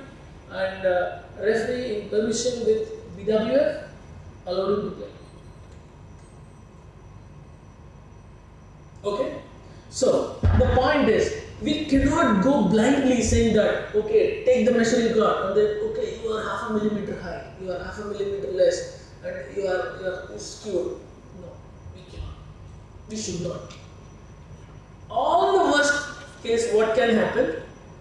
You take a photo. I am talking internationally. You take a photo, send it to BWF. This is the violation we think. Let BWF decide whether to penalize them or not. At whatever situation, condition, we are not going to stop the player to play the match. Okay? We are not stopping the player from playing the match. We cannot say, I am not going to allow you to play like this. Even at this highest level, they are not doing that. What we can say is, try to change, correct it. If nothing can be done, take a photo, send it to the association. This is a violation that we think. The player did not have this cloth, this color, or this advert, this name. It is all up to penalty, right? Fine or not fine. But we cannot stop the match. Okay? Now we will talk about the clothing regulation.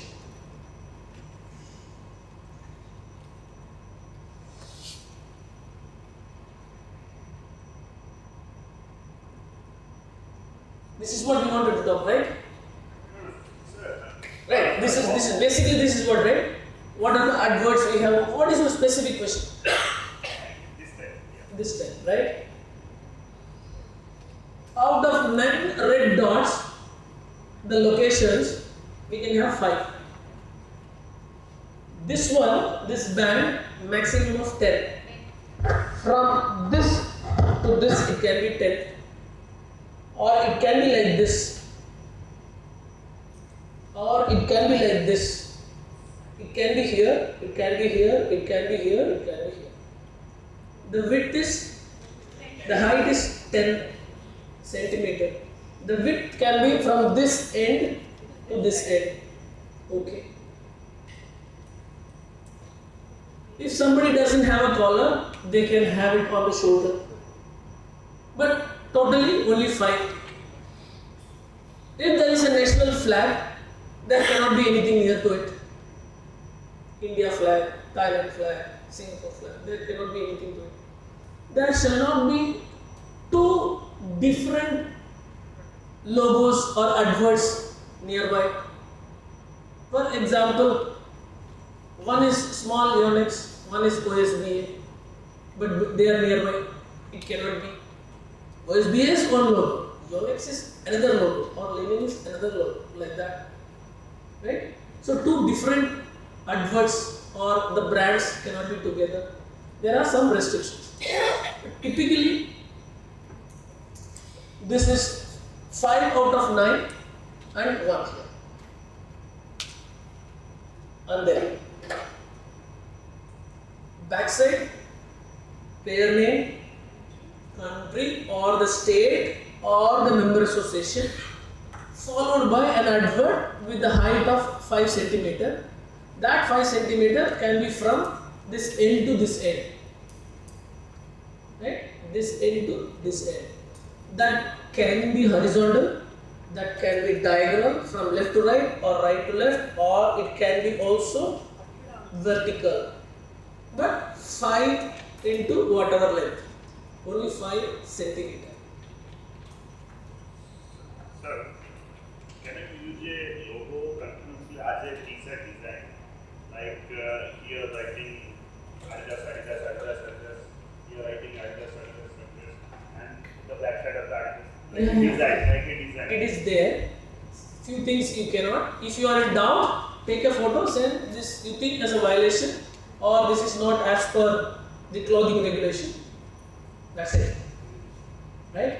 If it is a design by the clothing manufacturer, there is also some guideline what can be there, what cannot be there. True cool. Okay, reasonably okay. But if it is Yonex all the time, right? Typically in higher level tournaments, nobody wears that.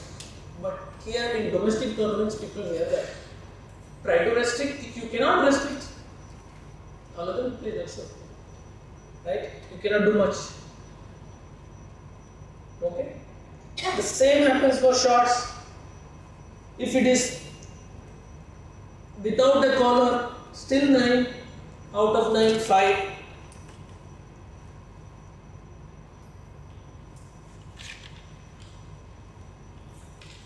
If it is shorts, it can be in 2 places, but this is not applicable for domestic. Okay? Only this one. For socks, 2 only socks. If somebody here, 2 only socks, 2 only socks, 2 only socks, and 1 logo, maximum 2 per socks, so total 4.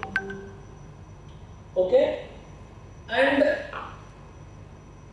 this is okay, there is no logo, but there is one advert here. There is no advert in the socks, but one is here, which is okay. This 2 is okay. Either here or in the compression sleeve, that is also okay. If somebody is wearing scarf or headband, 1 is okay. We have this source available in the BW site. You can take it. Okay. Wristband, medical support, it is all okay. So it is all clearly given what is okay, what should be there. If there are smaller infringements here and there, depending on the level of the tournament, it's allowed, permitted. Okay. But clothing, some examples we can see. What is really not okay.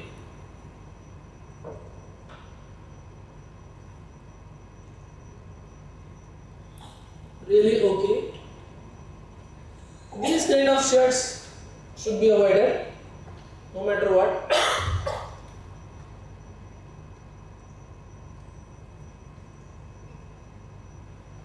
These bandhans should also be avoided.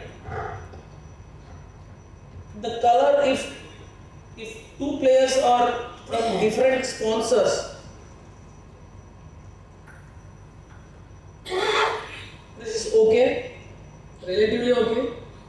One guy is from one brand, another guy is from another brand, where they cannot have identical color. This resource is also available. If you have any specific questions, we can discuss, but this is 40-50 page document, then you will sleep. You will all sleep.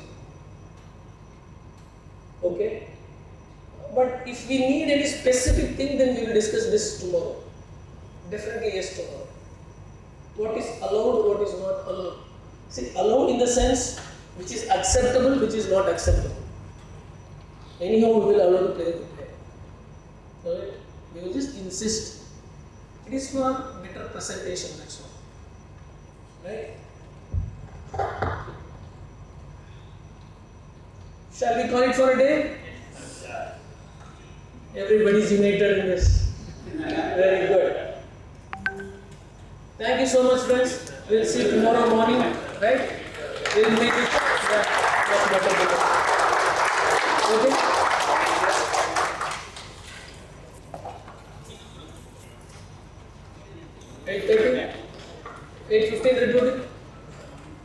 Tomorrow we will cut down afternoon session by 4:30 max.